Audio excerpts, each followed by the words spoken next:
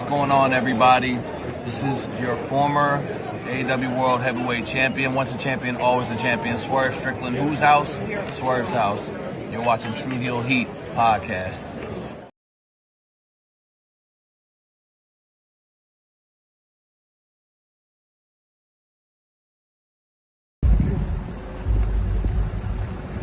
Yo, what up? You know what it is. It's your boy AJ Francis reporting to you live from New York City, the birthplace of hip-hop.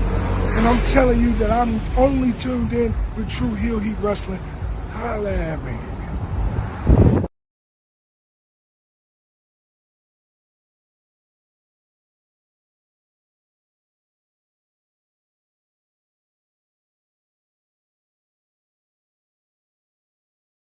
What's up, Tru Heel Heat? Tru Heel Heat. What's up? Tru Heel Heat.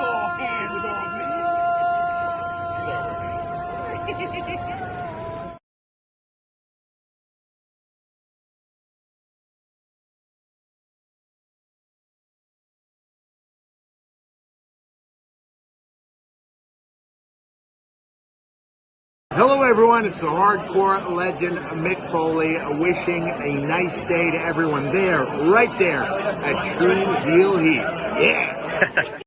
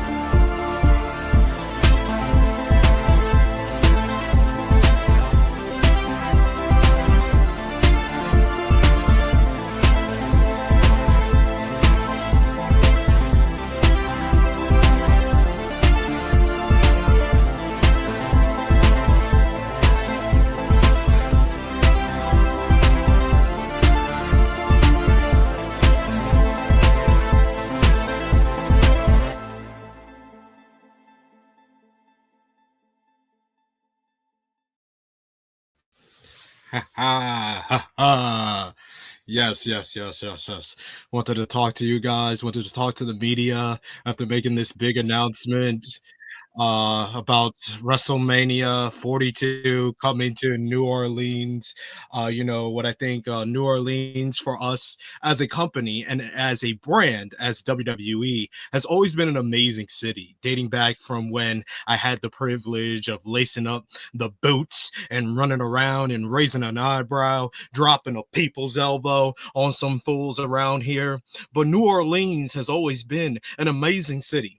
Big wrestling city. We love this city. Big wrestling town. I'll take it back even further from when I was in the business. I grew up in the business of professional wrestling. My dad, my grandfather, my uncles, my cousins, my grandmother. The history goes way back when. But when we're in New Orleans, it's very, very special.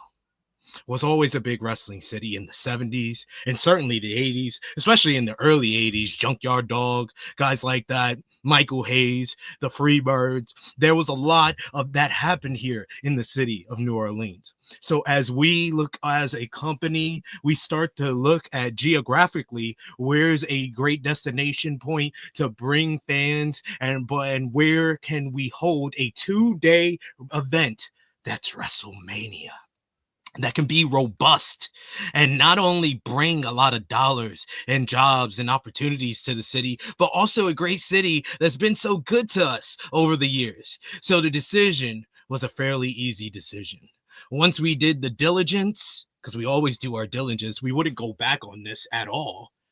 And I was happy to go out there tonight and make that announcement, February 21st, 2025. May 21st, 2025. What the hell? We're not going to New Orleans? So I wasted everybody's time? I turned Cena heel quickly? What was the 3 things about? What? Get the hell out of here.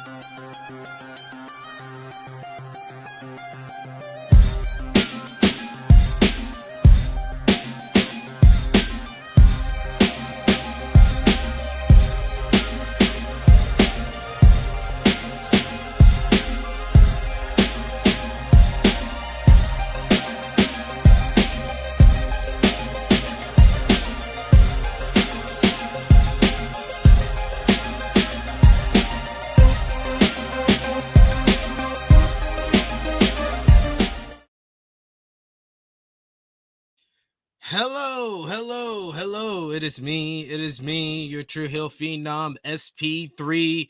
We are live on the Tru Heel Heat YouTube, Facebook, and Twitter for Tru Heel Heat 330. We're going to New Orleans, Las Vegas, discussing the latest wrestling news, including WWE shockingly moving WrestleMania 42 from New Orleans to Las Vegas, Nevada for a second year in a row, possibly.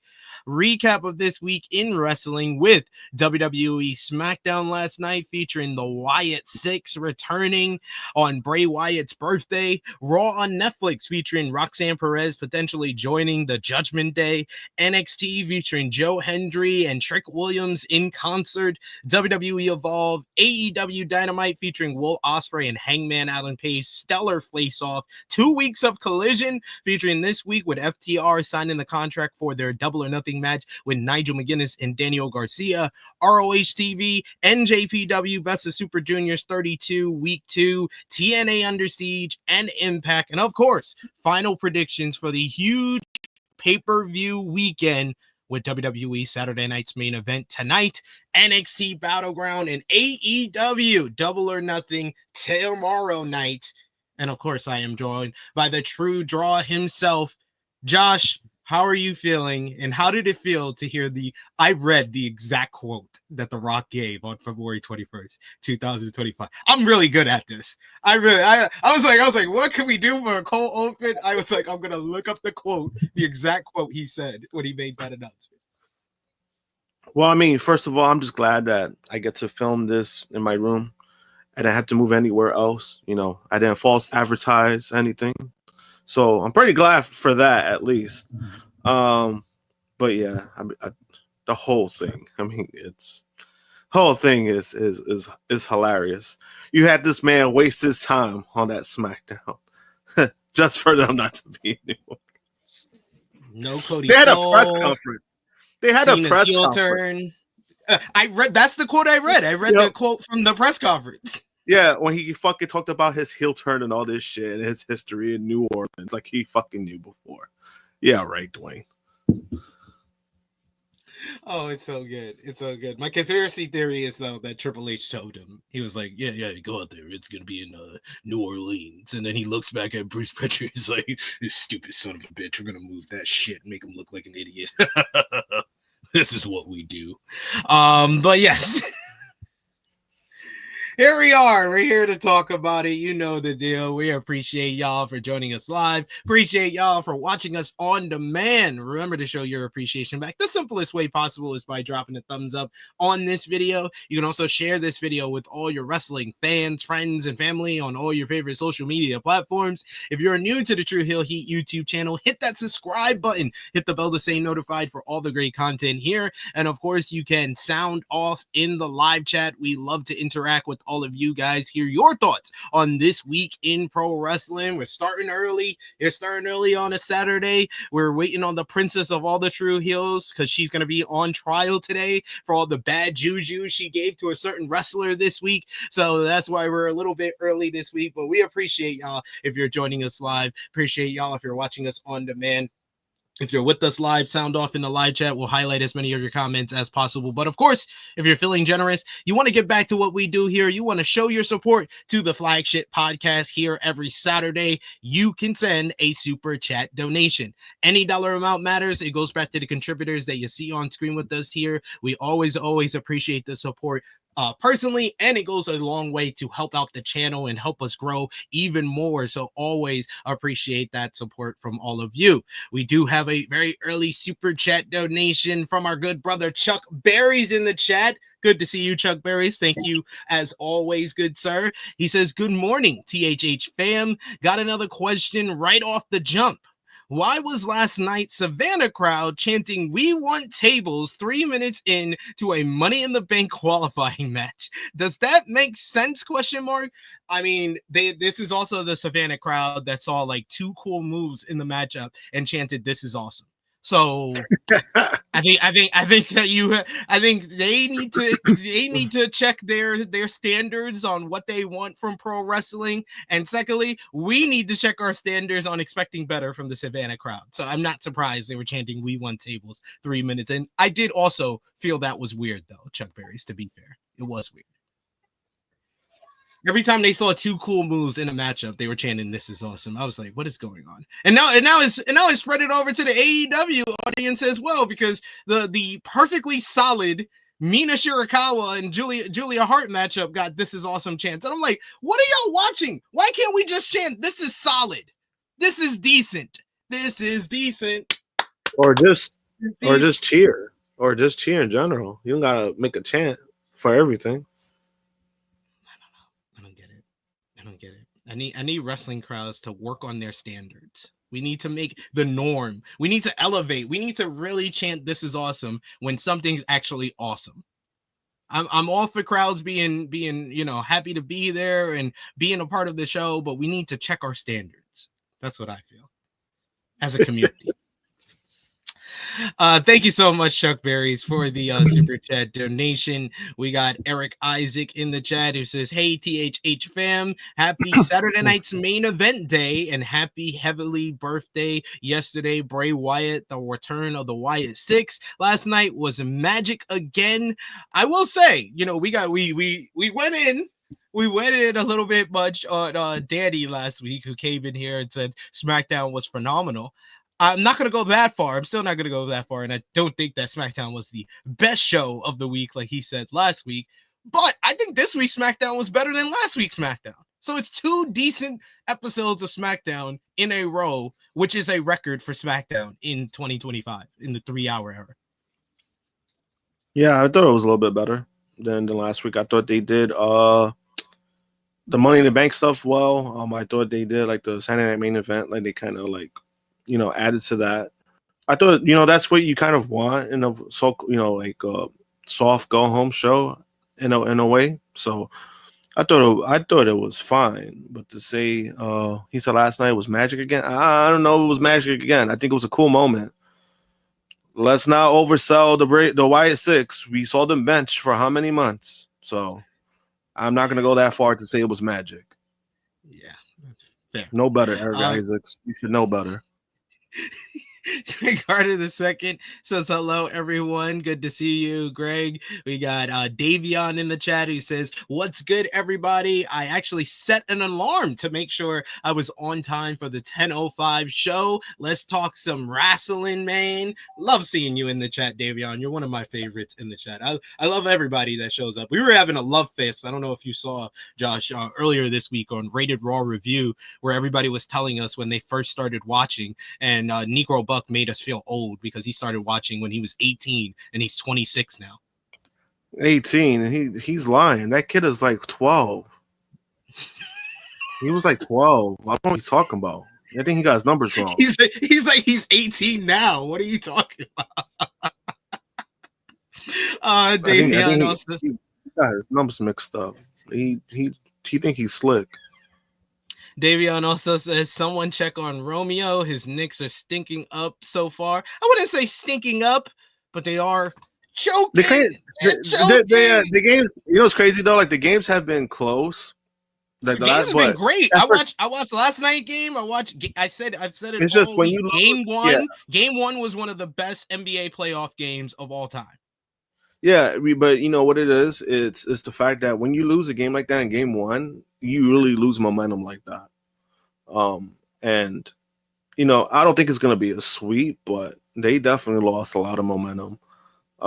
So it's They're going back to Indiana, so it's not gonna be easy. But I mean, I'm glad the games have been competitive. I can't say the same thing for the Timberwolves, at least. Yeah, like I honestly feel like game 3 is more of a must win for Indiana because you don't want to go back to New York with it being 2-2 or 3-1 because I don't think you're winning game 5 if it's 3-1. You're going back to Indiana for game 6 at least if you lose one of these games in Indiana. So I feel like game 3 is more you gotta put the foot on the neck at this point when you steal 2 games in Madison Square Garden. So they need that. They need game 3 as much or maybe even a little bit more than the Knicks do. Yeah, I don't know. I can't say the same, like I know guys like Romeo and Chris are probably more invested than I am in the basketball games. But I mean, I don't know. I was just glad that they got it this far, to be honest with you. So anything that's house money at this point for me.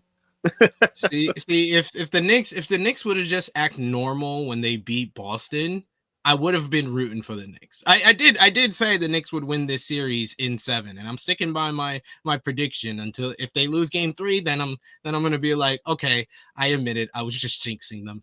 But I did admit that already. But I just they don't act normal.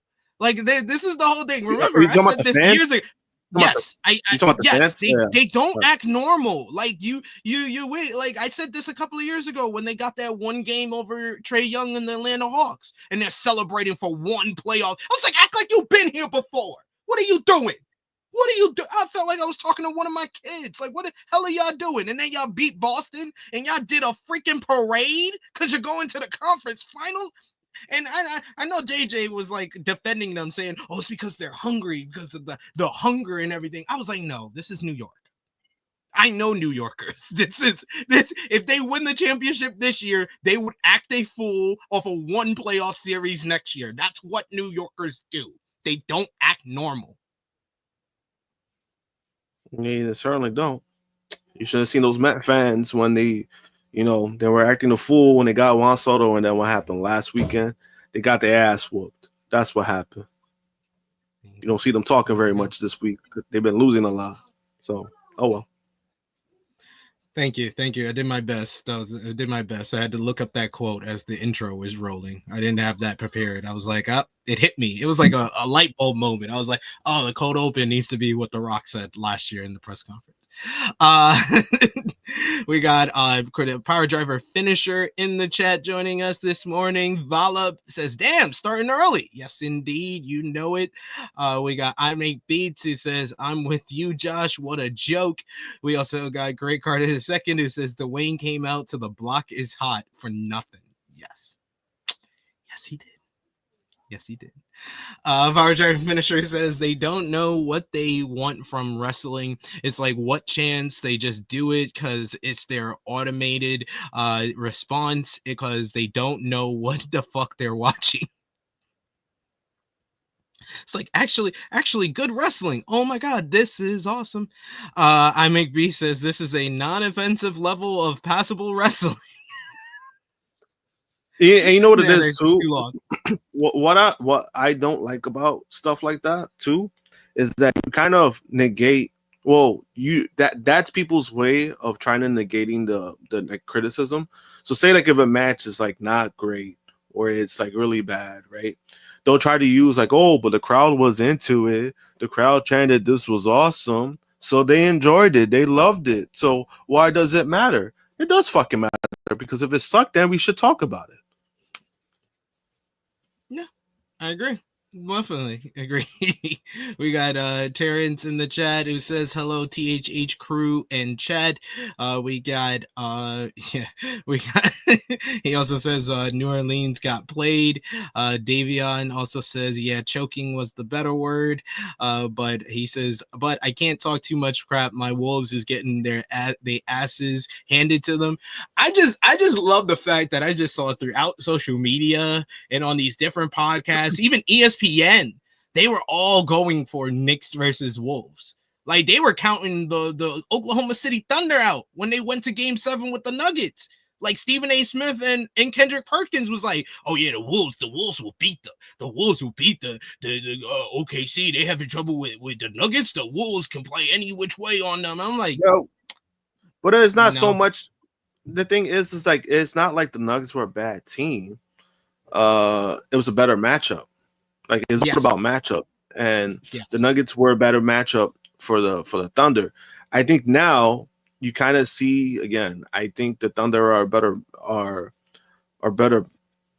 team, overall team when it comes to the Wolves, because they got like the pieces that they got. But then when you look at the T-Wolves, they got it this far, but at the same time, it's like you kind of see the flaws. You see the flaws more now when you've seen Anthony Edwards doing more than he probably should be doing with those pieces they got. But it's all about matchups. I think people kind of just look over that these days, especially in the playoffs. You're talking about, a series. You're not talking about like, look at our schedule. All right, we played them this week. That's it, right? You don't want to play them for a while. It's a lot different.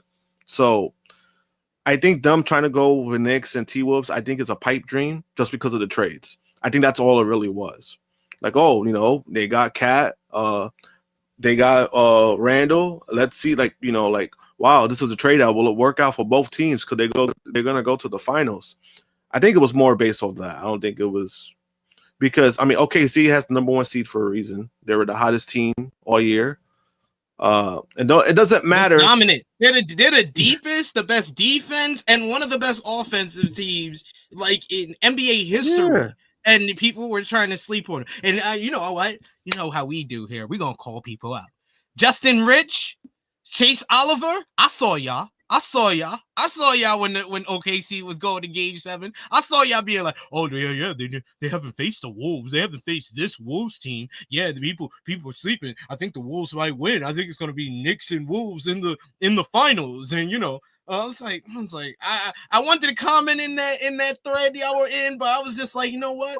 I'm gonna fall back. Let's see how the cookie crumbles. And I still feel like the Pacers and Knicks series ain't over yet. I think that if the Knicks get one in Indiana, this can really go 7 games. But I really feel like the Wolves might be done. Even though they didn't lose on their home court yet. I think they're more done than the Knicks are. I like Justin, and I don't mean to put him on blast. Well, this was the same guy that said WrestleMania 40 night 1 was better than night 2. So that's all you got to know. Luis in the chat says, act like you've been here before, cuts deep. Laugh my ass off. You're just supposed to. That's just common knowledge. Don't act like every little victory is the championship, because then you have to outdo yourself. Like, that's what I said. Like my nephew made the joke on his Instagram story the other day. He was like, yeah, they setting this up because they don't want the city to burn down after the Knicks celebrated going to the conference finals like it was the NBA championship. They're liable to burn the whole city down if they make it to the finals. God forbid they win the championship.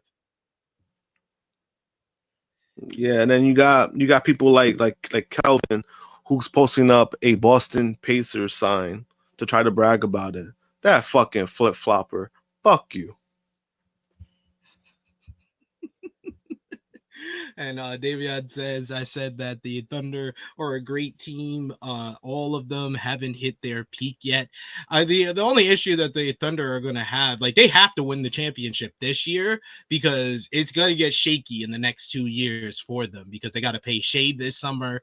They're going to have to pay J-Dub and Chet, I think, next summer. So, the team is not going to be the same. They're not going to be this deep unless they continue to draft so well, which they do have 87 draft picks. So that's the good part. Yeah. And the problem with that too is that they have a lot of draft picks, which is, you could consider it a positive, but the problem is that because of OKC hits this peak of being this good, you're not going to get great spots to get the top draft picks that you're getting. So, but they still have Clipper picks. So Clippers downfall might be coming. Yeah. So I mean, the Clippers are more screwed when it comes to that. I think OKC is a fine spot because they could even use the draft picks as leverage, as their own leverage for like if they want to move pieces or whatever the case may be. So OKC is still in a better spot when it comes to that. But I do think that because they're hitting their window right now, championship needs to happen at some point. Because with teams like this, sometimes you never know. Like ownership, sometimes they have a short fuse. So sometimes if a team starts struggling, coach is fired. Sometimes you don't want to do that. I said this is the era of parity where if you win a championship, you got to at least come close again, or your coach is liable to get fired. Like, I think the stat is like 4 of the last 5 or 6 NBA champions have fired their coach, dating back dating back really to Nick Nurse in 2019. He's no longer with the Toronto Raptors. Frank Vogel's no longer with the Lakers, who won in 2020. 2021 was the Bucks, and they don't have Budenholzer anymore. The only one left is last year with Joe Mazzulla with the Boston Celtics, and Steve Kerr with the Golden State Warriors in 2022. Malone got let go like the last week of the season.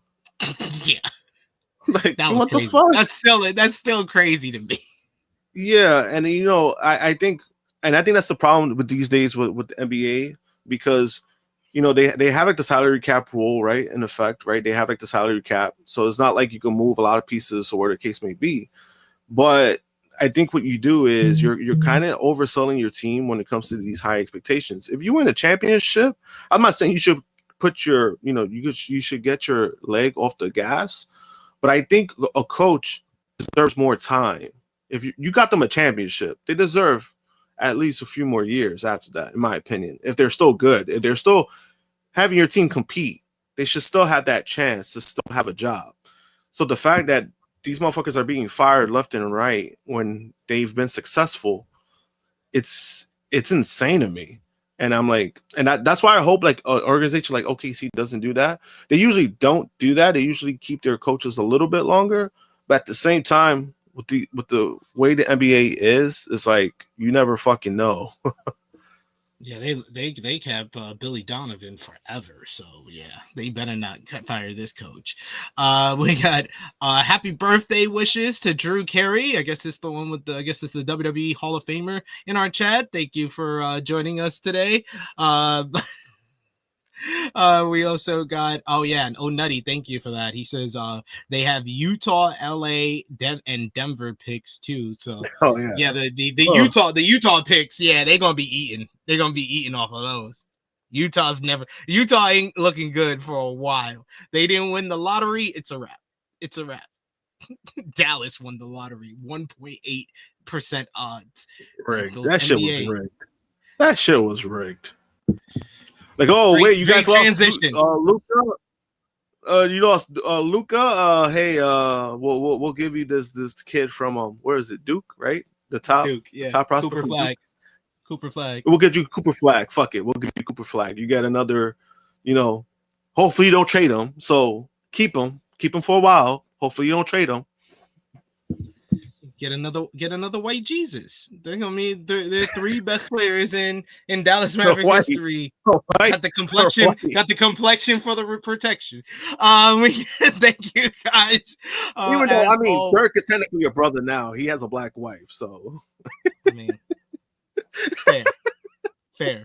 The Bloods and the Crips represent for Luka now that he's in LA. But anyway, we're gonna start off the flagship as always with our Tru Heel roll call, shouting out all of you supporting us across social media and our Patreon page. Our top 3 conversation starters on our Tru Heels group page, the Tru Heel Trinity. You got Mike Law, you got Stewie John Palmer, and you got Joe Bellini. Our Patreon backers, you got Volup, you got Alan Weinstein, Negro Buck, Nick Jackson, Professor Chris, Trey, Robert, Steve, Ladarius, John Martin, Dolores, James, Alan, Santo, I Make Beats, and Justin Rich. Thank you so much supporting us over at patreon.com/Tru Heel Heat. $3 a month gets you exclusive content. The best way to support us when we are not live here. We had our TNA Under Siege preview up on there. We'll have our TNA Under Siege review up on our Patreon as well. So go over and check that out. But let's get into what we missed, Josh. And this week we're starting off with WWE SmackDown last night, which was, like we said, a better show than the last couple of weeks. Their second straight decent show that they've had, which is a streak for them in 2025. And it was highlighted by the main event that saw the Street Profits going up against Fraxium for the WWE Tag Team Championships. An awesome matchup that was unfortunately cut short and went to a no contest because of the arrival and the return of the Wyatt Sicks. The Wyatt Sicks made their return for the first time in 2025 to beat down both teams, as well as DIY and the Motor City Machine Guns, who also tried to get involved in the main event matchup. The show closed with Uncle Howdy and company celebrating their beatdown in front of a birthday cake in tribute to Bray Wyatt's special day. It was Bray Wyatt's birthday, May 23rd, before Howdy said, "This is for you," and blew out the candle as the screen faded to black. Great ending to the show. Nice little show closing angle. And despite being gone for almost 6 months now, Wyatt Sicks is still ridiculously over. They got a huge pop upon their return. Tiffany Stratton opened up the show to talk about her win over Nia Jax last week, when she was interrupted by Alexa Bliss, who warned that her downfall would be as quick as her rise if she wins the Money in the Bank ladder match. This led to Charlotte Flair coming out to interrupt to claim that she will win the briefcase. Tiffy called out Flair being a hypocrite for trying to qualify for Money in the Bank after talking trash to her about cashing in, and called Bliss and Charlotte the standard while she's the upgrade. Basically said, y'all two old bitches. After a brief stare down with the WWE Women's Champion, Julia defeated Charlotte Flair and Zelina Vega to qualify for the Women's Money in the Bank ladder match coming up on June 7. Meanwhile, for the men, you had LA Knight, picking up the victory over Shinsuke Nakamura and Aleister Black to qualify for the Men's Money in the Bank ladder match. We heard from Bianca Belair for the first time since her absence to recover from the broken finger injury from WrestleMania. She talked about all of her losses, including her first loss at WrestleMania, losing all of her friends, losing her spot on the roster, and she will make her return to Friday Night SmackDown next week. So we'll see what she has to say. Tommaso Ciampa picked up a victory over Chris Sabin thanks to interference from Johnny Gargano's wife, Candice LeRae, who officially aligned herself with DIY here. We heard from R-Truth, who cut a promo on John Cena, saying that he will beat the hustle, loyalty, and respect into his ass at Saturday night's main event. Speaking of Saturday night's main event, Damian Priest and Drew McIntyre got into 2 full-scale pull-apart brawls on the show to hype their steel cage matchup tonight in Tampa.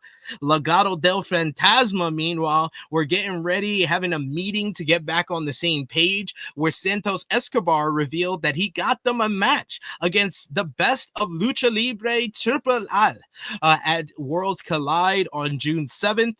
Legado del Fantasma will face El Hijo de Dr. Wagner Jr., Pagano, and Psycho Clown in a trios matchup that got a lot of people excited on social media. Backstage, though, you had Jacob Fatu made it clear that he doesn't trust or like JC Mateo. He doesn't like him as a person. He probably also doesn't like his name either, but, you know, most of us don't.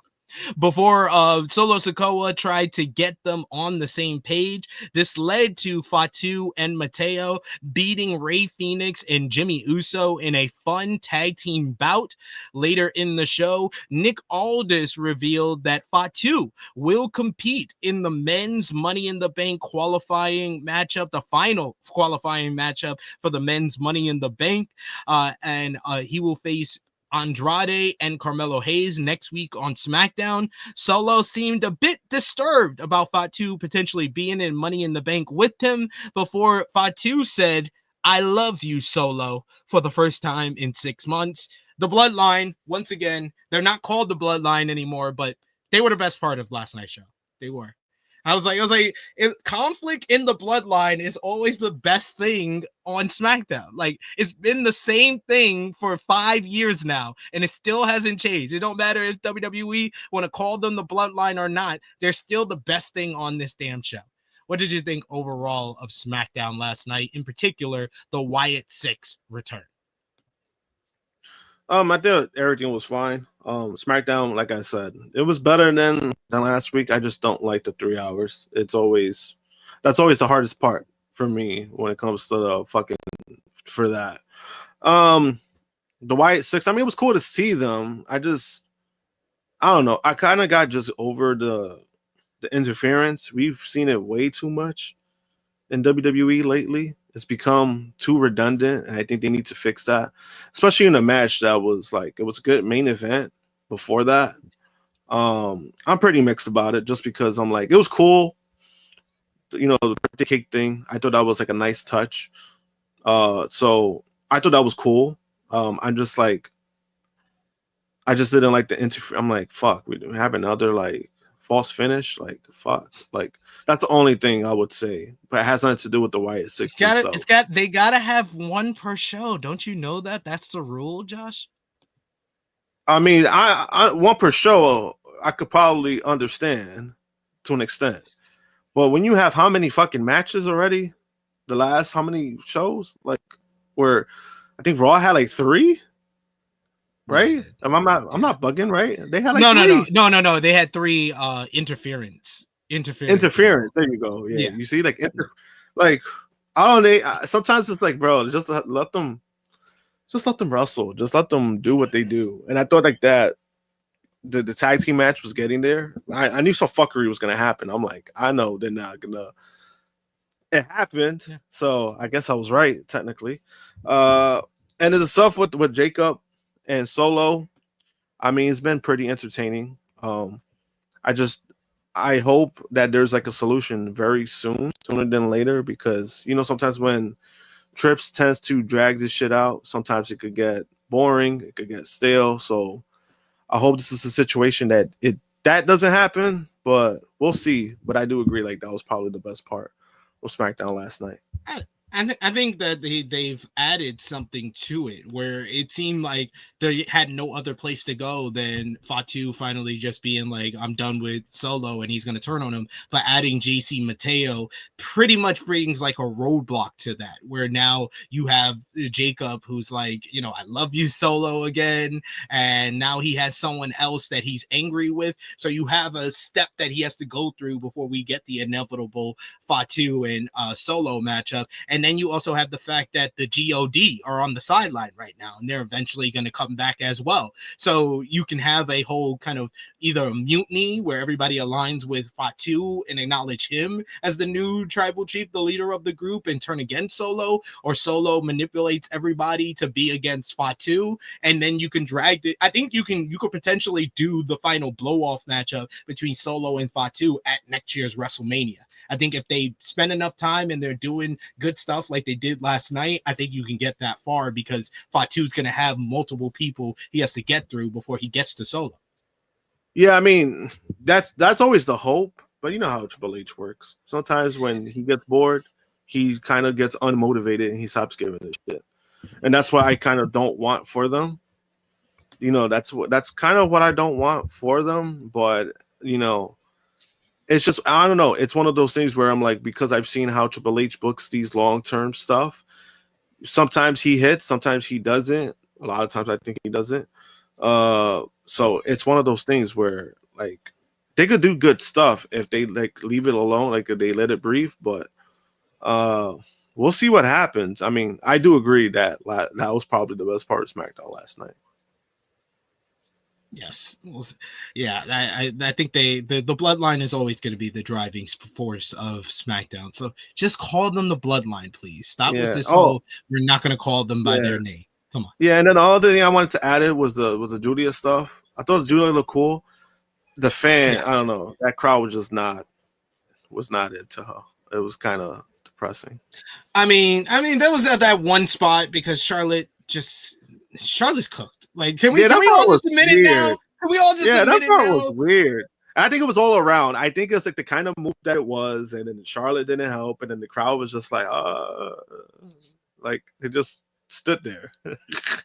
When I think she was trying to get the crowd going, and it just it didn't hit at that moment. And welcome, Robert Brown in the chat says just found y'all on a random scroll. Good to see you. Hit the subscribe button. We're here every Saturday here on the flagship.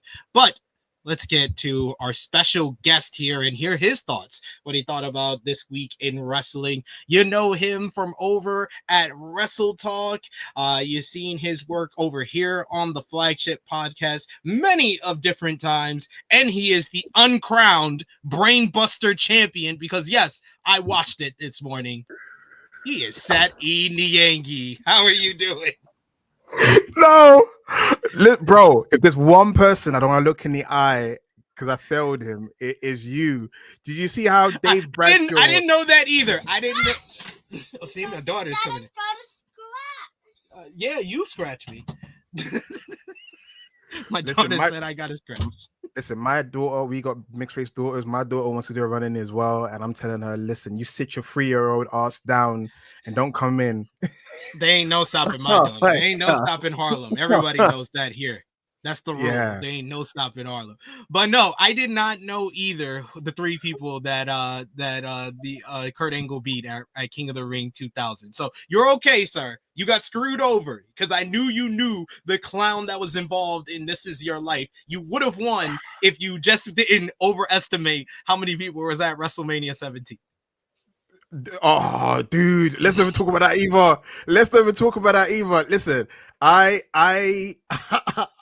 just, I'm so used to being at Wembley, hearing exaggerative big numbers. I just assume that it's always bigger in Texas. Houston, you know what I mean? Come on, bro. You have to do me a solid. I don't really watch attendance figures. I'm a wrestling fan. That's why Sid loves me. I'm like one of the last fans of wrestling that doesn't get caught up in the weeds of the business. I'm like, shut the fuck up about the business. Are you a fan or not? You get people filming in the crowd. I'm confused. Did you pay a ticket to count how many seats are in there? You know, there's people that actually have jobs that do that. You came in as a fan to watch the show, not to see how many people attended. Oh, that chair's empty. Did you miss a clothesline? Did you miss who got pinned in the match? You stupid fuck.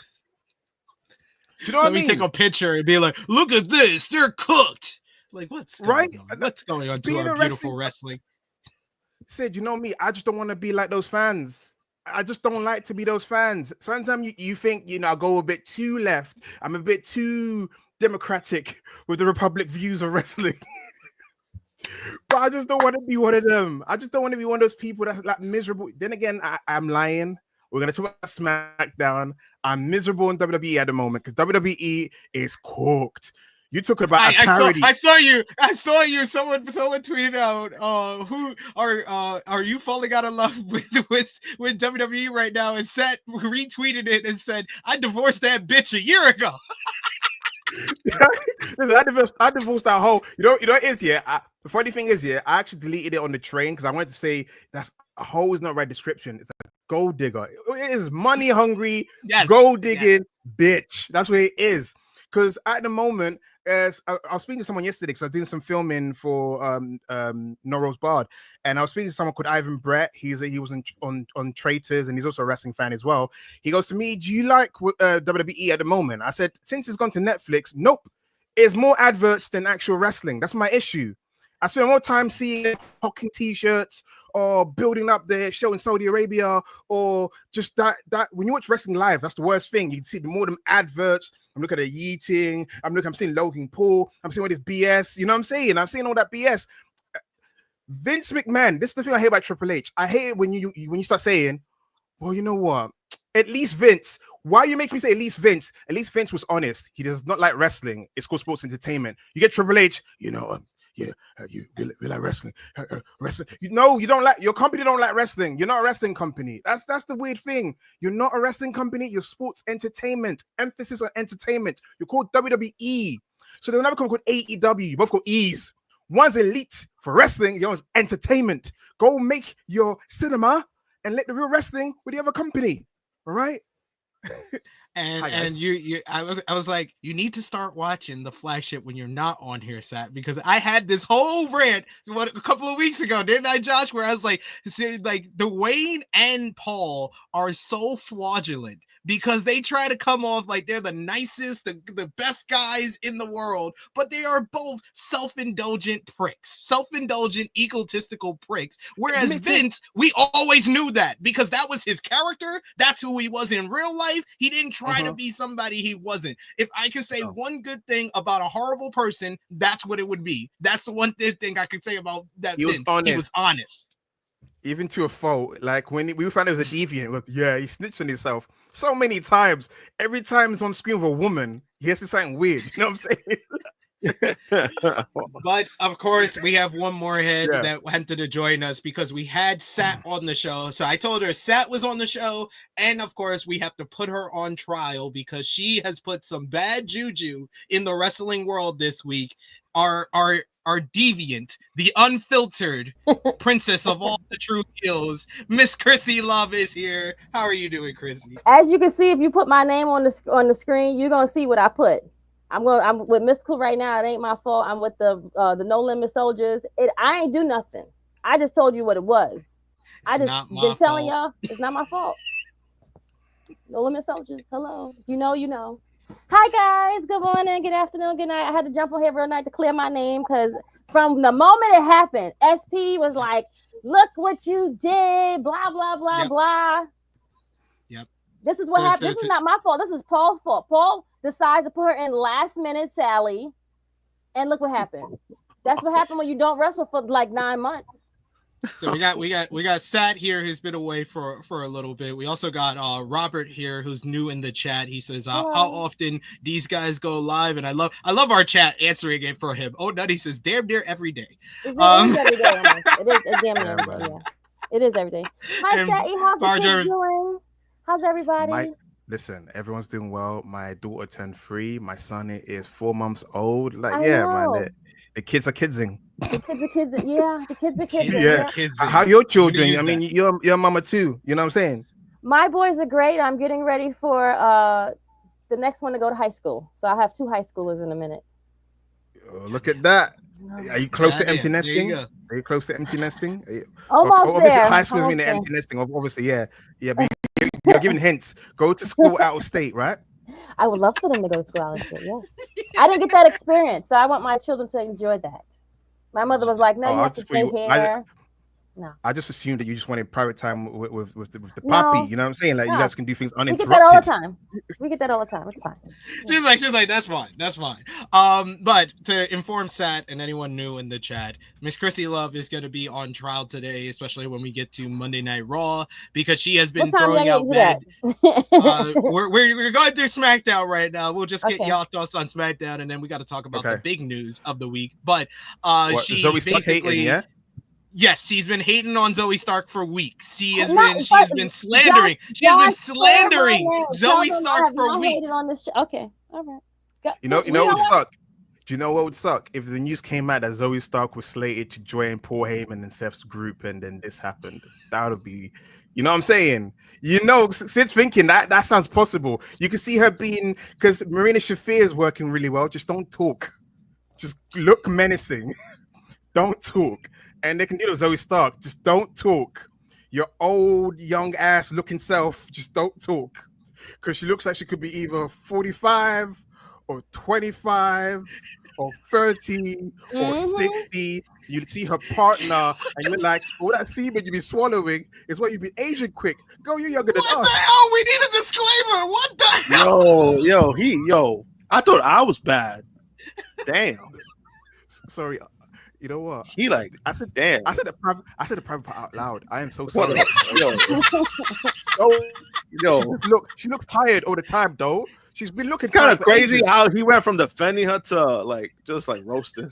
Bro, listen, I'm a fan of hers, but she looks like she has a hard time. Does she have Eastern European ancestry that I don't know about? She looks like she's a hard time. I love Don Pello. It's like old young ass. Oh, sir, are you defending her or roasting her? I'm defending her. Her old young ass. I mean, you know, when And her she and Trish was were really standing next to pretty, each other. I was really surprised when I seen her on Monday. I was like, oh, she looks really good today. Look at who came to work and came to show out and then got kicked out. Oh, I shouldn't use kicked, right? Damn. Oh, come on. Oh. We already started. God, I didn't mean that. All right. I'm sorry. That wasn't right. That was wrong. That was not right. Listen. I really feel really, really bad. No, for real. I do feel bad. But it's not my fault. I promise you. If he would have released her like everybody else did, she would be home great.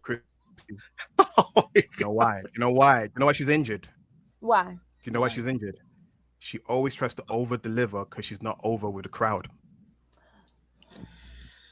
Okay, that was a hard truth. That wasn't as brutal as the last couple of minutes. I wouldn't do a springboard missile drop kick if I was over. If I had a catchphrase like "Yep," I just go "Yep" every match. I don't need a drop kick. No. I just go "Yep." Or even like if no one popped when she came out. Matter of fact, I don't even think they gave her a televised. I don't even think they showed it when she came out. I think they just showed it when she was by the rope. They didn't show her when she came out. No, we get the European Netflix out here, so I saw the entrance. No one popped. No one popped. We do have no one gets popped anyway. This is the new WWE. This is the same people, right? On Twitter, they're like, oh, I'm so sick of the European crowd. I can't wait for you. But what? And shh, silence. And Kyrie should have been there to connect with her. Kyrie wasn't there neither. It's her fault too. She's to blame. No, it's because her signature move is a missile dropkick on a running competitor. That is difficult to time every single time. Like that's why Dakota Kai had a concussion a couple of months ago. Yeah, that's not the first time. That's what started your hating on Zoey was her giving the concussion to Dakota. You know what? You're right. Which Dakota getting released. And Dakota got released and she didn't. I was like, how fucking dare you release Dakota Kai and then keep that bitch? You got rid of Shayna Baszler. You got rid of Sonya Deville. Everyone in her group, but her? What's different for her? Nothing. She's the same she can't shit. go. You should she have can rid of her go. ass too. She can go. She had to go. No, not go. No, she can go in the ring. Not go away. She can go in the ring. It's just that she had to go. They need to. They have a different measuring stick. NXT. You know what? I ain't gonna lie. I didn't like her in NXT when she would team up with EO, that racist ass segment they had together. So I didn't like that. That's a bit corny. So I was like, oh, Zoey, they're giving you them. Was it the DX sophomoric humor does not look good on you? She had that stink. Then she had a knee injury, so we needed that break from her. Then she came back, she had a cool theme, and then she did that promo where she goes, "I'm undeniable," which I've clipped. I love it. That's like my favorite Zoey promo. That's probably the only Zoey promo that you'll ever get. I was about to say, I was like, is there much competition?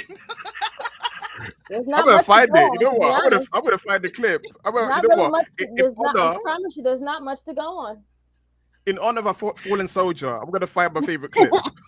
Literally fallen. Oh God! Chuck Berry's birthday super chat donation here. He says another thing. Why would you set up Solo? Why would you set up Solo to try and get Jimmy back into the fold with them when you already have another Samoan beast just collecting dust on the bench? I guess he's talking about Hikuleo. We've been trying to put up most wanted signs, and where he been we think he's been shelved and kidnapped. Wait. You could barely see it because you have the decoder on your background. Listen. I'm gonna expose some truths. Here's my background. And we miss you. Her best promo ever. No, we don't. Oh my God. No. That one line is her best promo ever. No. It's "Oh Baby," which was "Oh Baby" because she's feeling. She thinks she's cooking. She's the kid. No. Listen. She thinks she's cooking. Listen.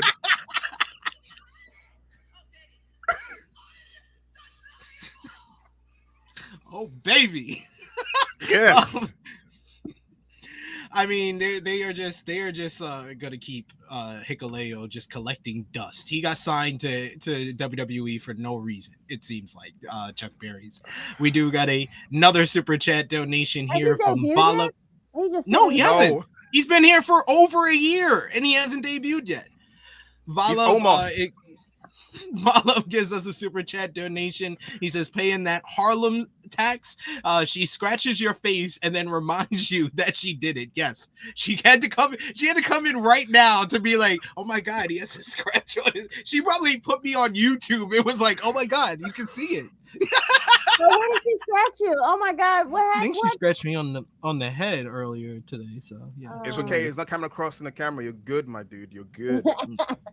Yeah, you know, I'm safe. I'm safe, but she saw it. Vala with another super chat donation. Thank you so much. He says, I want WWE to hate us, but do it honestly, because that's what I do to them. But even here, they don't respect me. Nope. No, they don't. No. Oh man, yeah. I've been saying this for weeks. We need Nikki Boy to watch the flagship again. Like, leave us a comment, tell us you're watching, because we need you to put up disclaimers for Krssi Luv. Krssi Luv's been on a roll these last couple of weeks. I wanted you to make one for Josh, but Krssi has bypassed Josh on being the most unfiltered of the hosts. I feel like low key a little bit better about that, to be honest. What about the disclaimer, or that I bypassed you? You bypassed me. I'm actually a fan of Zoey Stark. Don't get it twisted. I like roasting people that I like. It's fun that way. What are you lying for? She's old ass. Listen, her old young looking. So she's talented in the ring, and it's just that, you know, when you do promo classes, that's what I feel sorry for all wrestlers in America. You have to deal with trying to do a promo and fans like, what? I'll get lost. Listen, I'm trying to memorize this shitty script they have me saying out in the crowd. Do you know what I'm saying? Get back soon, Zoe. You're missed. Sure. We missed you. Yeah. See, look, senior nerd. He says, I hope Zoe comes back quicker and wins the women's championship before the end of the year. GFYS to y'all. Let me tell you something, senior nerd. You're gonna keep wishing, okay? You can wish her a great, speedy recovery, but you're gonna keep wishing that she wins something. She'll probably get a tag championship. Maybe the mid card. Maybe in the Judgment Day. We gonna get GTA 6 before you know what? champion. I'll tell you that much. I'm not mad if she was to join the Judgment Day. They need some more ladies in there. Oh hell, you know what? But they got Roxy that's gonna go over there, so that's fine. No. I get it. She could be Roxy's new heater when she comes back. You know it's gonna happen. She's gonna come back in the hoodie. There you go, because he's gonna get rid of Liv and Raquel, which we'll talk about in a little bit here. That's not to happen. Yeah, Liv, Dom, all of that stuff is all about to be over. Any thoughts from Krssi or Sad in regards to last night's SmackDown and the Wyatt Sicks return? There was a great tag match that was really, really good, and then the Wyatt Sicks came and ruined it. But great for them, they had to come out because it was Bray's birthday. That's the only reason. They're not gonna use those niggas. I promise you. Them niggas gonna be on the fucking shelf like they've been on for the last 4 months. Yo, Krssi just got the most I don't give a fuck attitude today, and I love it. I love the energy. Sad. Follow that. Tell me I'm lying. I'll wait. She ain't lying. How many times have they debuted? They you know what? Yeah, if you did a did he get stuck? Yeah, he got stuck. He got stuck mid thought. There you go. They don't want you to be great. That's WWE. That's WWE right there, cuz. About SmackDown. Good now. But listen, about SmackDown, me and Sid talked about this and he didn't agree with me. I always felt like if you talk about tribal chiefs, right, of two respective bloodline groups, Solo's more adequate than Roman. Like a 3-year-old kid who needs his mum or his dad, Paul Heyman, to think for him. Breathe, tribal chief. Say the line, tribal chief. Because you saw when he came back without Paul Heyman, he didn't have to put a match together. He didn't have to wipe his ass. He didn't know which trainers to put on, where's his left and his right. So he came across like a toddler. But with Solo, my guy's getting new guys in. He sees cousins getting a little bit too hot. What do? You ain't Polynesian. You're Filipino. Nobody knows that. This is the United States of America. They're cutting funding for education. Come and join us. You know what I'm saying? This guy is on point. He doesn't need a wise man because he's a wise man in his brain. He thinks well. He can tell his cousin's going to get too hot. So he has to remind him that you're getting too hot. I'm going to get people to flatten you. So for me, Solo is a good tribal chief. And he didn't run away. He didn't he's lost so many times, but he's not running home and crying. And he's done his best. Exactly. He took a couple of weeks off because, as you do, Pat McAfee, when you lose a match, you sell it. So he sold the loss and he came back better than ever. So for me, I don't accept any Solo slander. He was better in NXT. That's why it's hard. I blame agents for wrestling matches. If you notice that they get away unscathed because a lot of times, for example, why is LA Knight's batting average at WrestleMania better than AJ Styles? Let's talk about that. My guy's 2 for 2. Ooh. Nice match with AJ and nice match with Jacobs. You can't slander LA Knight at WrestleMania, but AJ Styles, there's gaps. There's gaps. So there's agent, because even for example, a lot of people are looking forward to AJ Styles and John Cena. I'm not. If Robert Roode's behind it, I don't want to watch it. Anyway, SmackDown was good because Candice LeRae's back. I'm sick and tired of watching PWG clips. That reminds me she was great. I want to see in real life. She hasn't been retired. We act as she's retired because we have to see the best of hits to remind us. There's a feud with the other guys, so they have to put Candice somewhere. Other than that, they have nothing for Candice as well. I'm actually sad because she was better with Nia because at least it's tag titles in their future. What's she not doing? I wouldn't say that. Really? Anybody who's in the tag team division, they were liable to get released. This is actually a role that will keep her have her keep a job. Well, it worked. That ass kissing they did during the Hall of Fame, wearing them shoes or outfits with Triple H's face on it, the kids dressed in Triple H merch, wherever it is, it worked. I've never seen that level of ass kissery since Bruce Pritchard and Vince McMahon, but it worked in their favor. You know what I'm saying? The ass licking, the no brown nosing. I'm like, Candice, you could be a Hall of Fame GOAT in AEW, but you want to be a professional Triple H ass kisser, a triple nose kisser? Go ahead, girl. Do your thing. I support you. I'm not going anywhere because a man is there. That's all that is. Yes, it's true. Johnny's letting the side down. But yeah, Meechin and B-Fab, I call them Beachin. That's my tag team name because they Beachin. Oh my God. They Beachin. That's my tag team name for them. Fraxium's new theme, I've been begging for it since NXT. I did not like the duo theme. It annoyed the shit out of me. I'm like, how long have they been tag team champions and you're still doing side A, side B of the theme songs? I don't mind the new theme songs. People just hate for the sake of hating. I don't like people. Sid knows this. I don't go, I hate this song, and then actually, you know what? I like this song. I like to say I'm gonna give it a chance. Like ass now. Like everybody's song is like pure ass. This was not a bad upgrade. I do agree with. No, the upgrade is great, but I think everyone else is like, we've been saying this for about 2 weeks now. When you sit down and you really watch the whole 3 hours of SmackDown, everyone don't have good music, and no one gets a pop unless you're like Zelina. They fucked over Zelina, Charlotte. You know, the bigger people. Other than that, they don't know who Zelina Vega is, and she's a fucking champ. Zelina Vega's theme sounds like the bumper song for SmackDown. That's the awkward thing. Oh my God. I say it every week.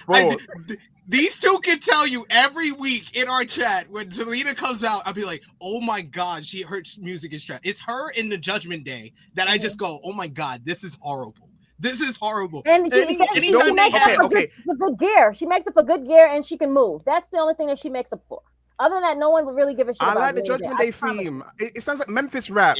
Judgment Day theme sounds like Memphis rap. It doesn't fit them. It doesn't. They are gothic. They are gothic nerds. They're not coming out to do a hip hop bit. They're emo nerds. They're emo nerds. They're emo, so they need more of like a more upbeat or like more like grungy look. So. Carlito's not griming to any metal. This actually, I'm like, this group is Carlito actually fits in this group, if that makes sense. Once you got rid of, Damian Priest, you got rid of the other one, Rhea Ripley. You got rid of all the goths. Right, so you feel like you're more emo guys people now. You know what I'm saying? Like, but they're still emo. They're still emo. They're emo. And JD, they're emo as hell. Dom is Puerto Rican. Puerto Rican Mexican emo. That's what he is. They're emo. They're not even goth. They're emo. So is Carlito confused? No one in this group is hip hop. That's for damn sure. None. What? You don't think Finn is? No, How he Hell dresses? never been. Never Hell been. no. How he dresses? He listen. How he dresses, yes. How he dresses, yes. dresses- and how That's he- not hip hop. That's My not guys are hip hop. toxic. That's Wigga. Wiggers listen to rock music Wiggers? too. No, they do, Yeah. yeah, but they love the hip. They like the front with hip hop. My guys wearing bucket hats. Bucket hat Finn? Yes. That's yeah, bucket he hat did. Finn music. Do you know what I'm saying? And JD's big head is like, yo, I'll just go wherever. I'm not fired. So he just go with whoever's, Yeah. you know, the Well, flow. they definitely need an upgrade on their music. Like, please, like they need something more like I like to. emo, grungy. Like, tell Travis Scott to make them something. I think it's more of that type of aesthetic for them. No, and it's Listen. also because their original music is an all-timer. It's an all-timer for a stable. So to go from that to a hip hop beat that doesn't fit them, it's just trash. It And then they come out, they elevates be it. walking. It would and just they- be they're not a even mid. selling it. If they had just good music for their original song, this would just be a mid downgrade. It's all-timer bad change because their music, their original music, is an all-timer great stable Yep. song. Which they gave to Damian Priest. No, they didn't give it to Damian Priest. Other Side is just gone. They don't associate with Alter Bridge because that's Adam Copeland's group, apparently. Yeah, that's happened before, right? I'm trying to remember. There was a group or someone, they had a great song and then Demolition.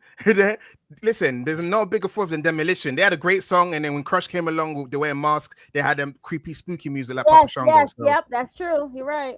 that's a bad downgrade. You know what? We agree to disagree on the Judgment Day music, but Zelina Gomez got bumper music. People just assume it's advert break every time she comes out. That's the issue. So you have to put her name in the beginning to be like, hey, this is wrestling now. Zelina. No, because they do that too much too. They do catchphrases and their name at the beginning of every song. Listen, my favorite one is ha ha ha ha, be fabulous. I do like the B-Fab's new finisher is Fab, you lost. That was Yes. actually cool. That's actually cool. Wade is great, but yeah, to talk about to go back to SmackDown. Sorry guys, I haven't seen my guys in a long time. I'm just catching up, and I'm effing up the structure. I always read your reviews because you know Sid's great on social media. My mom's trying to call me, mommy. I'm doing podcasting. My mom did that too. I told my mom every week I'm doing this show at like Yeah, this they time. don't care and because she mine always do the shoot. same They thing never all the do. time. Yep. She does the same. Everyone all Yeah. calls at the same time all the time. It's okay. He says only no.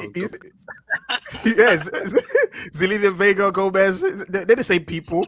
Listen. Oh, stop. And the whole Zelina Vega Gomez. listen.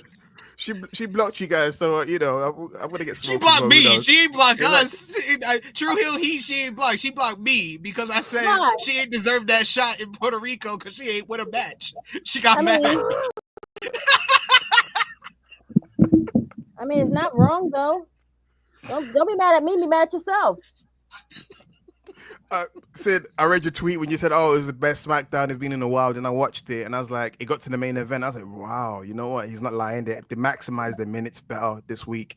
But it could be a fluke because Road Dogg runs the show, and everybody knows that Road Dogg is crap. Road Dogg doesn't have to book women. If you're of Asian descent, good luck to you because he'll book you like Vince McMahon did because he grew up during the Kaientai era of booking Asian wrestlers, and he wasn't there for Tajiri because he was in rehab.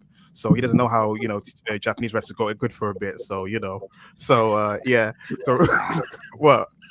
Did you just say Road Dogg was in rehab? He said he bringing up rehab sticks. He was. K-Quick I was know, just you're running by right. himself. K-Quick, 1 minute was in a tag team, and the next minute he's by himself. And you're like, what happened to Road Dogg? Oh, man, Road Dogg is in rehab. Or Road Dogg got released. Him and was it Grandmaster Sexay? Because next thing you know, Steve Blackman's by himself. You know, I don't know what's going on there because he was in the makeshift tag team with Grandmaster Sexay. But anyway, I'm going off a tangent. But yeah, SmackDown was fine because, you know, maybe Road Dogg was in rehab. Maybe that's what happened. Yeah.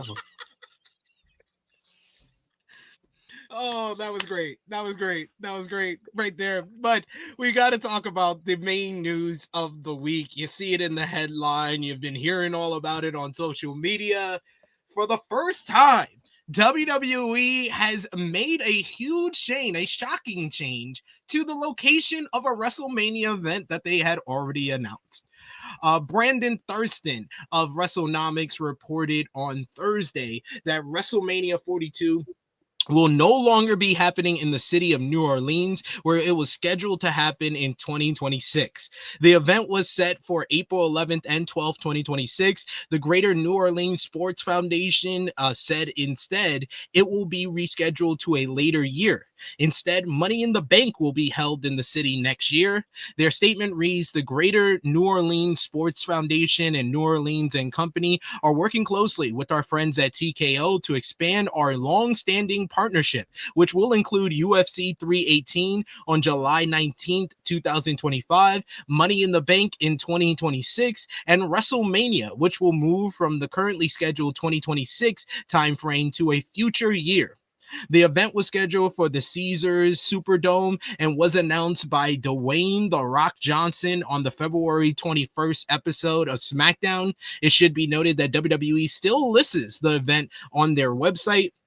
Fightful Select has an update with more details about the bombshell news of WrestleMania 42 no longer being held at the Caesars Superdome in New Orleans.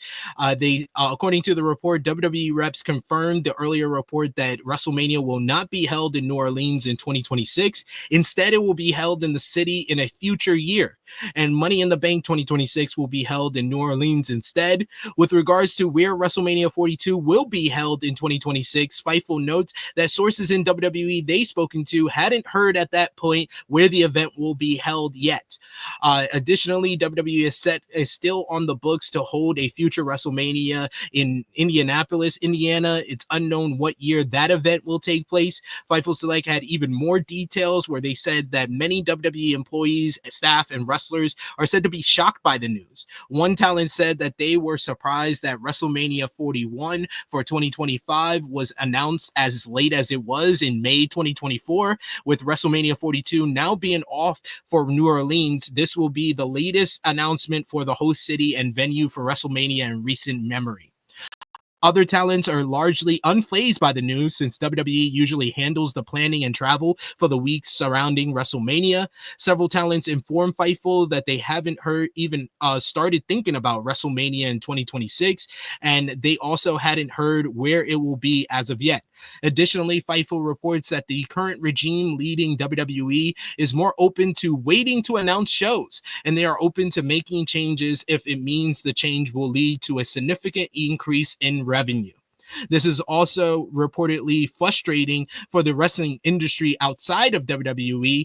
Multiple sources inform Fightful that WrestleCon already signed its venue contract for next year's convention in New Orleans around WrestleMania 42. Also, Fightful reports that it's normal practice for indie wrestling promotions to begin negotiations with venues around WrestleMania time as early as a year out. However, Fightful notes that it's unknown if other wrestling promoters had already signed venue contracts yet, and multiple companies reportedly postured to find out where WrestleMania 42 will be moved to. According to a report by NOLA.com later on Thursday, WWE is planning to return to Las Vegas, Nevada, the home of WrestleMania 41 for WrestleMania 42 next year. According to the report, industry officials are saying that next year's WrestleMania will also be held in Las Vegas. This year's WrestleMania 41 was held at Allegiant Stadium over the 2 nights, drawing an announced total attendance of 124,693 fans. The report notes that due to the success of WrestleMania 41 in Las Vegas, the current leadership of WWE decided that they'd rather hold the 2026 Premium Live event in Las Vegas and see what kind of response they received from the fans. Per a source, quote unquote, who wasn't authorized to be quoted by name, WWE has yet to officially announce a new location and venue for WrestleMania 42. TKO Board of Directors member Dwayne "The Rock" Johnson previously announced this on the February 21st episode of SmackDown, like we said earlier. PW Insider Elite, though, reports that while the goal is to have the event in Las Vegas, WWE has not completed the deal as of yet. They are also close to doing so, however. When the move happens, it's believed that the dates for the event will also be changed, and the show was originally scheduled for April 11th and 12th, but it is believed the new dates will be April 18th and 19th. WWE officials are said to be keeping details about the change close to the vest. Then Dave Meltzer in the Wrestling Observer newsletter also noted that there have been discussions about WrestleMania being held in Las Vegas more regularly than originally promised. This would mark the first time since 1989 that WrestleMania would be in the same city and location as the year prior. WrestleMania 4 and 5 in 1988 and 1989 took place in Atlantic City, New York, at the Trump Plaza back in those times, and that was the last time that WrestleMania repeated the city and location. Then on Friday, Triple H also confirmed WWE Money in the Bank 2026 for New Orleans on Saturday, August 29th, 2026. He also says that to stay tuned for a future WrestleMania coming to New Orleans at a later date, basically confirming the news that WrestleMania will not take place in New Orleans. This was like just a mind blown because WrestleMania. I mean, like I think it was Wrestling Observer newsletter reported like back in the Vince McMahon days, this would never happen. Once they announce a location, they would never go back on it. That was it. That's where they're going, regardless of money and everything. But this is a new time. This is a different company, a different era. It's a whole new regime. And TKO is worried about, you know, the profits, the revenue that they're going to make. So, and Las Vegas is very convenient for them because TKO, the executives are all close over there. They're in close proximity to one another. So it's a move that's more about the WWE's greed more than anything, and they feel like Las Vegas is going to make more money than anywhere else, especially New Orleans, that they can go for next year. Krssi, we'll start with you. What's your reaction to WrestleMania moving from New Orleans and the possibility that it could be going back to Las Vegas next year? I think first of all, if you know New Orleans is a cash cow. If you go out there, you know there's only like certain parts that you can, just like Vegas, there's only a certain amount of places that you can go in New Orleans that's like Vegas. After a while, it's boring and you can go home. So wherever they said they think that they was not going to make any money, I think that's really sad. But for maybe New Orleans was like, maybe we don't want you here at this time and we got somebody else that's bigger and better. That could be it. No, it's not that. It's a WWE decision. Oh, so WWE made this decision not to do it there. Oh, would it? Yeah. Dummies. Fucking idiots. I thought it was it's not stupid. They're thinking about the money. What have I said for years since you've been on this show, Miss Krssi Luv? WWE don't care about us. They don't care about the fans. They care about that bottom line. Once it went to entertainment, that's what it was. Entertainment and money. They don't, like Statty said it earlier, they don't give a shit about wrestling. They want to entertain us, and they can't even really get that part of the damn job correct. Because they ain't been entertaining us for a while now. Fucking WrestleMania was terrible. If you want to think about it. Money-wise, y'all probably made a lot of money. Entertainment-wise, they failed. You got a C-. And that's even being generous. I want to give you a D, to be honest. But, you know. And I didn't even go. I was away and I didn't even watch the whole thing. I watched maybe a couple of matches. The important ones. As a whole, I didn't even watch it, I promise you. I'm sorry. And I watch WrestleMania every year. They don't have your interest. They don't have you hooked they once did.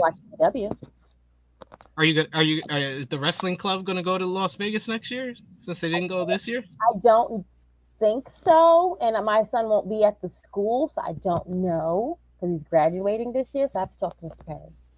Yeah. But I don't think he had any intentions of going because he was like, the card was bad. And then, you know, the school has been very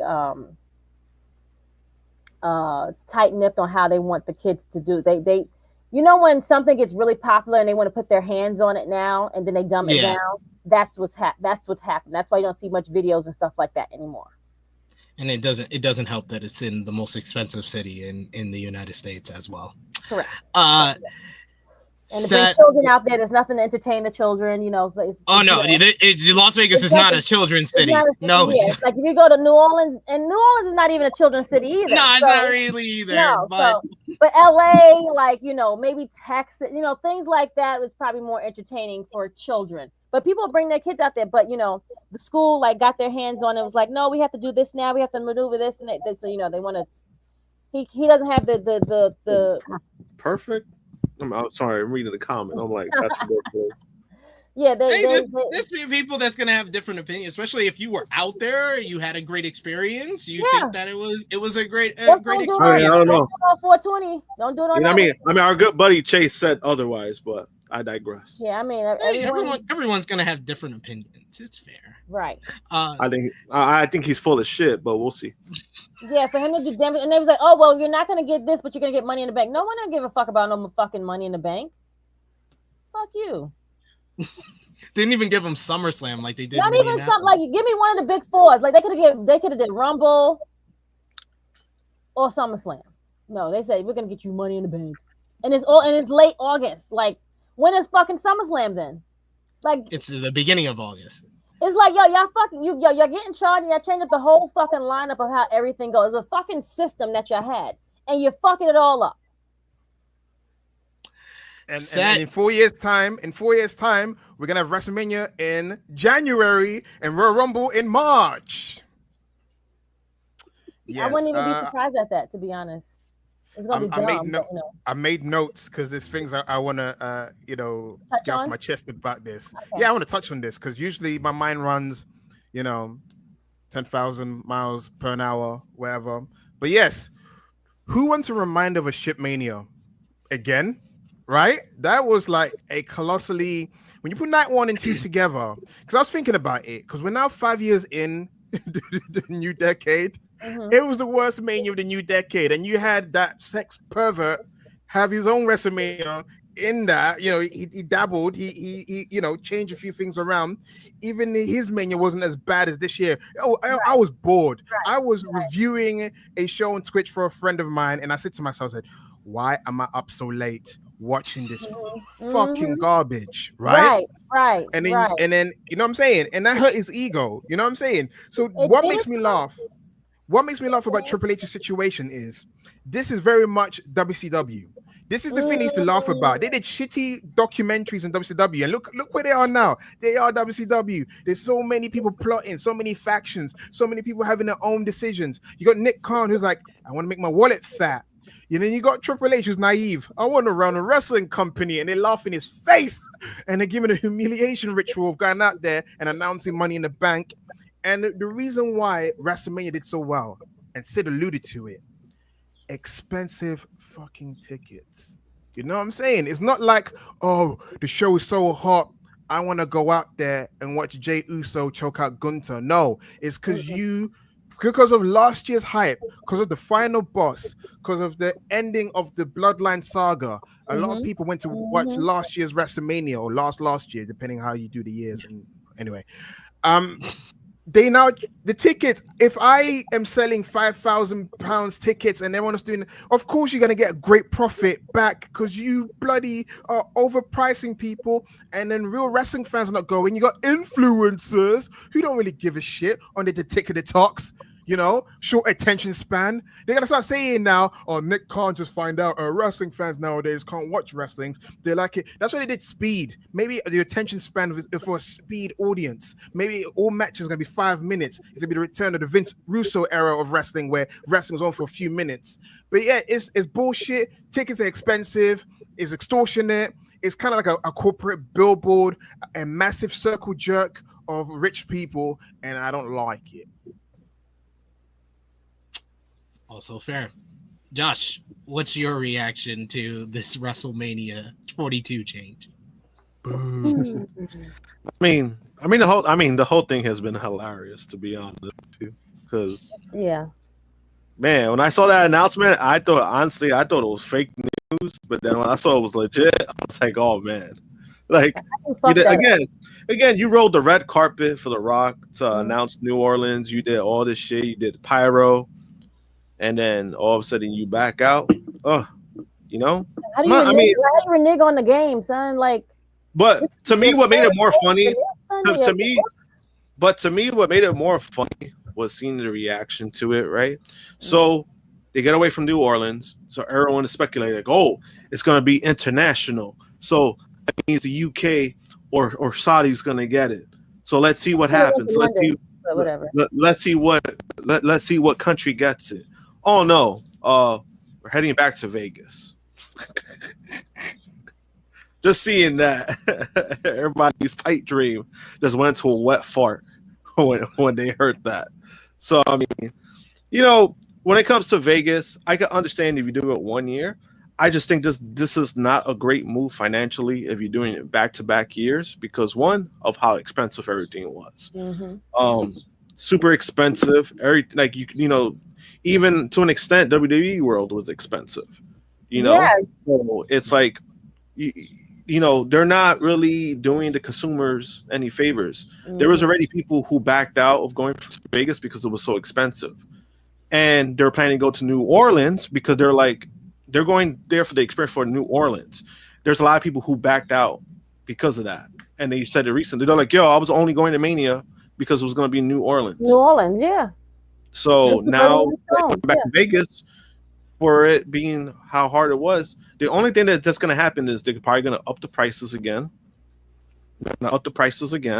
So it's not going to really help the situation. I think this was a move that's going to really backfire. As much as they want to admit or they want to say, this is not a feasible move. That is like you're trying to do back-to-back years when this year was already harder as it was. But then overall, the show wasn't even fucking good.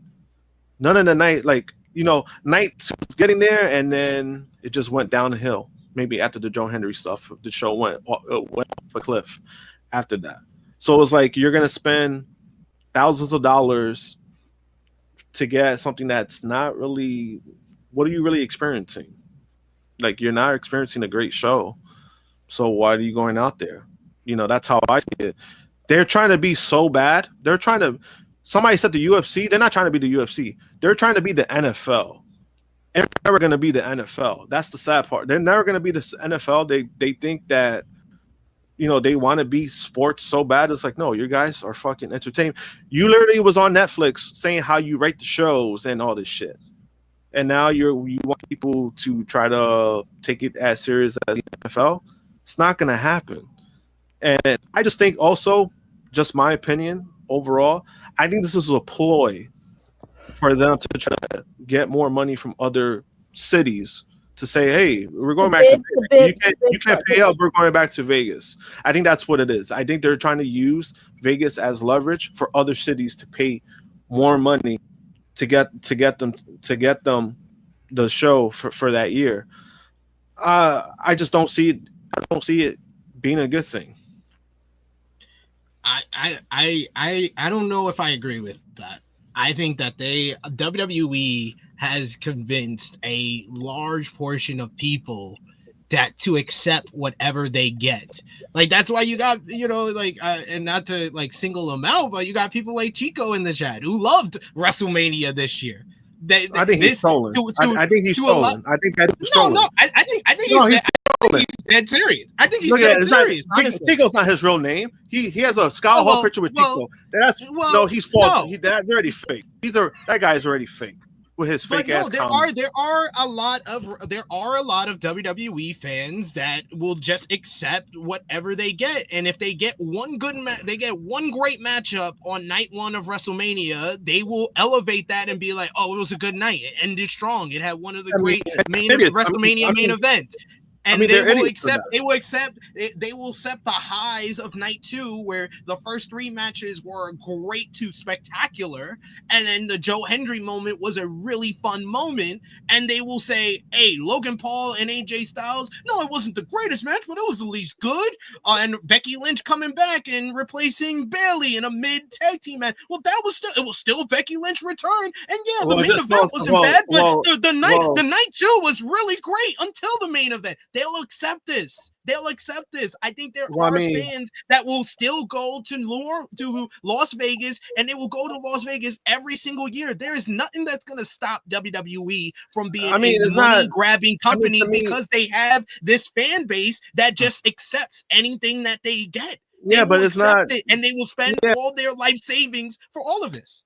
No, I'm saying, but I mean, I get all of that, but it's like overall, like, is it really gonna do them favor? I don't think it is. I really don't think it is. Like, yeah, you're gonna have fucking fans who smell glue every day for whatever reason and enjoy the show. That's on them. Somebody like me, I'm not fucking paying thousands of dollars to go out there. And even this year, there's a big portion of fans, people who will go to WrestleMania every year, who didn't go because of that. And then now it's like, you're going back to Vegas, you're going to have people, you think that this is a good move? No, because you're kind of, and I saw a lot too, that now when it comes to business, they're not looking at it as a wrestling business, which I get it. Because they purchased WWE, they purchased them for what, about $9 billion? So I get the business aspect of them trying to get their money back as an investment.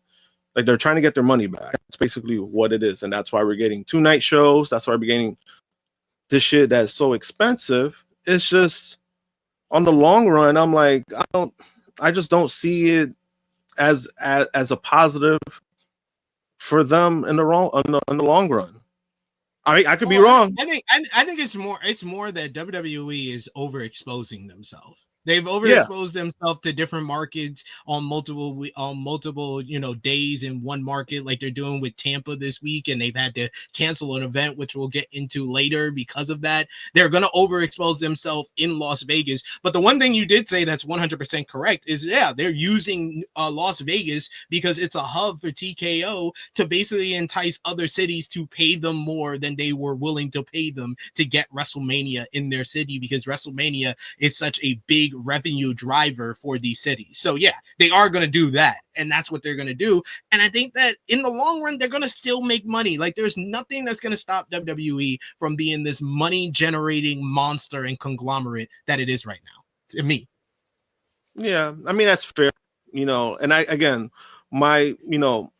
could be wrong with everything. It's just, I think I've never seen the reaction that I've seen recently when it comes to, like, again, when it comes to expenses. When people were going to WrestleMania, a lot of people didn't give a shit about the expenses because they were like, oh, we're going to Mania week, we're going to have a good time. Mm-hmm. And now you're kind of seeing that shift. You're kind of seeing that shift. And I'm just like, I've never really seen a shift like that. You know what I mean? And I just think things are hot. People don't have jobs. People don't have no money. Yeah, but then also, I mean, I'm not surprised. No, but then also, like, am I surprised at the direction they're going? No, because they kind of do the same thing with the UFC. And the UFC is also kind of like, I don't want to say they're in the same situation, but the thing is that the UFC, there's a lot of shows that are making, like, you're talking about like $10 million gates. And in their company history, they only did that a handful of times. The last 2 years, they've done it way more times than they expected. So that's why their tickets as well is going as high as it is, even though, I mean, I don't think they got fighters that are like very, they're great fighters, but they're not guys that are like, oh my God, I got to go see this fight. So it's a weird thing. It's a weird situation for them, but that's why they're going the direction that they're going. And I'm like, again, it's a business. I get it. They're going to do business the way that fits them. But all I'm saying is that I've never been to a WrestleMania, and this shit basically confirms, I'm probably not going to go to WrestleMania in my life, and I'm fine with that. In my life now too. So I've been there once. My son got to go. I don't think I ever have to go ever again. Are you going to go when they come to London, Set? Are they going to go? Are you going to come? If the tickets cost more than London housing, then no, I'm not.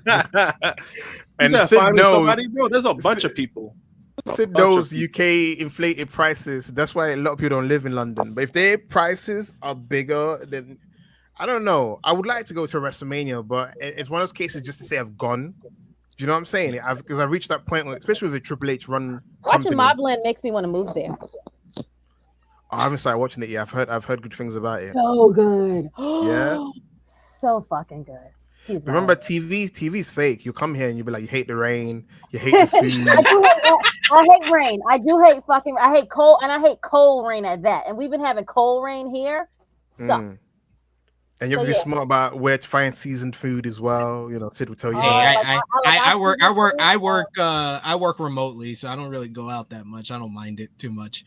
And Chico, I'm up here defending you. Don't be stupid in the chat. Come on, please. Saying find me somebody that went to 41 that had a bad time. We literally listen, Josh. It's a fraud. This is fraud. You can literally watch our live stream that we did for WrestleMania, the watch party. We literally did interviews with people outside of WrestleMania who did not have a good time. We are happy you had a good time though, Chico. We're happy for you. Everyone is different, but again, you can't. Well, I think he's lying his ass off. Because I'm just saying. See, my son is telling me to shut up and everybody to shut up. Because I'm just saying, like, oh, find me one person, bro. There was a bunch of people that went there and they said they did not enjoy it. It wasn't a good show. Like let's be real. It wasn't great. It was not a great. It was not a great WrestleMania. I could bump it. I needed a month break from it because WWE. I can bump it now. Yeah, I still love that. Listen, that's one of my favorites from Utopia, the album. One of my favorites. Yep. Exactly. Yeah, I'm a Travis Scott fan, so I love that song. So that song's in my bloodstream. So I was like, amplify it. But for the fans, if they hear Fiend, they're gonna get Vietnam PTSD, bro. He's a oh my god. And he was walking down parts of the show. That makes it even worse. Definitely. It's WCW, baby. You got Dennis Rodman just aimlessly walking around doing nothing. Yeah. All right, but there's more to talk about from the Rock conglomeration, as his good friend Travis Scott was in the news this week. According to a new report by WrestleVotes, there is an update on what's next for hip-hop star Travis Scott in WWE. Scott last appeared at WrestleMania 41 Night 2, helping John Cena win the WWE Undisputed Championship against Cody Rhodes. The new report indicates is that WWE is making plans for Scott to appear at WWE Money in the Bank 2025 next month. Per WrestleVotes, the quote says, amid speculation, we're told WWE has plans for Travis Scott to appear at the Money in the Bank PLE on June 7th. Sources indicate this has been in the works since before WrestleMania.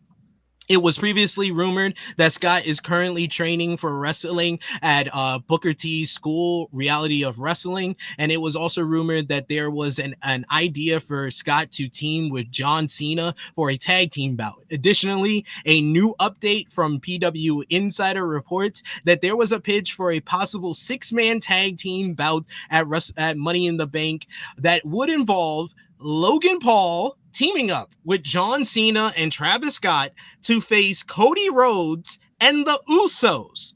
It's unknown if WWE opts for that direction at the Premium Live event, but that is what's been reported. Seth, what do you think about the possibility of Money in the Bank being headlined by Cena, Travis Scott, and Logan Paul teaming up against Cody and the Usos?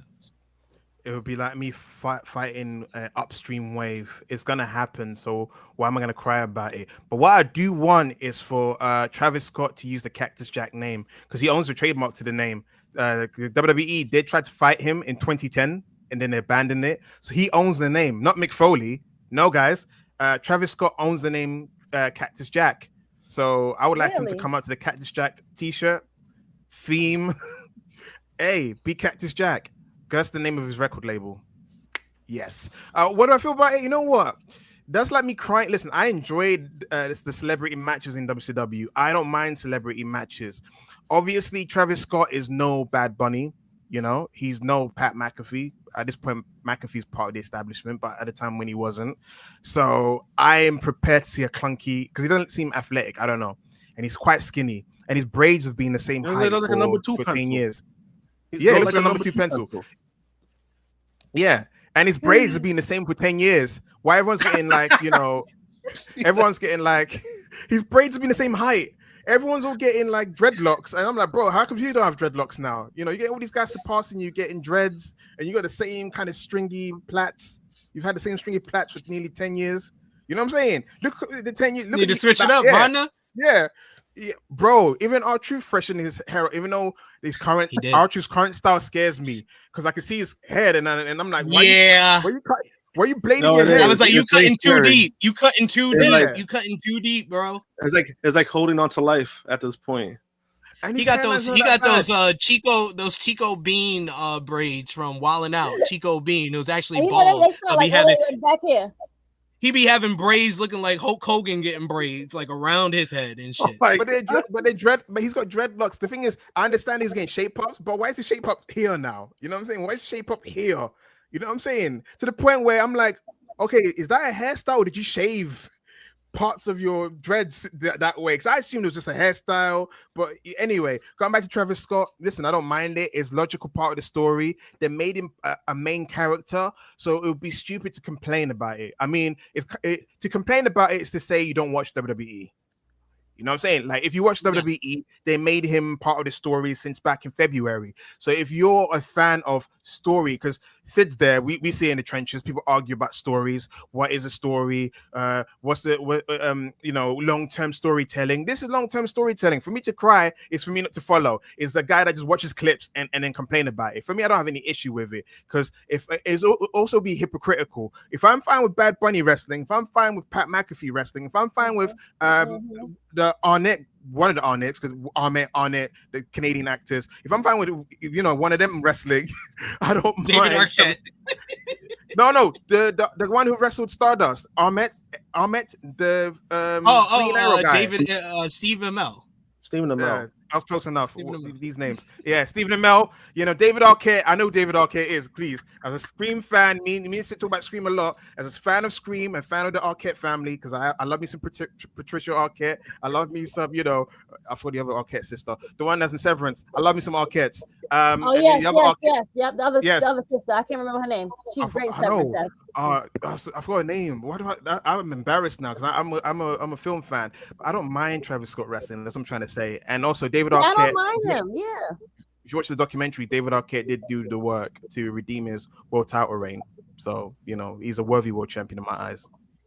Scream 1 is a go. It is the best Scream. Scream 1.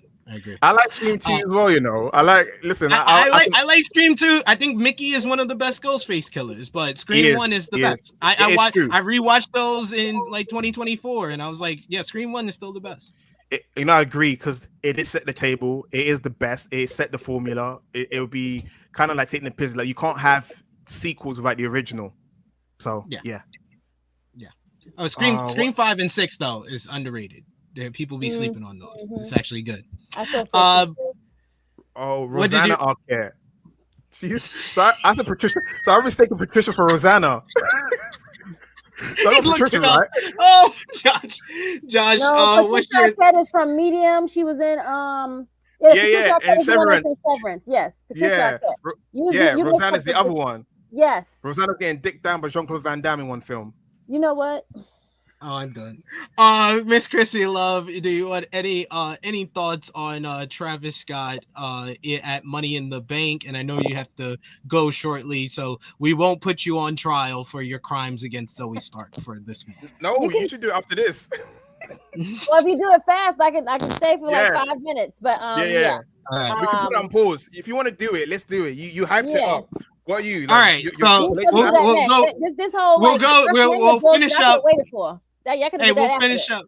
we'll finish up with the SmackDown news. So we'll go right to Monday Night Raw now, so we can put Krssi Luv on trial before she goes.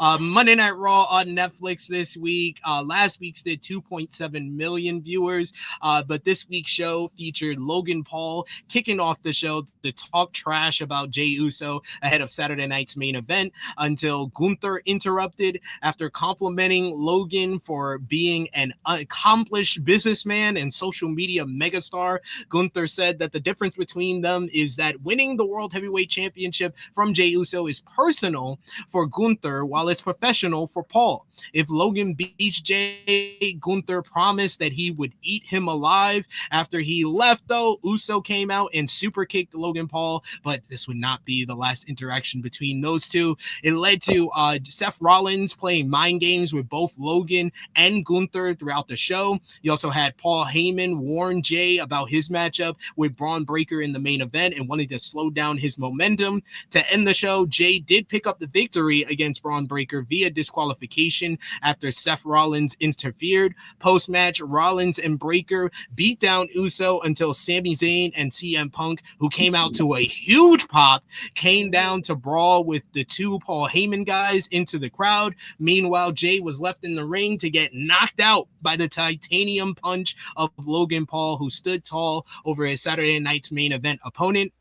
The newest member of the Raw roster, Roxanne Perez, who signed her contract on Monday, she went on to defeat Natalya and Becky Lynch in a good three-way matchup, while Rhea Ripley picked up the win over Kairi Sane and Zoey Stark, who suffered a scary injury during the bout. With their wins, both Roxanne and Rhea Ripley qualified for the Women's Money in the Bank ladder match.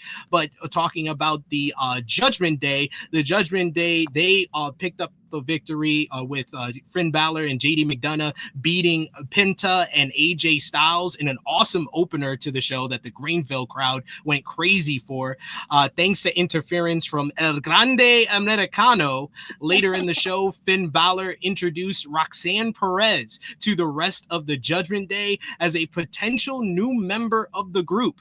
Perez offered chicken nuggets to Dom. He likes chicken tenders, so you didn't know your audience. And apples to Carlito, which she did know her audience there. But the bigger story that we need to bring up for Krssi Luv before she goes is that, yes, Zoey Stark suffered an injury on Monday Night Raw. As we said before, Zoey suffered a nasty looking knee injury during her matchup against I just saw the stuff on the screen. against Rhea Ripley and Kairi Sane. She took a bad landing while hitting a missile dropkick, and she was taken out of the match as a result. Brian Alvarez shares some details on that on Wrestling Observer Radio. According to Alvarez, Stark was scripted to work multiple additional spots and take the fall during the matchup, which was won by Rhea Ripley. Alvarez noted that the other two had to work an impromptu match since Zoey wasn't going to be doing a bunch of spots and taking the fall, but she was not there, and so they basically just stalled out a long one-on-one match until Rhea won with the Riptide. Dave Meltzer also reported that Zayn taking the pin for her first match back was not the plan, but noted that all involved had no choice, stating that they had to do what they had to do. Additionally, Meltzer noted that there was a lot of people who were understandably worried about Stark at the moment. Zoey took to social media to comment on her knee injury, which she said, "Wow, the love and support means more to me than you'll ever know. What hurts more than that my knee is knowing that I won't be able to perform for all of you for a while. I love what I do and I'm blessed to do this. As the saying goes, the comeback is greater than the setback. Love you guys." No word on how long Zoey will be out of action at this point, but Fightful Select did report that a lot of people believe she'll be out for the rest of the year. So the reason why we have Krssi Luv on trial today, the crimes are as listed. Slander towards Zoey Stark at every point since she did the wrestle dropkick, and Dakota Kai suffered a concussion because of it, saying that she deserved to be fired when Sonya Deville was fired from WWE in February. A second count of claiming that Zoey needed to be fired after Shayna Baszler was also fired from WWE at the beginning of May. Countless times where Zoey was not brought up on Tru Heel Heat, and Krssi Luv just so happened to bring her up to say that she deserved to not be here anymore. And now she is not going to be here for a while. So all of that goes into an account of another count of basically jinxing Zoey Stark. So Krssi Luv, the floor is yours. You are your own defendant, your own lawyer for this case. Defend yourself. Okay, in my defense, first of all, when she did come on the screen, I was like, look who showed to work today. I sent it to the chat. I have the proof. I was really excited to see her. Well, I won't say excited. I was just like, look who came to work. Excited. Excited. Yeah. Debatable. I cited it. I said it. Yes. Listen. In her words, she said, I think SP said something like, for someone that I'm going to be gone for a while, since she was already gone. No one missed it. It's okay. I really have no defense in this. I felt really, really bad. And I don't wish this on anyone. I hope she gets better. Do I want to see her? Probably not. And I'm going to stand on business. I'm standing 10 toes down. Yeah. If you were working and you were a working person, this probably wouldn't have fucking happened in the first place. Oh my God, we're blaming her. Since Paul did not have you working, you could have been on NXT as someone's coach or something. I don't know, but you don't work, so you just show up and just leave. So whatever. So that's what you did. You showed up and you left. Matter of fact, you was carried out. So, I wish you a speedy recovery. Will we see you again? Probably in a hood, and no one's gonna care that you came back anyway. So no, stand the truth. That's actually the accurate prediction as well. No pop. Oh my God! You did not even try to defend yourself there. You just threw more dirt on the pile. Because it's true. I feel really bad. It's a tragic accident. However, I just think that it's what it is. She's guilty. All right, Krssi Luv. You did an excellent. That was an excellent speech. So we can't charge anything for you. We will go to the jury after you leave. We're gonna have a conference with the jury, which is the chat. The chat is the jury for what your sentence is gonna be. I see guilty. I see not guilty. I mean, not guilty. Not guilty. we're gonna count all the votes. We're gonna read some super chats after you depart us, but you can have a closing statement and let everybody know where they can follow you on social media. Justice for the girls that are sitting in the back and catering, that really want to do the work. But other than that, you can follow me, Krssi Luv _1. Tru Heel Krssi Luv is my name, and just my plain old name, which is me. SP and I will probably be back for Dark Side of the Ring one day this week. Watch our Raising Kanan reviews. We're probably gonna do Yellow Jackets. Fuck Shauna. And oh yeah, what's the other one we're doing? Homecoming. All American. All American. Excuse me, All American. Yes. Justice for Homecoming. We need another season. You make it come back, please. I said nothing wrong. I just was being truthful. Everyone believes it, and everyone wants to say it. They're just too afraid to say it. They're bitches and pussies. So with that being said, thank you. This has been great. Love you all. Have a fantastic Saturday or your Sunday. I have to now go and do a wedding in Atlantic City. So toodles. Yes. Love you, Krssi. Love you guys. Send more super chats to my friends. Mm-hmm. Thanks. Bye, Krssi. I said nothing wrong. Bye. Did nothing wrong, guys. Did nothing wrong. She did nothing wrong. We're gonna go. I'm gonna go through these comments, but first we got some super chat donations that I have to read here. We got Valub with the super chat donation talking about Sat's nickname for the BFAB and Meechin tag team, saying thank you so much, Valub. He says they beat Chin or beat Chin. No, as in B-Fab's name is B, and Meechin's name is Me. Take off the me, put the B, and it's a chin, a B chin. It's like Fraxium. Just put it's Cinco, a B chin. Oh, they're bitching. They're bitching. Bitching, bitching, yeah. bitching. Yeah, but it's B chin because I don't want to say. What was the other one? What was the other one? I didn't want to call them Me Fab. Me That's Fab. funny. Me Fab. Nah, Yeah. there's no joke in that. B chin. Well, you're an A or a B chin or a C chin or a 2 chin or a 3 chin or you're a B chin. There's so many things you can talk about. Yeah, it's a joke, it's a play. You know me. I like to jest. I have to block someone on the social media right now because I was reading a dumb thing about Julia getting no pop and Zelina got a bigger pop. Zelina, who's been on a roster for how many years, and Julia's been there for a couple. You know what I'm saying? And there's always and Zelina did not get a pop. She did not get a pop. And also, Julia did get reaction once she came out, even though I feel like the wrestling fans nowadays are slow. You're telling me you don't watch the TV? I know a wrestler's new song within week 1. If I heard Fraxium next week, I wouldn't go, Fraxium. No, I already know. Yeah, you know what I'm saying? We grew up. Josh, you can join in. We grew up in the era of if a wrestler, the ringmaster is now Stone Cold Steve Austin, he's got a new song that sounds like Rage Against the Machine. You remember it next week. You wouldn't go, oh, the glass break is for Steve Austin. Boo. You know what I'm saying? Like the fans of today are quite slow when it comes to wrestling. You know what it is? They were a generation where they had no competition. These are WWE pilled, ruthless aggression pilled kids, PG era pilled kids. These are the kids that are interacting with us on social media. There should be age verification because I'm like, if you don't watch certain level of wrestling, you shouldn't talk to me about it because you're tricking me into your level. Do you know what I'm saying? Like the whole no pop situation is because Death Rebels suck, but most of the songs suck. Some of them are fine, but when you've had Jim Johnston, when you've had gourmet meals and they're giving you some backlot truck food that's not even like 5 stars, they've had the ticket inspector say that shut this truck down, you are contaminating society.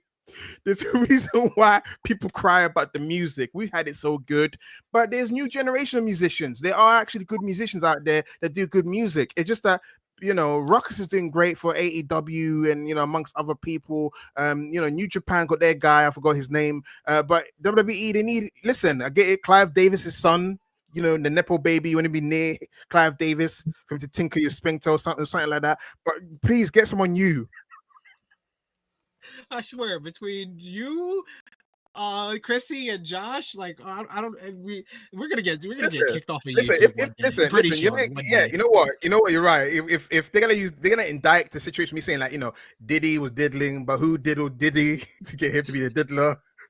Look, there's an old white man, Fly Flavis. You should look into, guys. While we're at it, the Daily Party Quincy Jones, you had accusations towards you for wanting to fit the Tupac, allegedly. Wow. Okay. Moving on. We got that super chat. Yeah, I don't know what's going on. I don't know what's going on. Death Rebels blame them. They're the bait of everything. They got me going. We got a super chat donation from Dion Jenkins. Thank you so much, Dion, for the support. He says TKO is the worst thing that has happened to WWE. It's just amplified a lot of the greed issues within WWE. I don't think it's the worst thing that happened. I think that WWE was on this trajectory even before the merger, but I think that it's amplified it and accelerated it quite a bit. Yeah, I don't think it's the worst thing, just because I do think that they needed some change. And they did get Vince McMahon out. I still think that's a positive, no matter what. But I do agree with Sid that it did amp up when it comes to the greed aspect of it. Because at the end of the day, they're a business. And again, they bought WWE for what? Last time I heard it was $9.3 billion. It's a lot of money. There's a lot of money you got to invest in and you got to make back. So as much as I was saying earlier, it's a business at the end of the day, no matter what. Meet Normus with a super chat donation. He says happy Sat-E Day. It is also Rusev Day. Let's crank. I stopped watching the Fed after Mania. They're as rich as ever while being morally bankrupt. F them. I mean, I don't blame anyone who feels that way, Meet Normus. So I'm not going to blame you at all. And glad to see you in the chat. Thanks for joining us today. But yeah, this is a feeling that some people have about WWE. They kind of see through WWE now and where their greed is at and how much they just want our money, and they're going to overcharge wrestling fans for their content now. And we've been saying this and it's funny because we kind of been saying that for we've been saying it for a while. It's just now it's like, oh, now you realize it. It's like better late than never, I guess. And Vala says guilty, lied on the stand, and as punishment, I will make a disclaimer video by next week's pod. Thank you so much. Thank you so much, Vala. We appreciate your judgment. We have a bunch of others who gave their verdict in the chat. We got Vala, who also said Krssi for being a voodoo artist, putting out bad juju. We got Darius, who says Zoey is top 5 on Raw in terms of in-ring work. So there's always different opinions out there. But he also says, however, I am waiting on them to release her. I feel like it's inevitable. God damn! What is going? Why do people want her to be fired? I mean, he's at top 5. I mean, that's generous, but I don't want her fired. I don't know. I don't know. I've never wished anybody to get fired, but as far as Krssi, I'm still not guilty. I just want to say on the matter of Zoey Stark, I want her to be given the same amount of chances as Austin Theory, and then once she flopped that length, then get rid of her. But we haven't reached that level yet. We haven't exhausted what we can do with her. We don't know what she can do as a face. Even if they did try her as a face, and then put her with Shayna, and then it became heels. It's confusing. But we haven't exhausted. I was right though. They had her with Trish. Austin Theory got Let's Go Theory chance on Raw this week. Just saying. Yeah, it's delinquents, all right. I mean, that's the level of mindset of wrestling fans. You're telling me a guy that sucked as a heel. I'm sorry, being a heel, like a baby face is restrictions. You have to follow. You're compact into a box. As a heel, you can free flow and do whatever you want. He bombed as a heel, and people say, "I can't wait for that baby face run." I'm like, if you can't entertain him as a heel. He's gonna be Chris Masters when he turned babyface. He's gonna be Ted DiBiase Jr. when he turned babyface. He's gonna be that good hand on main event. Come on, fans, let's go, Theory. Theory's doing good on main event. No one gives a shit. And your point. Theory's only been a heel like his entire career. He was a heel in Evolve. He was a heel in the Indies. I don't think there's never been a point where he was probably a babyface. Maybe that was the closest, but they were also kind of heel, right? From what I understand, like a heel too. No, they were babyface with the Dexter and Indy stuff. Like once they got past that, right, it became faces. But he's never really been in a situation by himself where he's babyface. I think he's getting a reaction now is because they kind of see the breakup happening and they kind of see him to turning face. Because I think Grayson Waller would be a terrible face too. So I don't think it helps. I don't think it helps either guy when it comes to that. But I don't know. Oh, the Austin Theory, I agree. It's like I don't know. I don't see it. I don't see it as a net positive. There's actually people clamoring, salivating, like, oh my gosh, when that Austin Theory face turn happens, oh my gosh, he's gonna be generational. He's gonna be the next big. You said, are you? Wait, what? I'm an Austin Theory fan. I'm not gonna say it's gonna be generational. Don't get me wrong, but I'm an Austin Theory fan. He was the first. He was the first wrestler that we interviewed here on the channel, so I'll always be an Austin Theory fan. Yeah, and I like Austin Theory. He's a good kid. Like he's a good guy. It's just how many times have we seen them try to repackage him and do all this shit, and it's gone nowhere. He fucking beat John Cena at WrestleMania. That was supposed to catapult him, and that was probably worse. That was probably the worst thing that happened for him. Because Cena jinxed him. Cena fucking put a voodoo. Yeah, everybody claiming that Krssi Luv. So he did. So he did what he did was what Krssi did to Zoey. Yep. No, but okay, guys. This is what I'm thinking. I can't realistically see a compelling face run. He's gonna be white meat, right? That's what he can be. He's gonna be like saving the lesser wrestler that's a bit down. It's Austin Theory, yeah, mild pop. You know, unless he gets a catchphrase, he's not getting over. You know, you gotta do the muscle thing and all that kind of. I like his theme song. I was one of those people that was happy that him and DIY finally got different theme songs because their theme songs were too similar. And then Theory changed it, what sounded like a procedural cop drama theme song. And I was like, I'm down with the with the vibe. You know, I like his theme song. Hey, turn down. You know, like I vibe with the song. I miss when he wrestled like AR Fox because they dumbed down his moveset.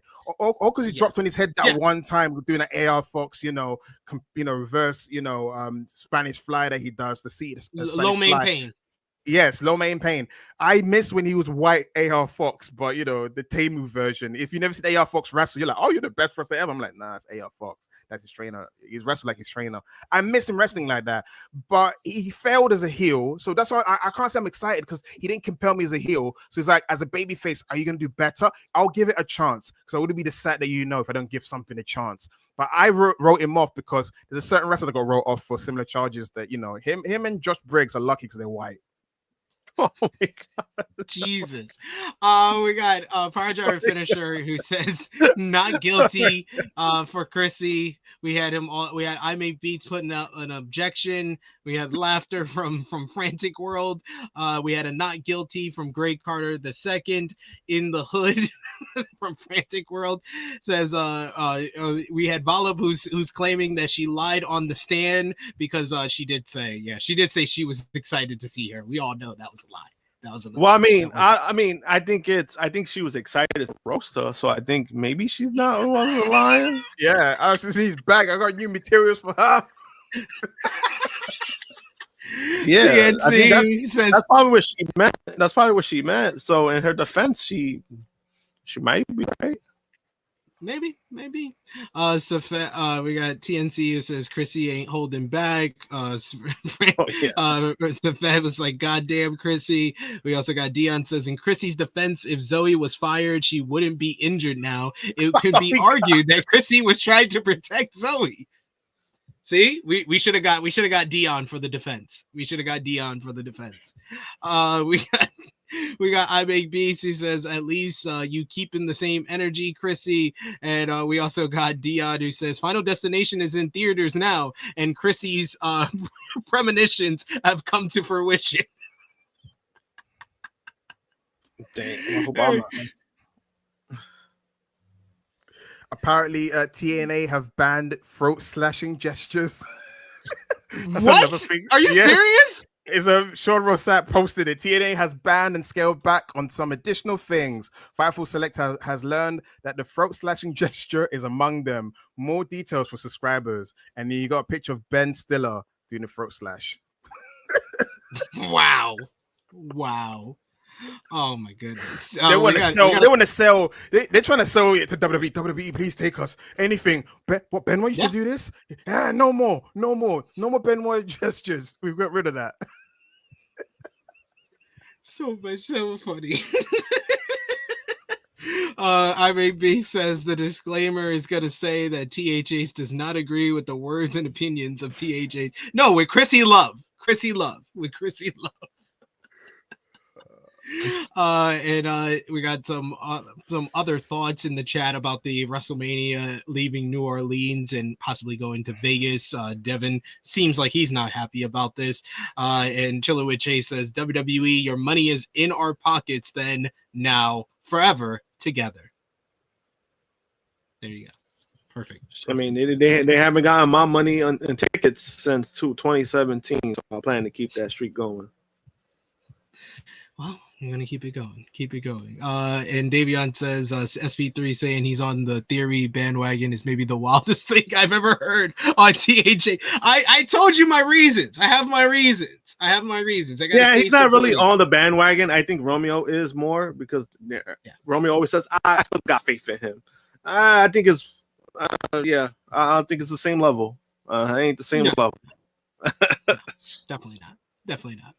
A new report about the AAA and WWE Worlds Collide show has come out. A new report has some additional details on WWE's plans moving forward with AAA. As noted, the company acquired the Mexican promotion last month and will be presenting Worlds Collide on June 7th. Fightful Select reports that WWE has been sending agents to AAA tapings recently to get a feel for how things have run, and that Jeremy Borash has been deeply involved, including speaking with several talent there.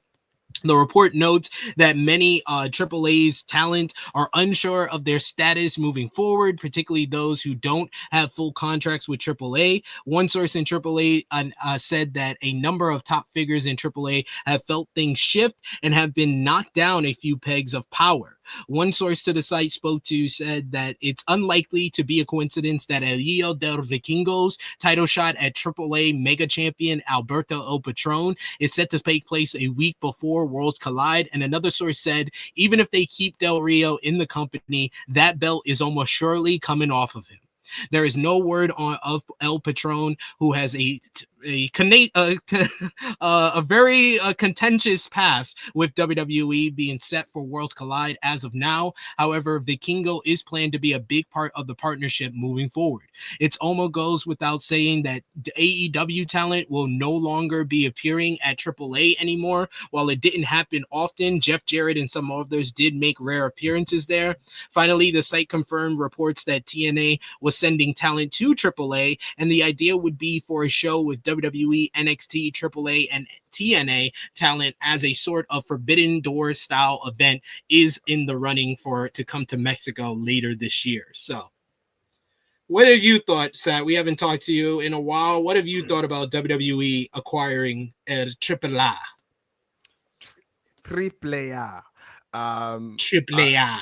AAA. Listen, I'm trying to challenge Denise's. Who cares? I hate this company. Listen, Denise says it right. When Denise Salcedo says it, I was like, yeah, it's AAA or AAA. How do I feel about it? I'm American. Yeah, AAA. No, I mean like in the British way. I don't know how you Americans say AAA. I don't know. How did I feel about it? To be honest, I was not happy. I was not happy with that.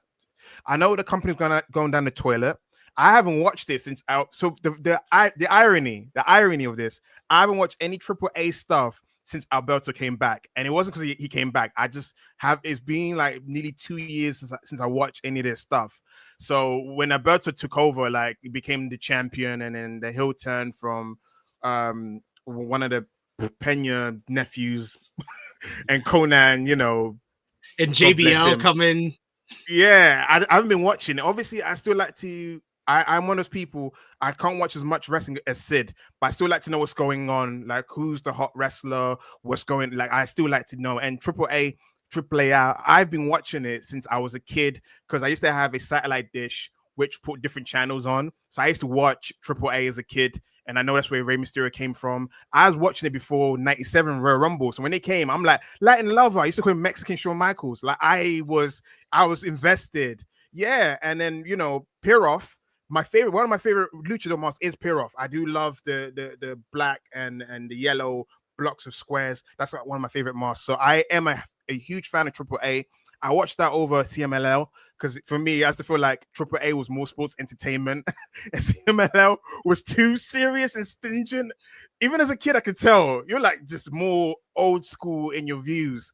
But obviously, when the wrestling channel started, that's when I watched CMML in the 2000s. But AAA, I grew up on it. That was my Mexican promotion growing up as a kid. So I attach more feelings towards that. Recently, I've been hearing it's dying. Financially, it's doing crap. So I was hoping anyone, Freddie Prinze Jr., were you asleep? You're talking about starting a company. You could just bought AAA. You know what I'm saying? And practice your Spanish. Your name is Prince Junior, you know what I'm saying? So it's just the WWE, everything they touch is just there's a stink. There's a Triple H stink. Everything has to be NXT Europe, NXT Mex. Shut the fuck up. NXT up your ass. You know what I'm saying? Like, I'm tired of their watered down views of wrestling. Now they're gonna make AAA. Listen, AAA is already sports entertainment adjacent. That's what CML was like. Fuck your version of wrestling. But now it's gonna be even more shit. You got Pagano and Psycho Clown teaming up. I'm like, I swear they hate each other. Like, anyway, that's a whole different story. You know what I'm saying? They had blood feuds. I'm like, look at you not paying attention. It's like Ciampa and Gargano teaming up all over again. So I just don't like it. And then also Stephanie Verkeer situation, because I know Josh might mention that. Stephanie Verkeer's got a lot of haters, a lot of restraining orders, a lot of people that wanted her to cover the fact that, you know, her boyfriend wanted to mutilate body parts of hers that I don't want to get into because it's a PG show sometimes, even though we swear. But the stuff that she went through is but the stuff that she went through, if you read the court documents, it's no joke. So to have her out there to celebrate the purchase of the company of the people that's trying to hold her down or shut her up, so that's the thing. It's because it's money. Like, come on, Stephanie, it's your lifelong dream for WWE. Never mind that old shit. This is a new AAA. This is our AAA. Come. Stand there. Don't worry. Stand next to your haters. Okay, bitch opportunity. Nice. So I'm annoyed. Wait and see for WWE CW, because this is the same thing. You're gonna have Sabu come out, but instead of Sabu, you know, you got Vikingo gonna do cool shit. Then 6 months later, they're gonna get bored, and then, you know, who knows what's gonna happen. So I'm not excited because WWE, everything they touch turns to shit. They ruined WrestleMania weekend. You know, they've ruined Josh Barnett's Bloodsport. Everything they touch, it becomes watered down. So I'm not looking forward to the watered downness of AAA, but they did it to themselves. So as much as coming and celebrating, guys, they never forget you're Max Moon and you cost them thousands of pounds. So your ass is gonna get future endeavored eventually. Bowdy. Yeah. We up to get down. We got a super chat donation talking about the news you broke here, Sat, from Bala. Thank you so much, Bala. He says banning throat slashing. Oh, no guess Undertaker and Dwayne aren't going to TNA anytime soon. I like how The Rock does it. He's carving your face up. He went like listen, that's how you smell your after you finish doing the business with the lady. Yes.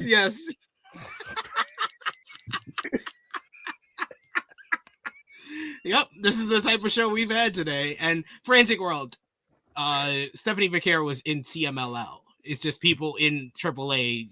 There's crossovers. There's friends. Yeah. She was never people that left. CMLL. She was never AAA. She was never there.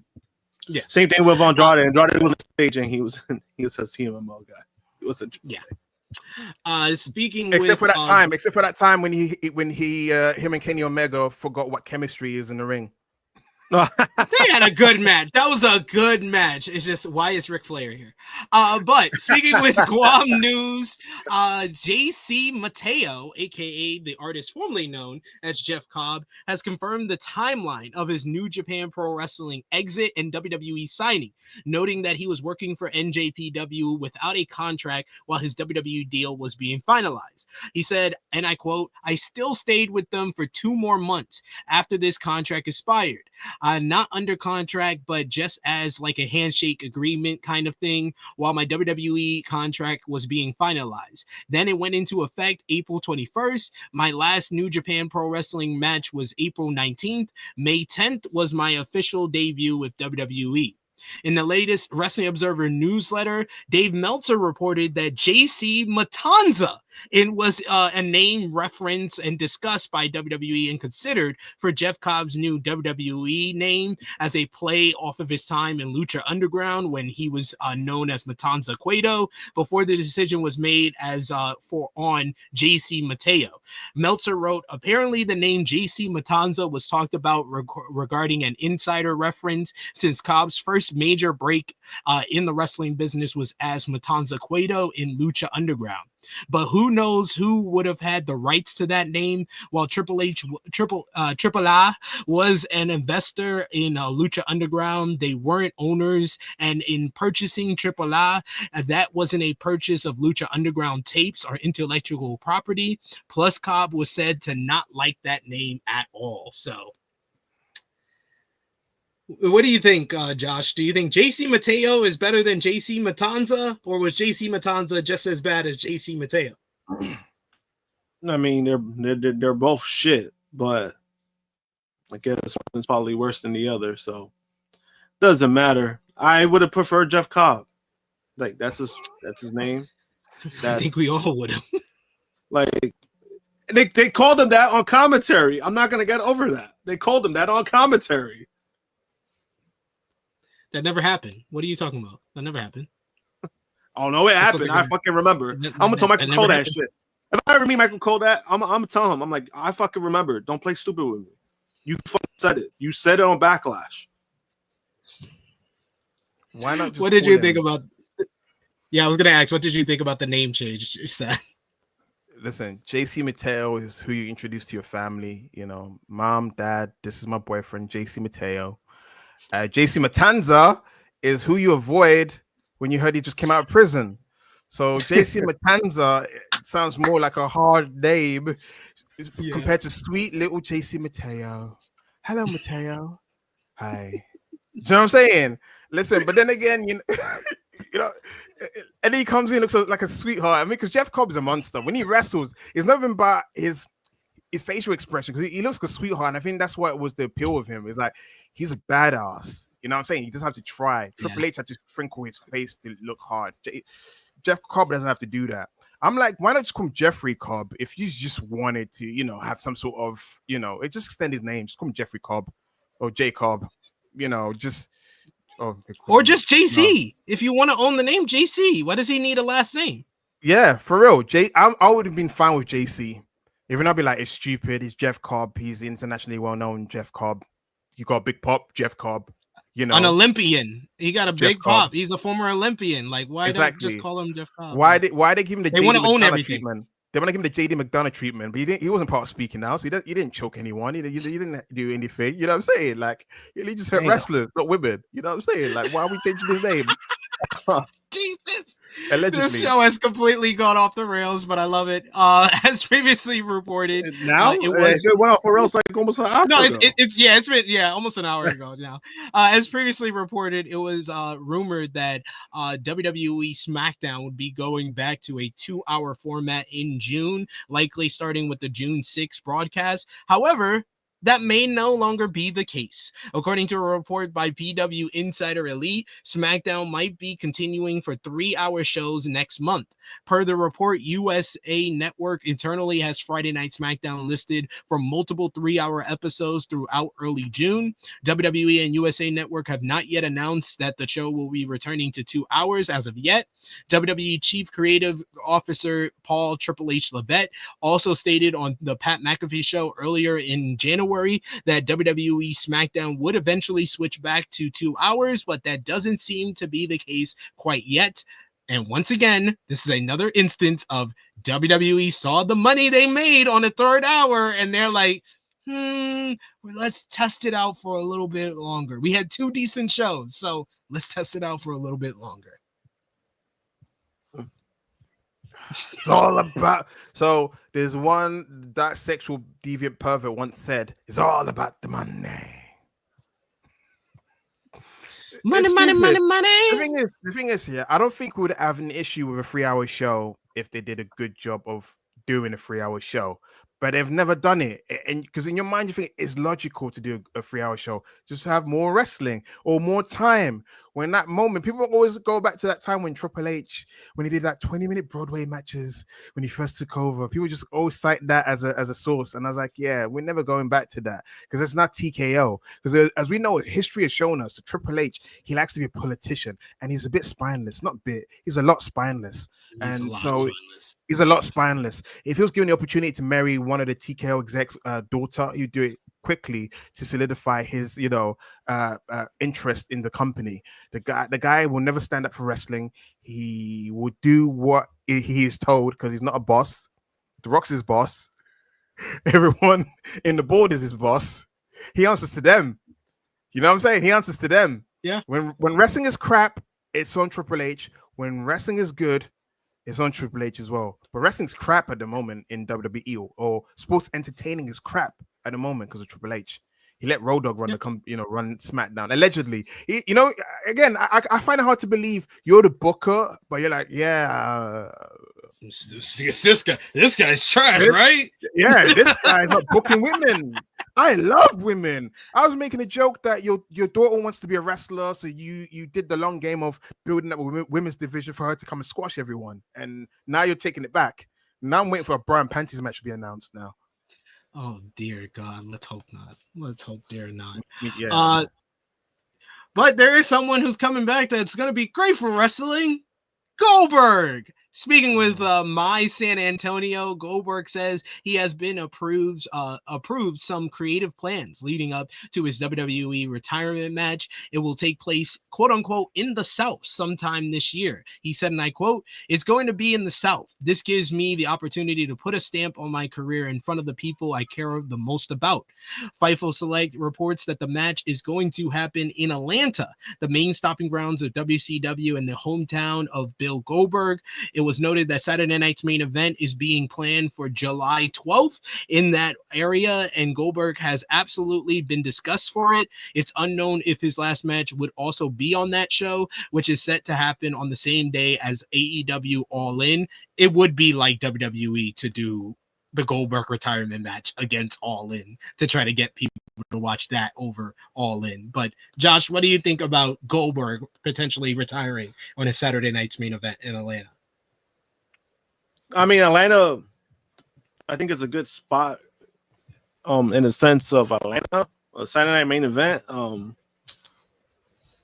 mean, hey, you may want to make it feel important. I guess you could do it on that. Like, I mean, I'm not looking forward to Goldberg's match either way, but yeah, I mean, that's how you do it. Like, yeah. Are you here for it, Sat? All right. So I know it's cool to crap on Goldberg, but he was really great in WCW. It's one of those things where it's hard to understand because of the way he gets slandered, right? It's to the point where you're like, why was he ever over in the first place? The guy had aura once upon a time, but you can't help but think, man, if you never injured Bret Hart could have chosen a nice way to retire. Like, why do you get to choose how you're already being retired? Drew McIntyre retired him. Roman Reigns retired him. He keeps coming back. How many times have you lost? That should have been your retirement matches. You know what I'm saying? Like, he won't give, like, dude, you are retired. If he never came back, I would have think, man, we should have got that Goldberg retirement. Dude, why? Why do you need a pomp and circumstance? Why do you need to feed your ego? Especially when wrestling wasn't even your first option. You busted out the NFL. Wrestling was just a backup plan. You did really well, but you never really cared about the business. You were like Ultimate Warrior. It was a business. You squeaked some money out. You redeemed your WrestleMania match with Brock, which was great, but then you messed up the plans with The Fiend. And then, Bret Hart got upset because once upon a time, Bret Hart was not upset with Goldberg. It was comments that Goldberg made later. That's what made Bret hate him. Because I still remember when I swear in the Bret Hart DVD, he doesn't even blame Goldberg. He goes, a sweetheart like, it's a shame that a sweetheart like Bill Goldberg is the one that ended my career. He actually said that in the thing. Mm-hmm. It's just that later on, Goldberg, even something to be misquoted, Goldberg just said, oh, you need to get over it. And that's when Bret was like, fuck that guy. But I don't care about Goldberg retirement because I don't want Gunther to be selling for this old guy, but then again he had to sell for Pat McAfee, so your law of Gunther's been broken already. So it's kind of like, let's go with the flow. 2025 Gunther is not 2023 Gunther. You know what I'm saying? So we gotta run in. Hey, oh my days! You noticed before I did. They see you. I saw her walking behind you. She is a blur. They're laughing because they see you, Zenya. There she is. Hello. How are you? I can't hear anything. Hello. How you doing? So fine. High five. Get center stage. Get center stage there. Hello. Good to see you. I love we had both of our kids do running. At least your kid didn't scratch you. Not yet. She's not there yet. I feel like she'll get there when she's 4 or 5. She's just 3 at the moment. Your mommy's calling you. Go see mommy. You already said hello to Uncle Sid. Right? Good to see you. Bye. Yeah, bye. You know ones. Go stage left. Yeah, go. Mommy's calling you. I have to put myself on mute. No, if she's the baby. Yeah, she would be the baby face, and Harlem is definitely the heel. Yeah, that's true. Yeah, that's true. Yeah, because my kid Prince is in the living room. Bye. Listen, bye. Okay, close the door. Bye bye. I get it. Bye. She's smiling. She's smiling. She's like, I'm a star, Dad. She is. She's proper, like, you put her over. You've made her day. She's gonna start thinking about it. So I even asked her earlier, do you want to be a podcaster? I was like, she doesn't know what that is. She was, yeah. Oh, she's back again. She's back. She's like, yeah. She got a bit of the limelight. That's all she needed. A bit of the limelight. Then you have to go. Mommy's calling you. Mommy's waiting in the hallway. She knows about, even though it's a blur, people still can be seen. I love this. All right, I'll move on to something else while you do that. WWE superstar Karrion Kross is currently experiencing a wave of positive developments in his career. Good things have continued for him in the weeks following WrestleMania. Not long after delivering a memorable promo that captured significant attention post-WrestleMania, Kross also saw the release of his documentary about him that was also very well liked by viewers. Most recently, Kross announced last week that his official t-shirt would now be sold at WWE live events for fans to purchase. He said this week on Twitter, "They heard you loud and clear. Maybe a week or so ago, I met some fans before Monday Night Raw, met some fans after, sort of like a recurring theme. The same question I kept getting is, where can I get your shirt? Where can we get the Kross shirt?"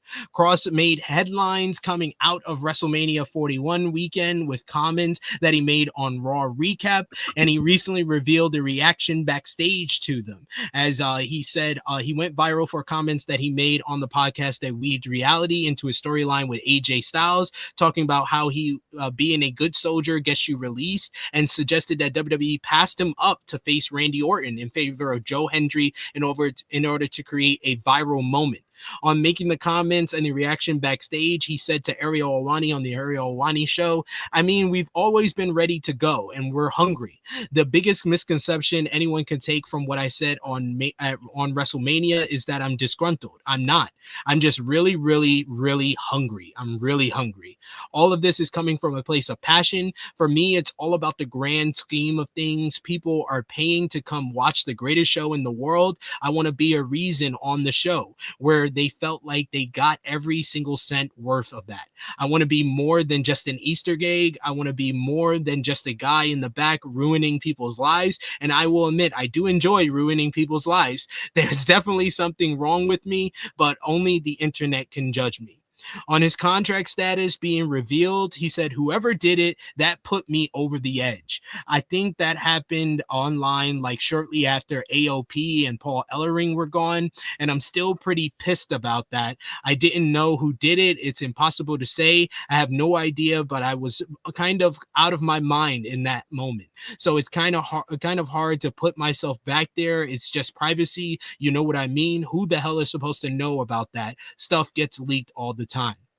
On taking a more authentic approach to his on-screen work, he says, "Yeah, there was a point where I decided to be more real and authentic. I think it probably happened when Miz and I were working together. I think something clicked there, you know. I couldn't tell you specifically what it was, but it just hit me. I don't even know what it was specifically was. Something just occurred to me. I kind of want to drop the act a little bit and lean into what I'm feeling like is being called for." And on WWE releasing AOP and Paul Ellering, he says, "They give me AOP, they give me Paul Ellering, and I don't know them. I know Paul. I grew up watching him on TV. I get to know these guys, really like them, and it's just the nature of our business. One minute you're here, and the next minute you're not. You know, that was a bit of a tough hit, frustrating, you know, nothing you can do about it. You got to get present. You grieve the situation. You got to move forward. And I just felt like there was a lot of touch and go with certain things going on. On the way from there, we go to WrestleMania in Las Vegas, lots of emotions, everything happened the way it did. Things are crazy, but in a strange way, I wouldn't change any of it. On if he was worried about his job after Ellering and AOP were let go, he says, "Not necessarily, because I kind of have a process. When something upsets me or I'm angry, I don't avoid it. I get into it. I grieve it, and then I move on." On not being on TV for a while, he says it's a strange thing. For a time, even in this stretch, I wasn't on TV for a bit. I think it may have been off the top of my head 3 or 4 months ago. I don't remember. I don't spend time thinking about that, but I was on on live events and there was no story going on TV. And when we were coming out, we were doing what we call code matches. And when we were walking out, I'm established as a bad guy. And I just personally think I'm misunderstood. He smirked. On how he started getting cheers despite being a heel. He says the crowd was cheering for us when we walked out, and I looked at my wife Scarlett and I went, huh. There's been this underlying thing that again television audience doesn't see, where people have wanted to cheer for us, and I think that's because they're sick and disturbed like us. They want to do it, and we've been giving them reasons not to, and I think we should stop doing that.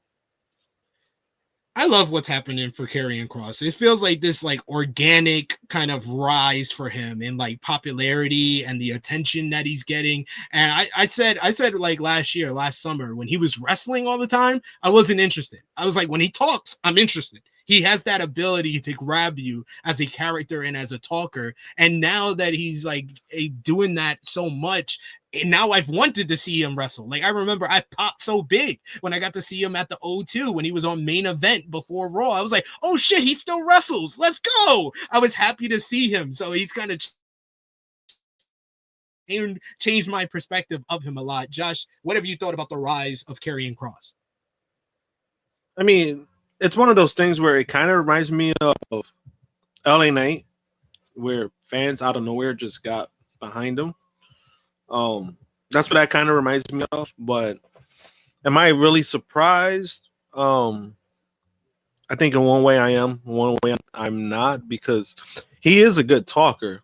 And I think like when you usually have a character like that, and I think like his angle was more of like trying to like manipulate wrestlers. That's what he did to Xavier Woods. He manipulated him, and it worked.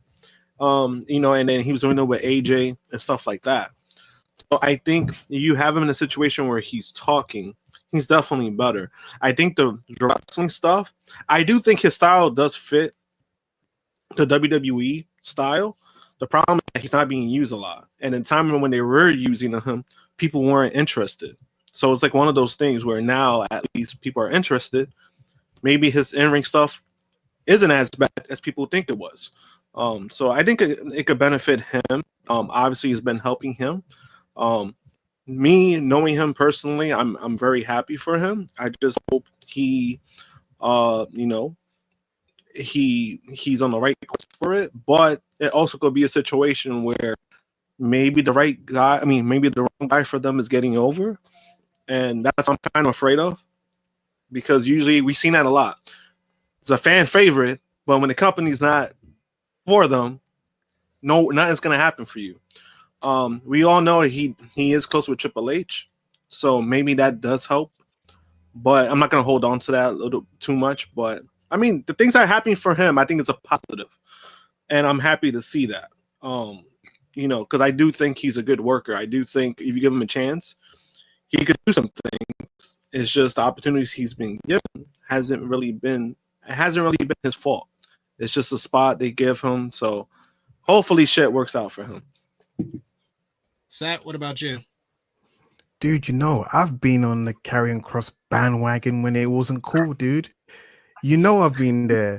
To the point where me and Tempest on the SmackDown review made a deal. I said that if he doesn't improve his stature or get where he needs to be, I'll jump off the bandwagon. And then it got to the year point. I was like, I just don't give him more time, extend it by 6 months, whatever it is.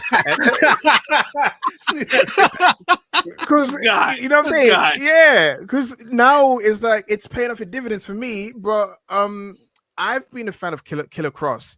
I don't know what happened in TNA and in WWE for his style not to mesh as well or wherever it is. Because I'm like, he's not as bad as what people make him out to be. He's no Jinder Mahal. As much as I supported Jinder was, quite limited in some area, whatever. But the guy's got unique move sets, which involves MMA stuff. It's just that you don't see it. Maybe Bobby Roode is booking his matches. They say, hey, you can't use your cool stuff. Just do basic stuff and go for the finish. I love Bobby Roode. You just love burying Bobby Roode this episode. No. But also, I think the stuff in NXT was working. Like, it was working for him. Because remember, he had like that badass entrance. And his style, I don't think it's a bad style. It's just he's a striker. That's what he really is. He's not like really a wrestler. He's a striker. And to me, that was appealing for me, at least. Like, that was always appealing for me. It's just, again, when it comes to WWE and what they're looking for, whatever the case may be, sometimes but I also do believe that whole thing when he came up and then Jeff Hardy pinned him in like 90 seconds, that really hurt him. So a lot of people kind of got away from that. I think people got reminded. But now it's gotten to a point where nobody brings that up. And I think there's a reason why. There's a reason why. There's a reason why the Adam Cole thing doesn't get mentioned. There's a reason why the Jeff Hardy things don't get mentioned. One is washed and is old. The other one is injured, but it's possibly washed. So, and also he had bald head back in the days. He's got long hair now. So that's not him. You know what I'm saying? He goes, that's not me. Totally different guy. Yeah, but that's a good thing. It's a good thing for him because, you know, sometimes that stigma, sometimes you can't get it off of you. People would just remember that. And it took him years. Yeah. All I want to say is, so a few things happened, and I'm glad that he touched upon it. The Miz relationship is what changed everything for Karrion Kross in terms of finally giving him a purpose. Because up until then, he was doing the spooky stuff, the tarot card thing, and he's having feuds. He became Bray Wyatt light because he does his cool promos and he loses. Or he went 50-50 with Drew McIntyre, 50-50 with AJ, or wherever it is. Then he loses. But there was something about his relationship with The Miz, and I'm annoyed that it didn't go there. I would have been happy with them being tag champions. It's basically Hollywood people do get brainwashed by, you know, cults, you know? So for me, for me, The Miz being part of, or being an adjacent, was it an honorary member of Final Testament was, for me, the best work he's done it in a while, because it's like you do get these Hollywood type people that join these cults. You know, it could be, you know, Tom Cruise's thing. We don't want to mention it because, you know, they're more powerful. Said I don't want him to attack you. Those people that Tom Cruise likes to hang out with, you know, it could be the same for The Miz. He's hanging out with type of people, you know, there's a cult business going on here, and the relation was great. And then also he dialed back on the spookiness. You all of a sudden people are like, oh yeah, you know what it was? Oh yeah, he's doing the Sean O'Haire gimmick. I like Sean O'Haire. His hair's long like Sean O'Haire. I like this. So people are he's the devil's advocate. Yes.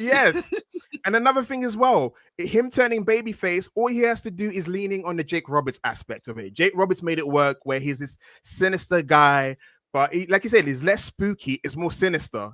Because if you think about it, the presentation of Karrion Kross in NXT was sinister, but not particularly spooky. When he came back, it became spooky, and then, you know, this anti-spooky agenda since the Fiend situation. So he knew that he was trying different things. Nice sees where he fits. People can connect with him. I think what it was, simple-minded people is fiction, but they're like, oh, I can't connect with him. He's just too spooky. But now it's like, oh, he's this manipulative guy. I can digest him. He's made himself more digestible, and I'm so happy he's getting over because he's a lovely guy. I've listened to him in many interviews, and the way he sees the business very much does remind me of Triple H. He's professional, but he doesn't, you know, hook up with the boss's daughter, which loses the point of his professionalism. But he's one of those people. And he doesn't ride the coattails of all others to the top like Triple H did, and continues to do. Think did Sat get frozen, or am I frozen? No, it looks like he got frozen. And then he got frozen. He was frozen mid thought. There we go. You're back. Okay. You know the weird thing with being frozen is you guys went frozen first, and then I disappeared. So in my head, it's like, why did you guys leave? You said the squiggly line. Yeah. I'm like, you guys left. Even like right now, I can't even tell if I'm being frozen. Oh no, no, he saw it. No. He saw it coming. It was like you were getting hit by a car. No. And then he goes, all you heard is all. It's happening. It was like you were getting Thanos snapped, and you're like, I was about to say that. I was about to take the blip. He was about to go into the blip. No, yeah, because I got two routers, so I'm just jumping between the two. So whichever one works for me. So I'm just gonna shout quickly. So that happens to me too. That happens to me too. Yeah. But all I can say is I'm happy he's getting over. I feel like there's more money for him as a heel, kind of like Drew. There's a Drew aspect of like when Drew McIntyre go over as a face, in your heart, you know he's a better heel. I think he's a much better heel, but ride the wave as a baby face. Let's see where it takes it, because he's done the heel things for a while. It didn't really take him that far. Hopefully, as a baby face, who do more, because he's a big guy. That means he can do big squashes or big guy things or whatever. But yeah, I'm rooting for him. He should be champion. If not, give him to Freddie Prinze Jr., because Freddie Prinze Jr. envisioned him being the marquee guy in his promotion, him and Bray Wyatt, and it never happened. Freddie, what happened to your promotion? I don't know the guy. Someone, if anyone knows Freddie Prinze Jr., I want to talk to him. Like, he's been pushing Freddie this whole podcast, but no, I'm hoping for the best for Karrion Kross. But let's finish. I mean, I've been trying to meet Freddie Prinze Jr. 2 years for New York Comic Con. He's canceled both times, so fuck that guy. Jesus. Let's finish off with WWE this week. Leave with Freddie alone. WWE NXT. They did 697,000 viewers, so up substantially this week. The show features Sean Legacy beating the Ashanti D Adonis and Javon Evans in a great triple threat opener. During the matchup, though, a brawl broke out between NXT North American champion Ricky Saints and Ethan Page. Later in the show, Ava announced that Saints will defend the North American title against Page next week, not in Tampa. Obafemi and Miles Bourne had a face-to-face ahead of their NXT championship matchup that was interrupted by WWE LFG winner, my God, the monster, the Reaper, Jasper Troy, coming out to lay out Oba until Bourne made the save. Miles and Oba had a stare down to hype up their title match tomorrow night at Battleground. Sean Spears picked up a victory over Josh Briggs. Post-match, the Culling jumped Briggs until NXT Tag Team Champions Hank and Tank made the save to set up a 6-man tag for Battleground. Speaking of Battleground, Kalani Jordan scored the win over Zarya in the main event to advance to face Sol Ruka for the NXT Women's North American Championship at Sunday's PLE. And then you had Trick Williams performing his new rap song, I Ain't Gonna Back Down from an Average Joe. Yeah. While Joe Hendry performed Trick is Mello's Bitch. Yes, basically a different variation of Edge's Bitch that he did to Brian Myers like 2 years ago. Ahead of their their TNA World Championship matchup at Battleground, Williams interrupted Hendry and got into a brawl with Trick going for the trick shot knee, only to be hit with the guitar by Hendry, who then stood tall after delivering the standing ovation to close the show. Goddamn, I knew the concerts were going to be bad, but I didn't think it was going to be that bad. Trick Williams' rap performance was one of the worst rap performances in WWE history. And WWE's had some horrible rap performances, but he could not even hear the background track. Booker should get a bonus because Booker got me into it. It was just like, yeah. He was the least funny. He was the least funny and ridiculous. The ad-libs is what got me into it. Wait, look at me just jump in. Sorry, you probably gonna ask Josh. Josh, what do you think of NXT? No, I never asked Josh what he thinks of NXT. Oh, really? I guess we can talk about LFG. I watched the finals, dude. I wasn't gonna do the backlog of seeing people get eliminated. I thought it makes. I understand. I understand. I'm gonna go back. Yeah, but I didn't have time. In my head, it's like either binge watch and fail to get to the finals, or watch the finals and do a backlog. I watched the finals. Sorry, Josh. Do you watch LFG? Can we, or are we alienating you? We'll get it. I got a news bit on LFG, okay. But awesome. Before that, there is some bigger news with NXT as their show in Tampa has been canceled. It looks like WWE canceled its schedule post Battleground NXT TV in Tampa, Florida at the Yuengling Center. The TV taping was previously scheduled for May 27th. According to an announcement on Ticketmaster, WWE canceled the event. Next week's WWE NXT will now take place at the Performance Center after the original venue for the episode was canceled. WWE announced on Tuesday night show it would take place at the PC, but this is what we said earlier. WWE, this is a sign that they're overexposing themselves. If they thought it was a good, it's understandable you want to run multiple days during Memorial Day weekend. Memorial Day is Monday. Why the fuck do you think you're going to sell out an arena that holds 15,000 for an NXT on a Tuesday when people got to get back to work?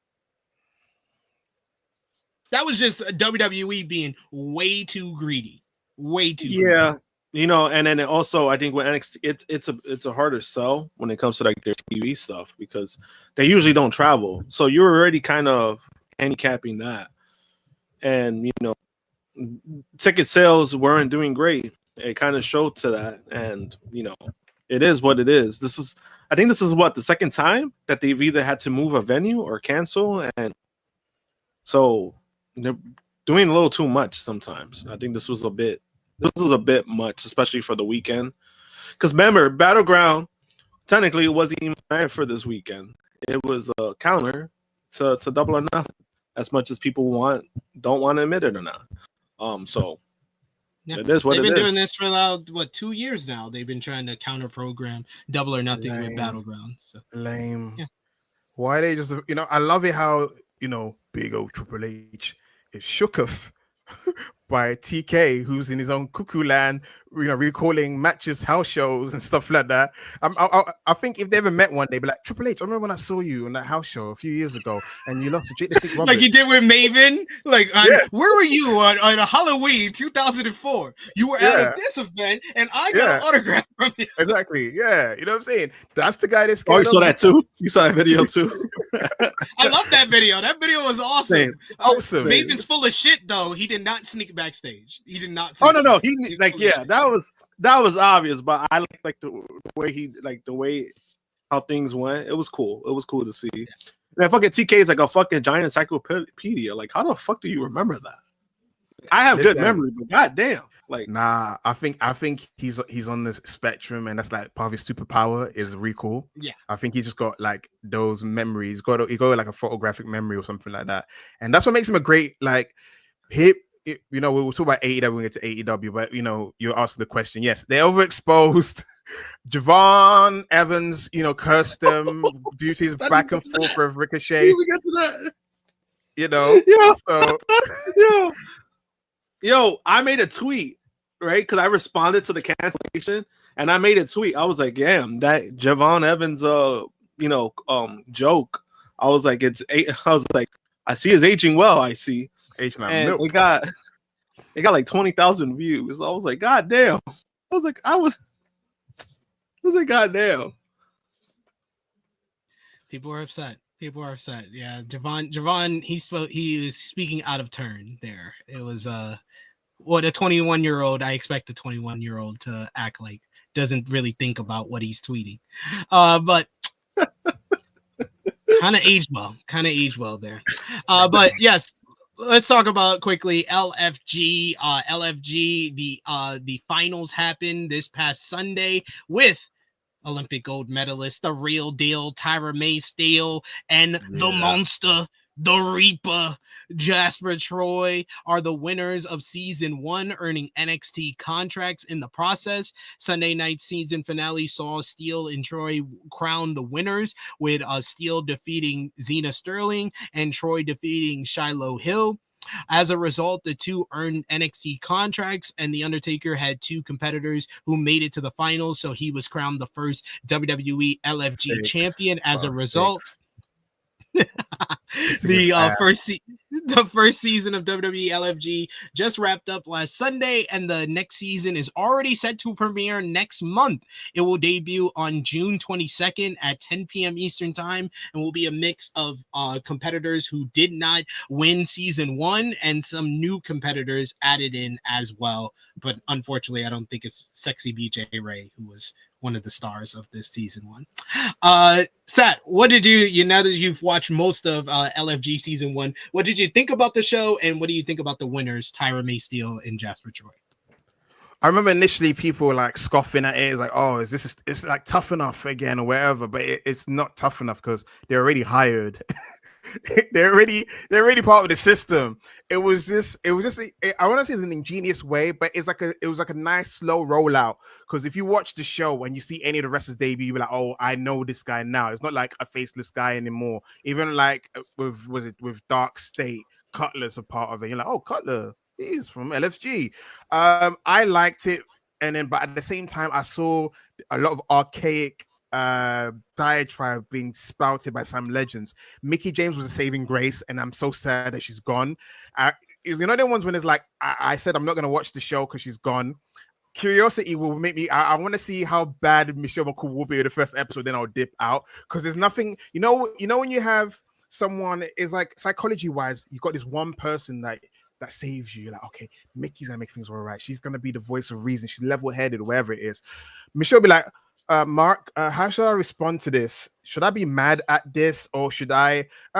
Mark, you when you went to Vince and got me my title, what words did you use?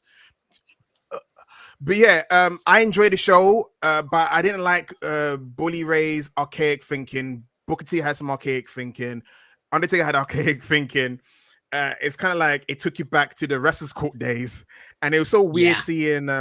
I know Undertaker's a legend. I know like the Blue Lives Matter thing is a reason that's kind of spoiled him, but it's just weird seeing how, hey boss, it's kind of like an old fraternity. They were like 50, and it was like an old fraternity. They're going back to high school, so they're like going back to the same hierarchy. But it's like, no, it's just he's just Mark. Say, hey Mark, you know who that is? You know what, bro? This ain't 2006 anymore, bro. That's what BJ Ray's saying. This ain't 2006. Yeah. We don't give a shit. You know what I'm saying? If Roman Reigns came, that's Roman Reigns. You know what I'm saying? I'll listen to Roman Reigns. Your way of thinking is the 90s. Your way of thinking is having Bradshaw shower with you naked just to freak you out, allegedly. And that's why most of the wrestlers who were guest stars loved BJ Ray. Yeah, AJ Styles, CM Punk, all those guys liked it. Yeah, Bully Ray, you know, it's just weird watching him creaming his pants for Xena Sterling. Because that's what it was. Towards the end, the real him came out. He tried to be tough, bully, but he's a blonde. You know, he loves a blonde. How many years he spent inside, you know, Velvet Sky. He knows how, you know, he loves a blonde. Xena Sterling, she was a bit corny in the beginning. I felt like she had a phony personality, but as time went on, she evolved and the real her shone through. Her development in the ring was quick. She was the most developed throughout the whole process. That is crazy because she went from doing the whole I'm tying my shoelace bit because she had corny bits in the ring. Then she dropped all of that and she became like serious in the ring. And I was like, all right, she's clicking. She's gonna be something. But I put money on Tara May still. I put money on her back when her and that brick wall of a wrestler, Gable Steveson, with no charisma, you know, at WrestleMania, and you got this woman in the background jumping up and down, excited to be there. I was like, wait, who's that? Why is she not signed? Yeah, I know he's signed. Gosh, they've been grooming him like a nipple baby, since Black and Gold days of NXT or something like that, when Stephanie McMahon was like, woo! And allegedly, if Triple H didn't have his heart condition or a pacemaker in his chest, he was going to face Cable Steveson at WrestleMania, allegedly. Apparently that was in the books. If you type that in, I'm not lying. Apparently if Triple H didn't have the heart, you know, whatever they're calling it, you know, a heart situation, the plan was the Raw star Cable Steveson that got, you know, drafted, he was meant to face Triple H. If that, you know, that was meant to be the plan. But anyway, as I digress, Tara May still, listen, she's an Olympic gold medalist. Of course, give it to the Olympic gold medalist. Xena Sterling, she's got, you know, as much as she's improved, some seasoning doesn't hurt. And a lot of people are angry because a lot of people on social media were like, oh, based on the performance, it should have been Xena Sterling. But if you do like long-term planning and everything like that, Tara May's still been signed for a while. You need to pull a trigger. She's in her 30s already. And you don't want to make the Olympic, excuse. like all the legends said, she's Olympic gold medalist. She adds a form of credibility that no one else winning would have gave. You can bypass NXT point around SmackDown and it would make sense because she's an Olympic gold medalist. You can just say, hey, she's an Olympic gold medalist, and then she's a heel, and you're like, cool, and she's beating people. Just give it like the Gunther gimmick of like she just stretches people out and it'll get over. Xena Sterling, you know, they might do the comedy bits with her. Like she's someone they can mold. She's still clay that can be molded. You got one side of the clay, but you can mold more with her. In terms of Jasper Trey was the great pick because he's more seasoned in the ring. And Shiloh, I don't know, but everyone had a hard on for Shiloh. I think Shiloh's fine. He kind of looks like a lost Wyndham. Like, I was like, are you sure like IRS didn't travel to your hometown and bang your mom? He looks like he could be part of Wyatt Sicks, But yeah, Jasper Troy got into better shape, and Gunther's advice was right. Why are you covering your body? Take that shit off. Yeah, Gunther helped him a lot because he made him realize his one issue that he had to get over, and he admitted it because I got to talk to both Jasper and Tyra for their congratulations, by the way. Yeah, big that up. And he said like his one Achilles heel is his attitude and his emotions, and he realizes that now, and it took like people like Gunther pointing that out. What do you need to? Because CM Punk would say, like, if you're in your emotions, you may end up walking out and stuff like that. And I know wrestling is weird. Your jobs are weird. Because in real life, you say, I'll never put up with that. But in a job, there's like a lot of politics, a lot of BS. You have to play the game, which is annoying. And I know, keeping it real. If you've seen a Dave Chappelle sketch, sometimes keeping it real could backfire on you. But yeah, I'm excited because the two picks that won, I can see them instantly. Look what they done at NXT with Jasper Troy. Tyra May still. They're going to be, for me, I don't want to be hyperbolic. They're going to be runaway success. I feel like they're going to do fine. They're going to do, well. And I enjoyed for what it was. But I'm worried about the season without Mickie James because she was the saving grace. She was like what I can lean on with all this old guy, old man energy, old head energy. But Shawn Michaels, salute to him. He loves black people. If it's Triple H, he would have went for who knows. He was like, "This is the new NXT. I'm picking the brother and the sister. That's what I'm doing." If it's Triple H, he probably would have picked that Trapzilla lady, and I don't know who would have picked for the guy. But yeah, I'm so happy Shawn Michaels there. But anyway, sorry, Josh. Enough LFG talk. Let's go back to our schedule. To cap off WWE before we get into AEW, you had Evolve this week. The show featured Kylie Ray picking up the win over Aria Bennett, Chanel Moreau, and Zeta Steele to qualify for the WWE Evolve Women's Championship 4-way next week. Swipe Right beat Timothy Thatcher and Sean Legacy in tag team action, while Keanu Carver picked up the win over Harlem Lewis in a solid hoss fight to qualify for the WWE Evolve Men's Championship 4-way in 2 weeks' time. But time for some AEW. Now 3 hours into the show, AEW Collision had last Saturday they did 398,000 viewers. The show featured Powerhouse Hobbs beating Wheeler Yuta in the main event. The Sons of Texas picked up a win over Crew to become the #1 contenders to face the Hurt Syndicate for the AEW World Tag Team Championships at Double or Nothing. Speedball Mike Bailey defeated Blake Christian. Post-match, Bailey called out Kazuchika Okada, who came out, but then Rush and Derlistico jumped Bailey from behind to lay him out in front of Okada.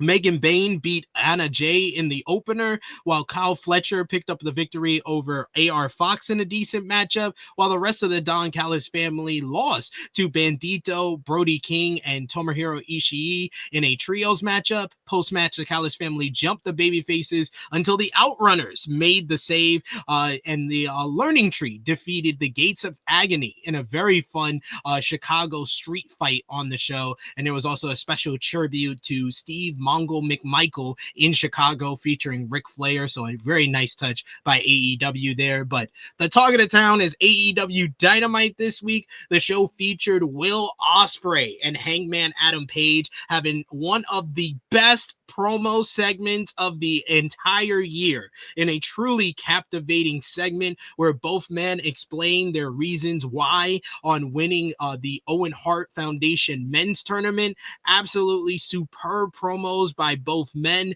with Tony Khan making this matchup the main event of tomorrow night's pay-per-view.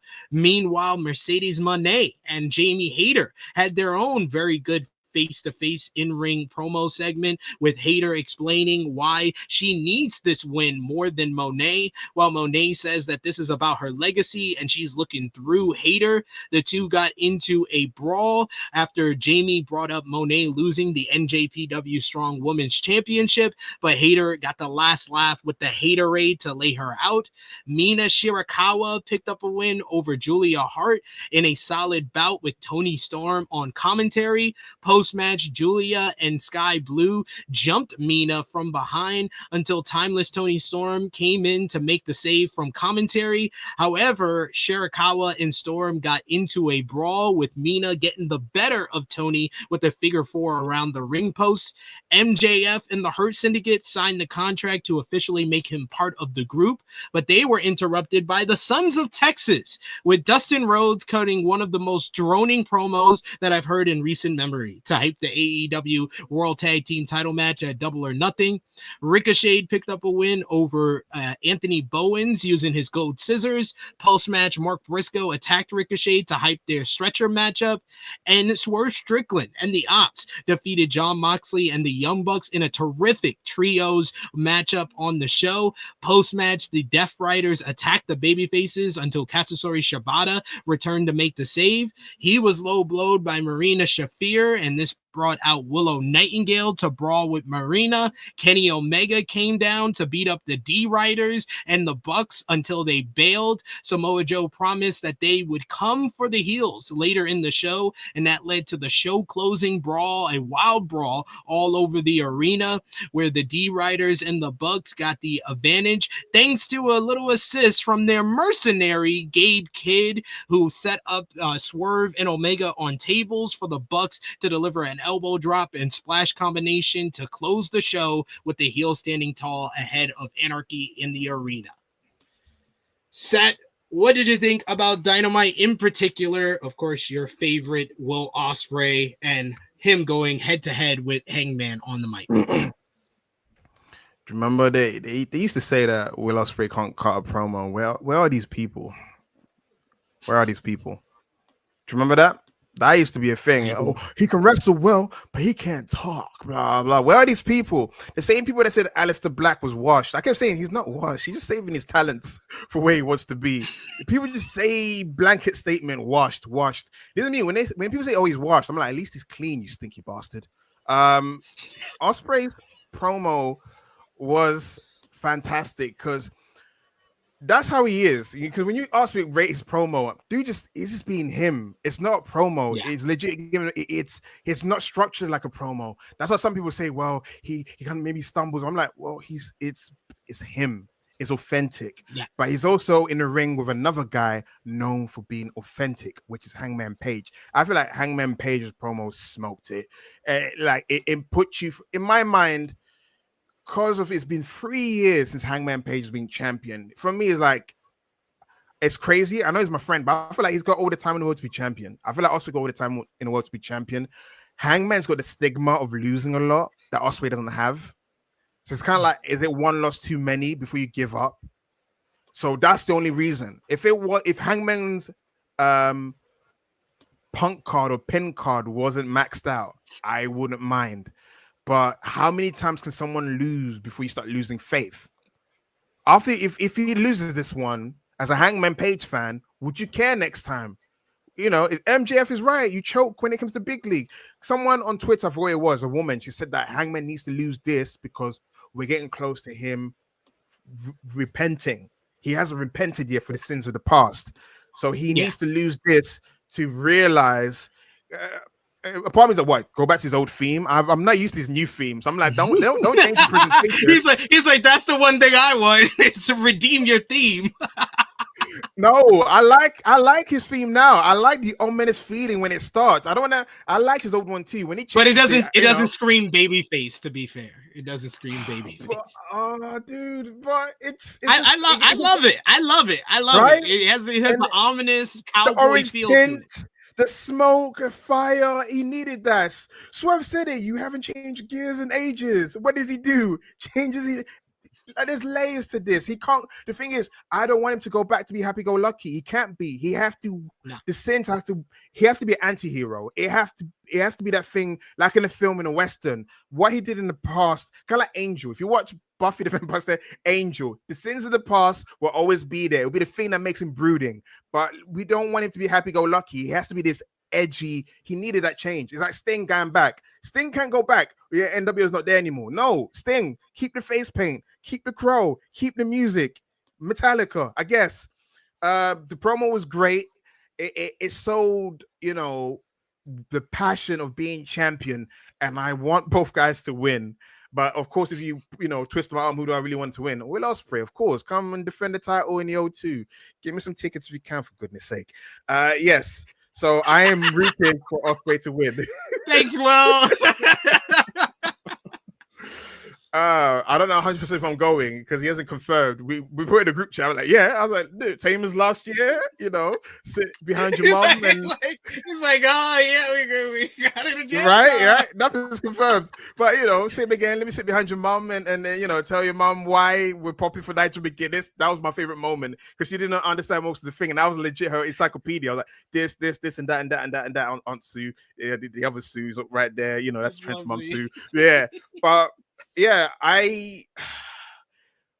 Darby's coming back. So all of this could be for now. All of this could be for nothing. Like, I know what TK is like. I can reenact it. He gives Darby a hug. You be safe. And I promise you're gonna win that title in Seattle. Right? Yeah. That's the whole trouble of like picking the winner of this matchup, because there's a very likely threat that the person who wins the Owen Hart Cup is still not winning in Texas. That's the only issue that I have. Josh, what did you think about the promo segment with Hangman and Ospreay and overall Dynamite's go home show? I thought the go home show was pretty solid. It was promo heavy.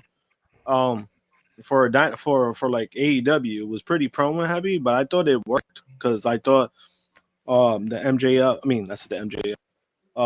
Ospreay and Hangman stuff worked, and then I also thought the Mercedes and Hayter stuff worked really well as well. That was so much better than I thought it would be. Yeah, I'm not that confident in Mercedes live promos, but this one was good. Or even Jamie, like, it's because she's been unproven. When she was women's champion, they just gave her 2 words: Hayter hits hard. That's all you knew. Yeah. So I thought I thought both ends it worked very well. I thought like both promos worked really well. Obviously the Hangman and Ospreay one was great. And it's kind of crazy because I even said it like last week where Hangman, you put him with anybody when it comes to like a talking segment, it works. Like it always works. He did it with Swerve, he did it with MJF, he did it with even with Will Ospreay. If you get Will Ospreay to cut a promo like that, I mean, that happened because of the level he matched with, Hangman, being with Hangman. Like that's why he cut the promo that way he did it. It was because he knew he had to do something with Hangman to match that level. And I think what it did for me is one of those things where it's like, damn, you really can't go wrong with who you're going to choose to main event All In. And I like that feeling. I like the fact where it's kind of like, fuck, like I want Hangman to win because I think Hangman needs like a reduction thing going in and he could become world champion again, possibly. Or you have Will Ospreay, who's basically this is his way of being the face of the company.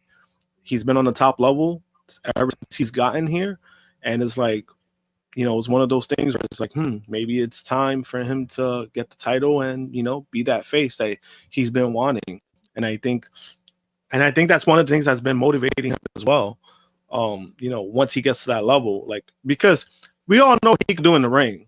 I don't think he has to prove himself when it comes to the ring, but I do think that this will this is another notch in his belt, where it's like, all right, you got a title for a company, new company that you're working with, overseas compared to where you live at, So I think it's one of those things where it's, on a personal level, I think it would really like do wonders for him. But with this shit, like you really can't go wrong, in my opinion. Like, who are you gonna go for? Because I do believe, I mean, there is another side of it of like, oh shit, like possibly Mox retains that All In. That's a thought I really don't want to think about. I was because like, you're gonna alienate. It doesn't matter who wins the cup. You're gonna alienate a bunch of fans by having Moxley walk out. No, and that's why I think that's why for me, this is a situation where whoever wins pull the trigger, because it's like you want this to be your biggest event of the year. You have to have you need to go home happy. Like you need to hit a home run with this, especially with the last two ways that the pay-per-views and the Revolution and Dynasty, especially the ways those ended.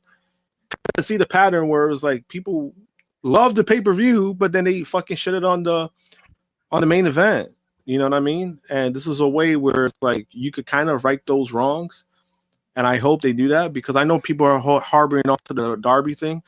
I don't think they should. I think Darby could be a world champion someday. The man's kind of fucking Mount Everest. Like let's not hold on to that for the moment. And it was a great accomplishment for the guy too. Like that's incredible. But I think you have something special in front of you. You have two top babyface guys in the company. You gotta go with this. You gotta TK, man. You gotta hit the grand slam with this when it comes to All In. Can I highlight something I've been wanting to speak to Sid about, and I was happy he brought me on before the pay-per-view. So I want to talk about Mercedes and Jamie Hayter. So it seems for most people is a foregone conclusion there's going to be Mercedes versus Toni Storm. You know me, I don't want it to happen for many reasons. I feel like Mercedes got time. Jamie's return run, this feud has rejuvenated her. Because up until then, you'll be like, what have we done with her? She did that promo, and I don't know if that promo is two things. That promo could be that it could be like a mini Hangman promo of like, if I lose, what am I? You know, she asked that question. If Jamie Hayter loses this match, who is she? What is this all about? That promo was spitting way too many facts. I was like, yo, you're spitting facts right here. Yeah, what happens to you if you don't win this match? Yeah. I unfortunately know what could happen. Turning heel, but not the way I wanted it. Because when she loses, her babyface run reaches natural conclusion. The goodwill she built up for being Britt Baker's second, for being an ass kicker enforcer, which rose with a grand swell to becoming champion, will be done. You have to make her a heel because that run has been tapped out. If she wins the title from Tony's, but again, I think the run's tapped out regardless. She's better heel anyway. Yeah, I think if she wins, she has to turn heel to face Toni. Yeah, it makes sense. I want her to win because it makes, in my mind, because I know I love Willow, I love Stat. I fly flags for them as well, like as in giving them big moments, wherever. But Jamie, she's still ready. She's same age range as these girls. Yeah, she's a former world champion, but she wasn't champion that long because of her injury. She needs this moment. If there's someone you do it with, it's Jamie Hayter, right? Yeah, she did the Haterade. That has me worried because historically, if a babyface, but what do you do? Because what do you do with Jamie? Jamie's not going to be an all-in. Like, at least Jamie will be an all-in if she does this. But Mercedes, Athena, right? Even though TK's got a rule, or people say TK never does interferences in tournament finals. She can appear or kiss the cup, something. Give Athena Mercedes and give us Toni and Jamie, because they got history. There is law. People say, oh, there is established history there. The woman that took her title is now champion again, and people love her. And was responsible for her injury. She was responsible for her injury and storyline. Exactly. So for me, and there's the whole parallel of Toni embracing the past with being a 1950s movie star and being beloved for it, and then Jamie Hayter comes back dressed in the 70s and she's getting questioned about it. She's getting doubts about it. There's so much story to tell there. Like, that's why when we did our preview yesterday, I went with Jamie, but I said I'm going with my heart. My heart is saying Jamie Hayter. My head is saying, everybody's right. It's Mercedes. Yeah, but I hope our heart is right. The way we'll be celebrating, I might not will I watch the show? I don't know if I want to watch the show. Maybe Sid will just put in the group chat, she wins or something like that. I don't know. But I want Jamie to win because it will make her story make sense. The side quests that she's been on. If she loses, is like, what's the point? To come back at All In till now, it has to make sense. It has to be bookended. She returned at All In, then she wins at All In Texas against her nemesis.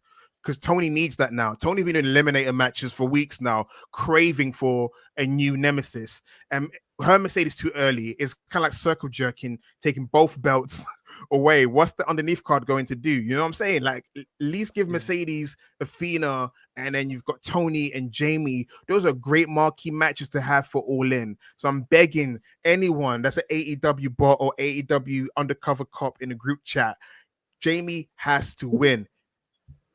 Come on, Jamie.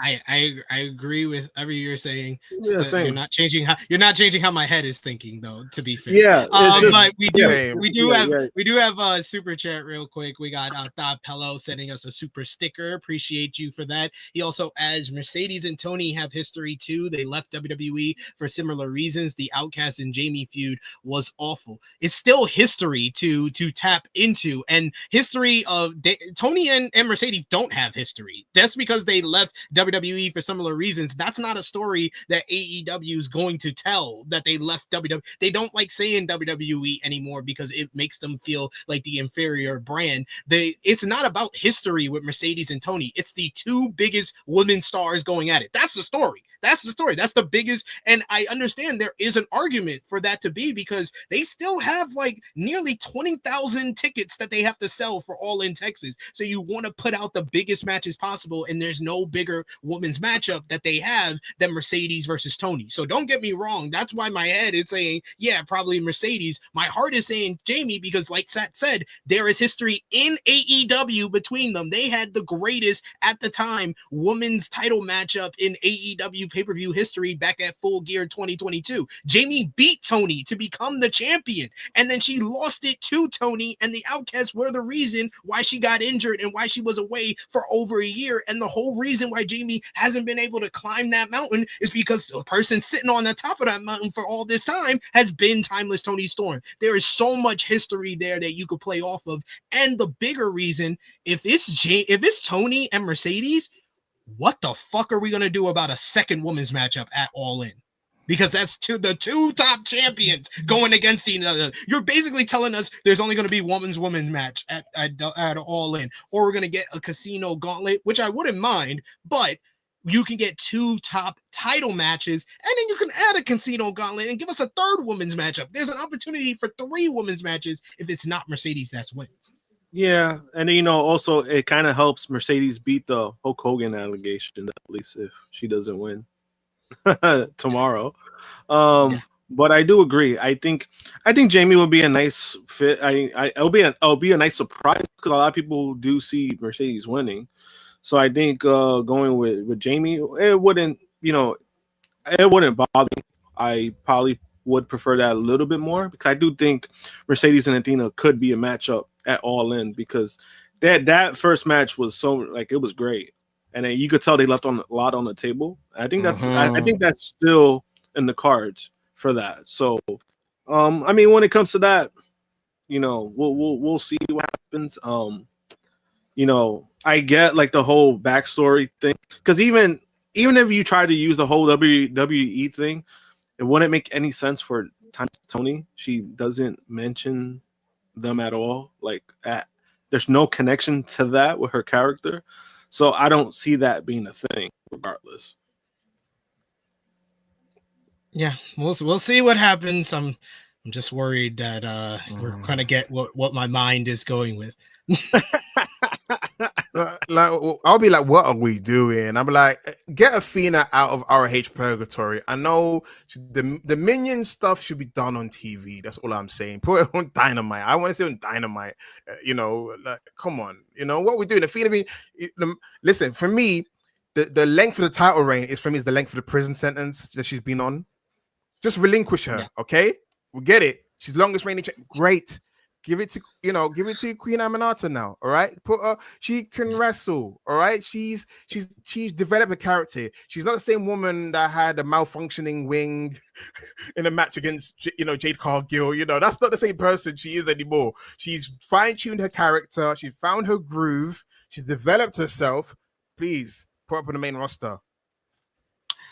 In an interview with PW Insider Elite, Eddie Kingston gave an update on his health and noted that he is still not ready for an in-ring return. He suffered a torn ACL and meniscus in May of last year and had surgery last July. He says, I am not there. I have started running in the ring. I am still doing physical therapy and I am mentally better. Yet again, as people know, it's a struggle, but being able to be in the ring again and work out with PT and working out with Caesar Bononi is helping my mental health, let alone my body.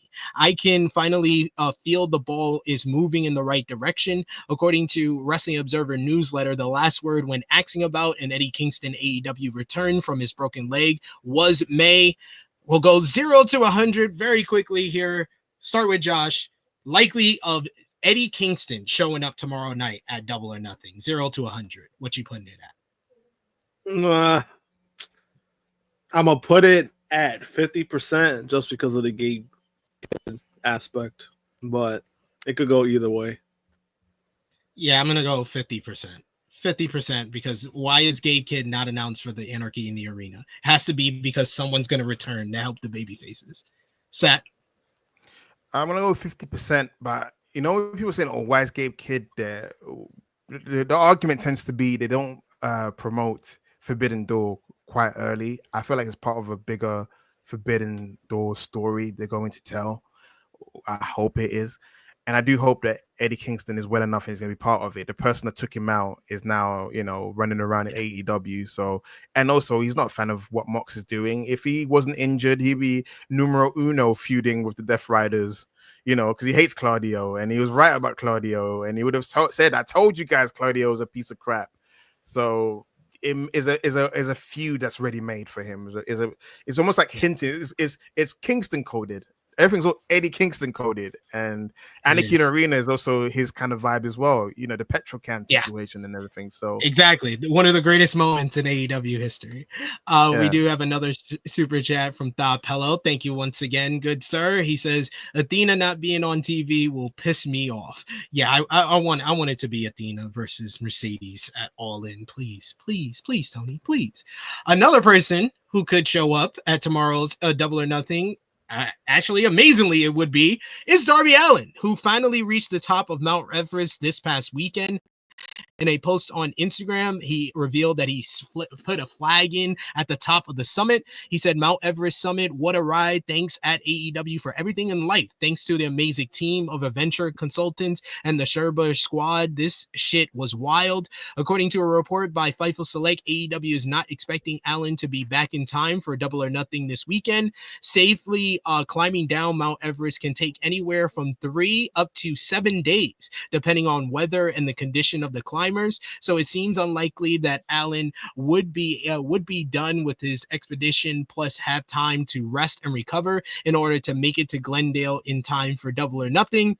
For Darby to appear at Double or Nothing, 0 to 100, I'll put it at 20%. 20%. Sat? It feels like more of a all-in return if they do give the bad ending of Moxley winning. Like, look, guys, here's the ending. Here's the real ending. Boo, throwing trash in the ring like WCW used to do. Josh, what you putting it at? I'm giving like 5%. Fair. Because, obviously because of where he was at, but it's Darby Allin. He's done insane shit. Anything. It is a percentage. This would be... Yeah, like this would be like the least crazy thing he's done showing up. So I don't put it past him. True. True. Willow Nightingale has confirmed that she has signed her contract with AEW, her new multi-year deal. She had an interview with Sports Illustrated's John Alba. On the report, she signed a new contract. She says, "That is true. Yes, I am happy where I am. I think there is so much left ahead of for me to do in AEW, things that I want to accomplish, but also I'm just really excited to be part of something. It's fresh and new. And like, I think we're past the years of finding our footing, but to have been part of that and continue to water and watch it grow is just a privilege as well as a joy, so I'm excited to continue to take part in that." On what she enjoys about working with AEW, she says, "I think one of the most amazing things about All Elite Wrestling is that we have great international partners, and I can be someone who's featured on television regularly week in, week out, and I can still take a weekend off and hop on an international flight to Tokyo or Mexico City. And I know that we've got partners over there who are going to take care of me. I'm going to have a fun, hard-hitting match where I can get to learn more about my craft and take away another style in a professional setting." So good on Willow. We were very happy to hear that she had re-signed because she can be the face of the women's division when the era of Toni Storm and Mercedes Moné is over, of course. Bingo. It's weird to say that she's actually older than Toni Storm. LOL. That's how young Toni Storm is. Toni Storm is a prodigy. Like, if you look back on her career, man, no one talks about that enough. Again, we love Toni. But we also love Willow. Willow, like she said, there was that annoying phase where she was doing AEW Dark, all right? And she was losing. She was getting pinned, and then she got brought up in Dynamite and getting pinned. And they were like, when are they going to sign Willow? There was that point where no one knew, she's on the tier deal, whatever that bullshit was. But now she's proven herself. She is the international ace. Legit, it's like, we need more women. Come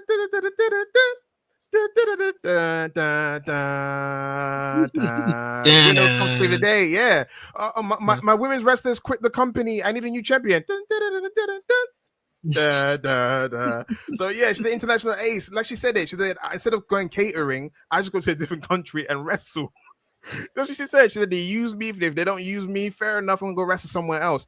She is perfect for AEW. Like you said, you need the next generation of women, especially with them potentially losing Mariah May. You need to have those women, because no offense, you can tell me Anna Jay's the future of the company until I'm blue in the face. I'm black. I can't get blue. Anna Jay might take a little bit more seasoning again, but Willow, no. Willow's ready to go. Stats ready to go. You got two people you can instantly fill in there, and she's one of the best wrestlers. Her match with Statlander was a testament to how great they are. They went after Will Ospreay and Pac match and fucking smoked it. So WWE, it'd be a case of greed. It's like, we heard she's great. We've seen her wrestle a couple of times. Yeah, we want her, but would they use her great? They're like, you are now the new Natalia Candice LeRae. You know what I'm saying? I don't trust them. They couldn't even get Bailey right. They couldn't even book Bailey. This is like, I'm not saying that Willow's Bailey adjacent, but she's got that positive aura, which reminds you of Bailey and Smiley Kylie Ray and so forth. But AEW is the perfect place for her to be, because even though she's not where we want her to be, she's at a level where she'll always be used. It's just a case of them finally striking when the iron's hot and making a champion. But yeah. I hope they do. They got to get it done probably this year.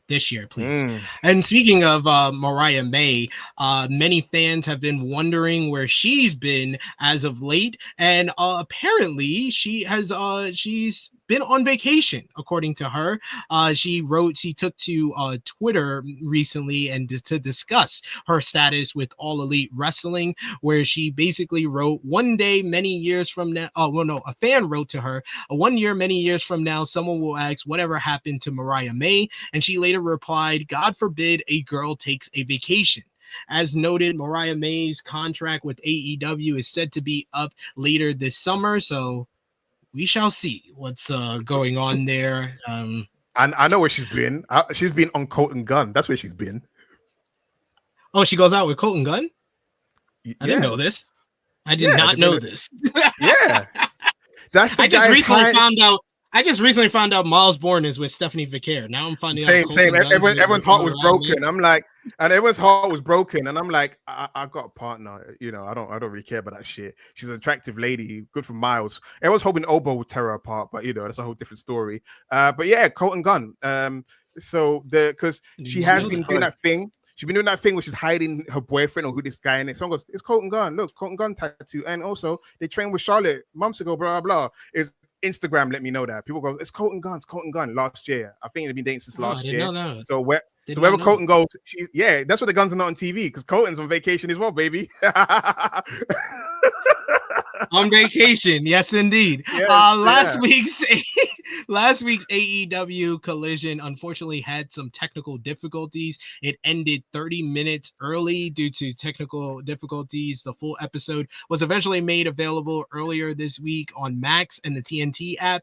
Wrestling Observer Newsletter reported that neither Tony Khan nor AEW have offered any kind of official explanation other than it was a technical issue. However, the belief is that it was a corrupted file that caused the problem. So that was a big embarrassment, though, because it had Black Adam. So it looked like The Rock was the reason why Collision got cut off early. The final boss. The final boss. Long gamer. They're playing the movie he grandstanded. That's crazy, though. Right? Like, absolutely. Everything's going on with him. Crazy.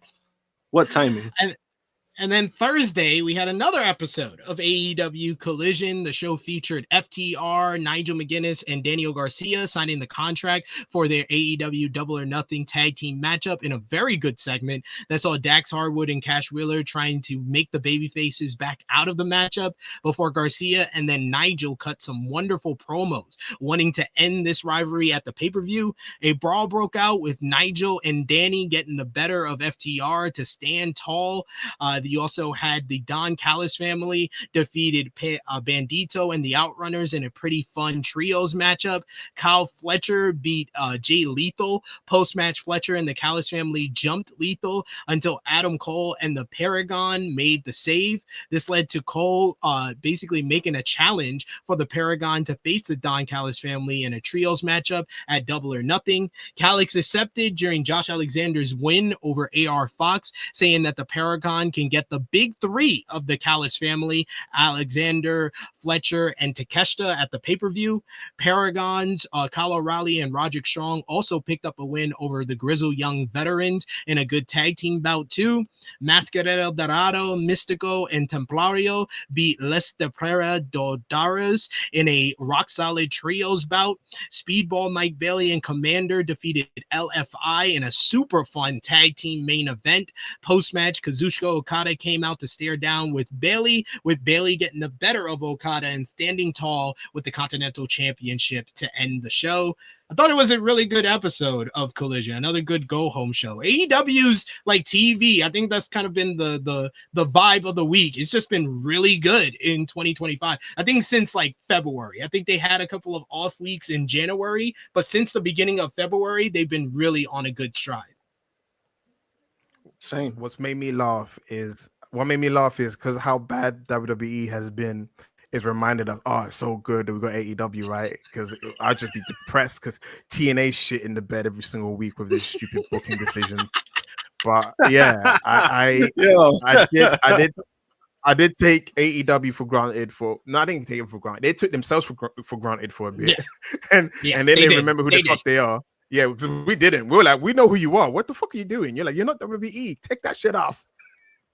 Take that sports entertainment crap and shove it, because it's not even being the elite kind of entertainment. That's what it was. It was WWE light. We like being elite. We were talking about Ghostbusters-esque. Those are the kind of sports entertainment we liked. The kind of, the PWG law jokes and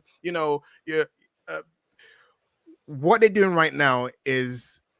Even TK being smart is not tweeting reactions towards Triple H because WrestleMania, I think they were trying to bait him, right? Tony Khan was trying to, Nick Khan was trying to bait him. They were trying to bait him, but he didn't say nothing. The chat reminded me, Paragon sounds like a toothpaste. I'll never get on board with that group name. Paragon sounds talk about aura deflating name for a group. It's Paragon. Might as well call them Power Rangers.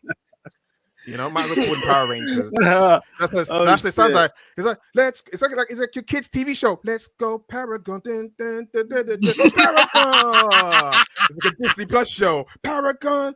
Dun, dun, dun. Aura deflating. Boner killing. Not enough blue pills will get me stiff for that name. I'm part of Paragon. What the fuck is a Paragon? Well, I know what Paragon is. It's a nice fancy name, but there's a reason why it's stuck in a dictionary. It's a fancy schmancy name.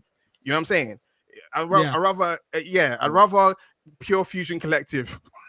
Yeah, and them doing smaller venues have helped too. Like it just looks better on TV.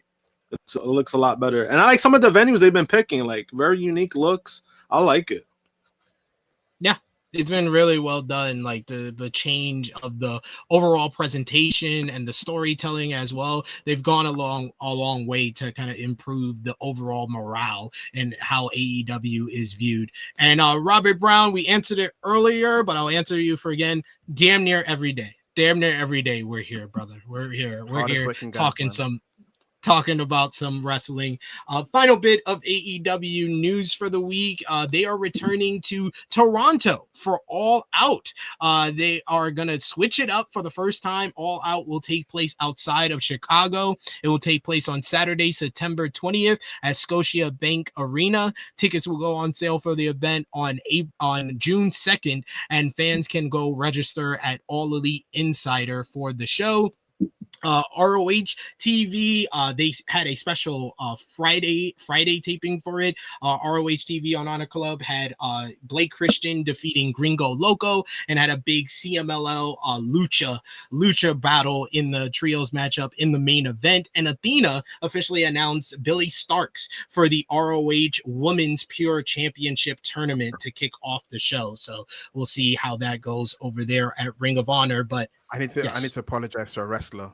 Last time when I was here, actually, I slandered a wrestler. His name is Blake Christian. I am on the Vanilla Baby train. I am so sorry. I thought you were Trey Baxter. I thought you were Trey Baxter from NXT. So I got you confused. Deep cut. I got you confused. I thought you were Cora Jade's boyfriend, but no, you're a completely different animal. I vibe with the Vanilla Baby. I saw some of the GCW stuff, but it wasn't like a full match. I saw some clips. I was like, all right, cool. It is a copy and paste. It's kind of like it is certain wrestlers what they accuse Ospreay of being. They are, and but he's entertaining. He reminds me of Gigolo Jimmy Del Rey. That's what it is. Ginger, and he's just gyrating in a robe. I'm a sucker for Ginger the robe. What can I say? Definitely, the heel turn has definitely helped him. The heel turn has definitely turned things around for him because he really like Vanilla Baby. Yeah, I like Vanilla Baby. I like his swag. I like the Vanilla Baby name as well. I just like so because I was here last time, man. SB3 heard me use huge F words, exclamation marks.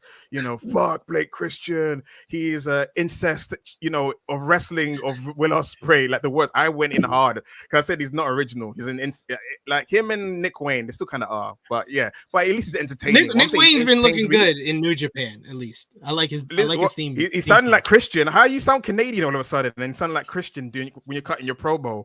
He can't help himself, right? He has to ape someone that he likes. What sound like his dad? That's okay. He sounded like his dad. Sound like his dad. Yeah, he sounded like a daddy. He lives in Tampa. He did look pretty cool in the suit. He did look pretty cool in the suit when they introduced him. Like he looked cool in the suit. Like I can't get over that. He looks like if Will Ospreay was American, he would look like Nick Wayne. I can't get over that. He looks like come on, I can't be the only one. He looks like young Will Ospreay. Yeah, Will Ospreay, like early years. Yeah. If Ospreay was American, he would be Nick Wayne basically. It's like if Nick Wayne was his daddy instead. He's like what, 19 or 20 now, right? Nick Wayne. He's 19. He's still 19. 19. Damn. Yeah. Crazy. Yeah. But we've made it to the end of our AEW talk. We'll have more AEW news on our post show, which will be on for members later on today. But we want to give the floor to Seth E Niangi. Thank you as always for joining us, good brother. The floor is yours. Let everybody know where they can follow you on social media and what you got going on. I know that, Tru Heel Heat is known for unfiltered discussions, but I did take things to the mud a bit because, SB3 is a professional. This is a guy that got mentioned by Becky Lynch on TV a few weeks ago. He's a, Sports Illustrated list got mentioned on TV. That's the kind of caliber guy that he is. So I'm sorry for dragging this to the mud a little bit. But you can find me on social media. I'm on Twitter, formerly known as X, or X, formerly known as Twitter, at SatNext2. I talk about wrestling most times, but I do like to talk about films and TV shows and other stuff. But mostly you hear me talking about wrestling and how much I don't like WWE at the moment.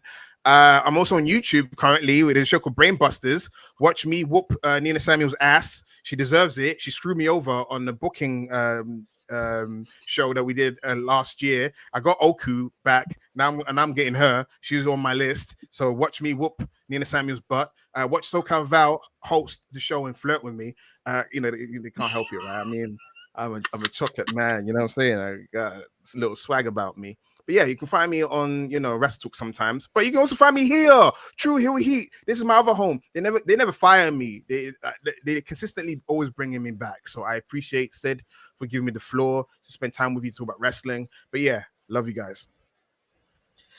Thank you, sir. As always, we appreciate you, good brother. You're always our favorite guest to have on. So we hope we see you again very soon, brother. Yes, you will, man. Love you guys. Josh, it's always a pleasure talking wrestling with you, chopping up with you. Sid, I hope you, they take you out of the closet. You sound like you're stuck in the closet because your daughter's going to whoop your ass. This is your safe haven. You're like, she can't find me. She can't find me. Yeah. But thank you, sir. I love you guys. You guys work really hard. Any newcomers in the chat, please stick around. They do great content every day. It's unfiltered. They don't care about kissing wrestling companies' ass. It's from a fan perspective. They do great shit, man. Like I love you guys. Tru Heel Heat, man. It's from the sacred ancient text, which stands for SAT. It's a backronym for SAT. If you never got it, but yes. Bye. Mwah. Love you guys. Love you, brother. Peace.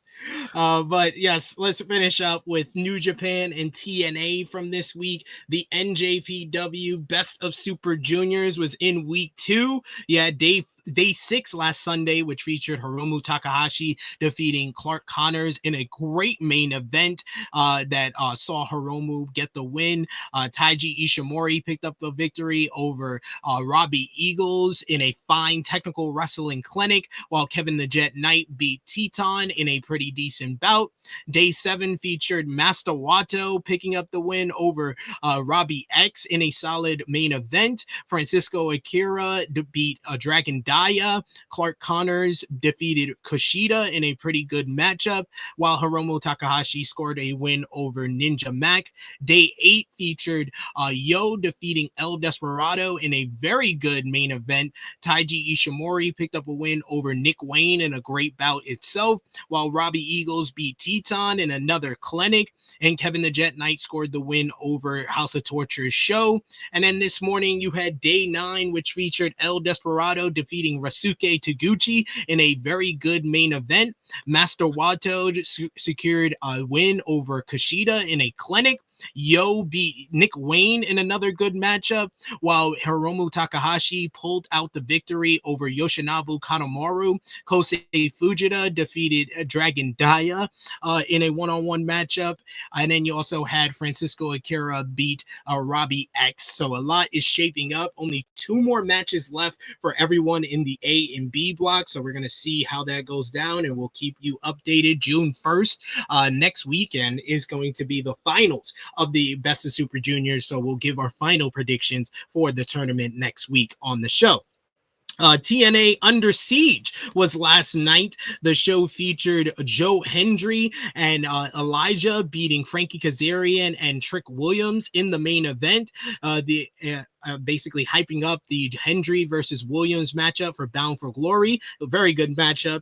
The Nemeth brothers picked up the win over Matt Hardy and Leon Slater to retain the TNA World Tag Team Championships. Masha Slamovich retained the TNA Knockouts World title against Victoria Crawford. Post-match, Masha issued a challenge to Lei Ying Lee for the next shot at the title, but Robert Stone interrupted to say that Lee had to earn it on next Thursday's Impact. Tessa Blanchard beat Ariana Grace in one-on-one competition. Post-match, Robert Stone once again got involved and escorted her father, Santino Marella, to the backstage area with security. Mike Santana scored a win over Casey Navarra in a solid opener. Post-match, Santana's original opponent for the show, AJ Francis, revealed he faked an injury to attack Santana with a crush. Order 4 beat Raj Singh, Indy Hartwell, and the Rascals in an 8-person tag team matchup. Very fun match that was. Post-match, Ali attacked Singh some more until Tasha Steelz tried to stop her boss from the assault, and Ali pushed her down, basically teasing her departure from the group. Eddie Edwards defeated Cody Deaner. Thanks to the loss, Deaner is no longer with TNA. Post-match, the system talked trash about Deaner and Canada about losing, and that led to the Northern Armory coming out to make the save and defending the Ontario crowd. They picked up a victory over the system in trios action, with Eric Young pinning X Division champion Moose. Ash and Heather by Elegance beat Spitfire to win the match by Elegance to retain the TNA Knockouts World Tag Team Championships. Thanks to their win, Spitfire is now disbanded and can never team again. And then finally, you had TNA Impact. The show featured Joe Hendry and Elijah picking up a win over the system in the main event. Post-match, Frankie Kazarian attacked both babyfaces until they double-teamed him, with Elijah hitting Kaz with a guitar. Mustafa Ali scored a win over Ace Austin in a decent opener, which might have been Ace Austin's last match with Impact and TNA. First Class defeated Sami Callihan and Mike Santana in tag team action. And speaking of that, Ace Austin is gone from TNA. He finished up with the company this week as he reportedly exited the company and became a free agent. PW Insider has confirmed that Austin has exited the company following the expiration of his contract, after Scott D'Amore said in his latest article for Uncrowned that Austin and TNA parted in basically a mutual decision. PW Insider reports TNA was in talks with Austin for a new deal, but the two sides did not come to terms, with his final match being against Mustafa Ali on this week's Impact. Austin signed with TNA in 2019. He's a 3-time TNA World Tag Team Champion with Chris Bay and a 3-time X Division Champion. There's no word yet on where Ace will go, but what do you think about Ace Austin leaving Impact? A little surprising. I thought he would stick around a little bit longer, just because like I felt like he probably still has some things that he would have wanted to accomplish, but you know, if it's a contract situation, then, you know, he made the best move for himself. He wants to bet on himself. There's nothing wrong with that. And he has 2 opportunities. So I think he'll get more money regardless. Yeah, I think he's the type of guy. He's like 28 years old. He's the type of guy that WWE would kind of immediately like put in like a NXT, and they can make him kind of bolster their men's division. And AEW, he kind of fits their in-house style with the way that he works in the ring. So I think he's the type of guy that could go either way with the 2 top companies. So he's got a lot of options at his hand. So I'm looking forward to what's going to happen with Ace. He's fine. I think he's in a good spot. Yeah, he's in a good spot. Like he has, you know, again, like he's already good. Rick, we know how good he is. So he already has he already has the leverage that he needs. He'll be fine. Agreed. Definitely agreed. All right, we've made it to Krssi Luv's favorite part of the show, match of the week and best and worst and moment of the week. Josh, we'll start with you. What is the best and worst from this week for you? Best of the week? That's a good question. There's a lot of shit that was going on. Best of the week. I'm going to go with, because I go with best, it's kind of the same thing, but best of the week, I'm gonna go with Hangman and Ospreay. That's my best of the week. I'm going with the Hangman Ospreay promo, and worst of the week, WWE's greed. That's what. I think your mic cut out. I think. Oh no, I think I froze completely because I saw my screen turn black. I'm gonna say yeah, WWE. You know, they I don't know what's going on with them. Has not been a good, hasn't been good for WWE. Their greed is why a show got canceled for NXT in Tampa, and their greed is why WrestleMania got moved. We've been saying it. WWE was gonna fall apart because of WWE, not because of anybody else, because of WWE, and we've kind of been seeing that a lot of the fuck ups have been WWE. Yeah. And moment of the week, I'm gonna give it to the Wyatt Sicks return. What about you? Ooh, that's a good one. You see, I was gonna say the promo because it's like, but moment of the week.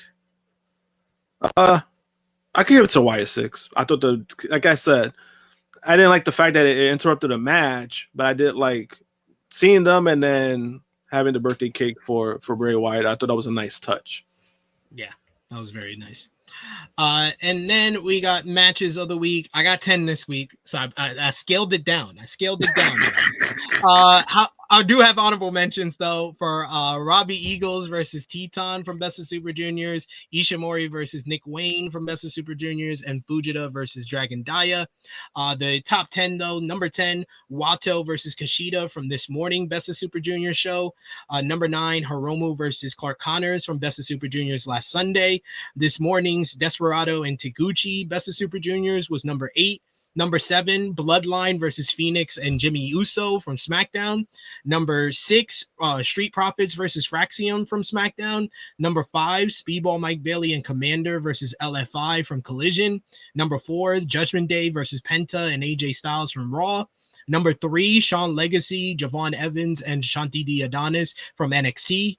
Number 2, I went with Pro Wrestling Noah Sunny Voyage from last weekend. They had Ozawa versus Kaito Kiyomiya. That was a great match. And number 1 this week, AEW Dynamite, Swerve and the Ops versus Mox and the Bucks. Nice. I'm going I have a 3. Number 3, I'm gonna go with the main event from last night on SmackDown, the tag match, Fraxium versus Street Profits. Number 2, I'm gonna go with Speedball and who it was Commander, right? Yeah. Right? That the tag match from Collision. And number 1, I'm gonna go with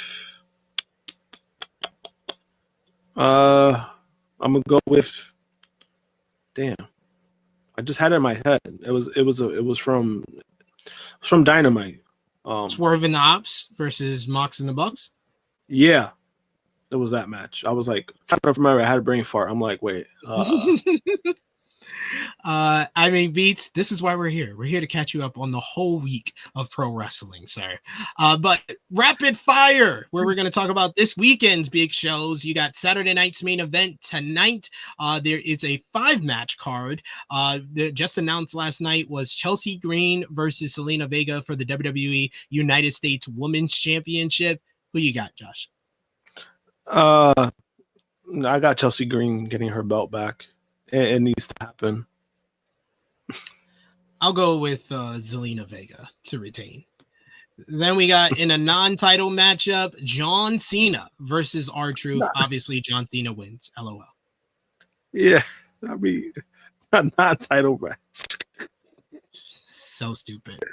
Yeah. Then you got Seth Rollins and Braun Breaker versus CM Punk and Sami Zayn. Who you got, Josh? I got Seth and Braun. They got to win. Yeah, Seth and Braun got to win to solidify the group. Drew McIntyre versus Damian Priest inside of a steel cage, Josh. I got Priest winning. I got Priest winning too to move on to face Jacob Fatu for the US title. Then for the World Heavyweight Championship is Jey Uso going up against Logan Paul. I'm going with Jey Uso.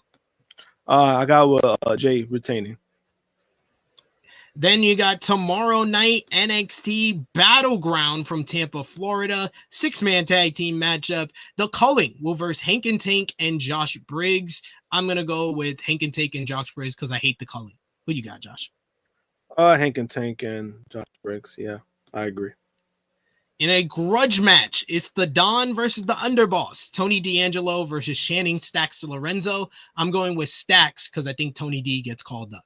Who you got? Same. I got Stacks. I do believe that this is probably their way of getting Tony up to the main roster. Then we got for the NXT Women's North American Championship, Kalani Jordan challenges Sol Ruka. I'm going with Sol Ruka. Who you got? Sol Ruka retains. Then for the TNA World Title, it's Joe Hendry defends against Trick Williams. Who you got, Josh? Oof, this one is tough. I'm gonna go with. I'm gonna be like you, Sid. My heart says Joe Henry. My head says Trick Williams. But I'm going with Trick Williams. I'm going with Trick Williams to win. I think it's gonna happen. Then we got for the NXT Championship, Obafemi defends against Miles Bourne. Obafemi for the win. I mean, Oba. I don't know why this is a match. And then we got the only real toss-up on this card for me. Stephanie Vicaire defends the NXT Women's Championship against Jordan Grace. Who you got? Yeah, I actually do agree with that. I got Stephanie retaining. I'm going to go with Jordan Grace to become the champion because Stephanie needs to get called up. AEW Double or Nothing is tomorrow night. On the buy-in, you got Megan Bayne and Penelope Ford versus Anna Jay and Harley Cameron. I'm going with the Megasis and Penelope. Same. I'm going with Megan Bayne and Penelope. In the recently added matchup, it's the Paragon versus the Don Callis family. I'm going with the Callis family. Fletcher pins Cole. Yep, I got the Callis family. Then we got a tag team grudge match, FTR versus Nigel McGuinness and Daniel Garcia. Who you got, Josh? I got FTR. I got FTR as well.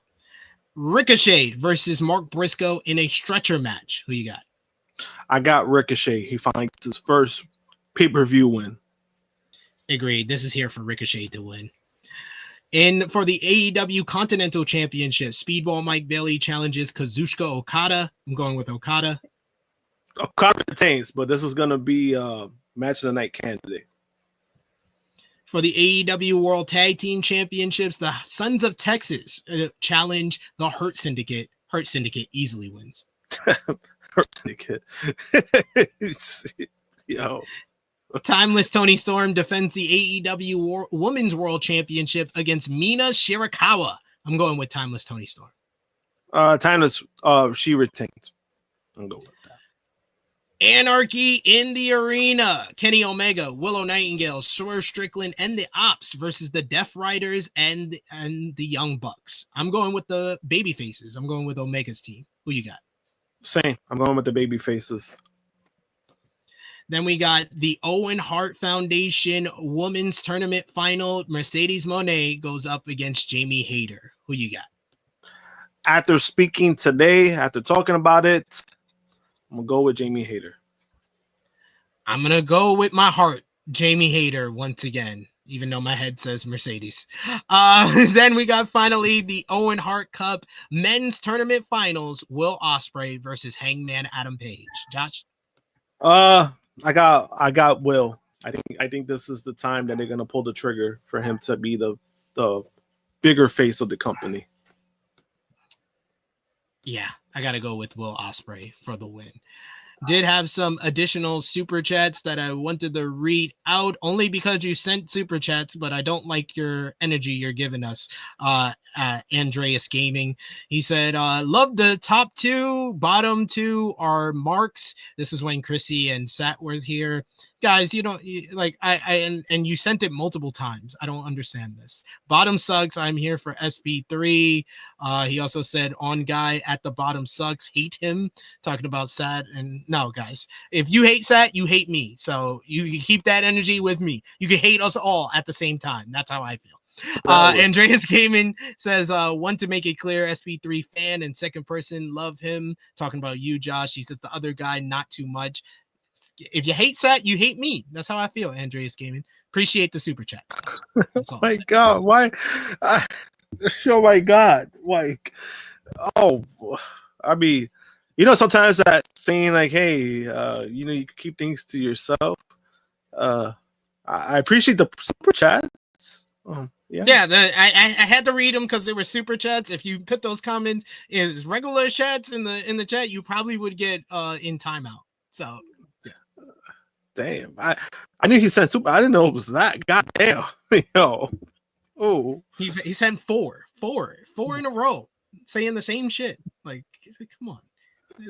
It's about support. Thank you, Davion. You know the vibes. You know the vibes here. This is officially our longest podcast ever. So let's wrap this thing up. Josh, tell everybody where they can follow you on social media and when they will see you again. So you can follow me, JMPunk321. Twitter and Instagram. I'll be on. I'm trying to think. I actually might be on tomorrow for the Saturday Night Main Event review. Because I got the weekend off. I mean, I got Monday off for Memorial Day, so I'll be on for tomorrow, and I'll be on for the review for Double or Nothing on Monday, right? That's what we're doing, right? Monday, Double or Nothing review. So I'll be on Double or Nothing review. Oh, you'll be on? Nice. All right, cool. Yeah. So I'll be on for both of those, and then I'll be back Saturday for Tru Heel Heat. So I'll be on for a few days. Good shit. So you'll see Josh some more over the next couple of days. You can follow me on the Twitter machine at Tru Heel SP3. You can follow the gang, Facebook, Twitter, Instagram, TikTok at Tru Heel Heat, patreon.com/Tru Heel Heat. $3 a month gets you exclusive content. The best way to support us when we are not live here. Like Josh said, I'll be back tomorrow for our WWE Saturday Night's Main Event review. Monday, where for a Double or Nothing review, it'll be myself, Josh, J News, and Professor Chris. So that will be a fun one coming up for talk about Double or Nothing this weekend. But enjoy all the big shows this weekend. We appreciate y'all for the vibes in the chat when you are positive and not a dick. We appreciate y'all though for the super chats as well. But for Tru Draw Josh, for Miss Krssi Luv, for Set E Niangi, it is me, your Tru Heel Phenom SP3. This has been Tru Heel Heat 330. We're going to New or Las Vegas. We are signing off until next time.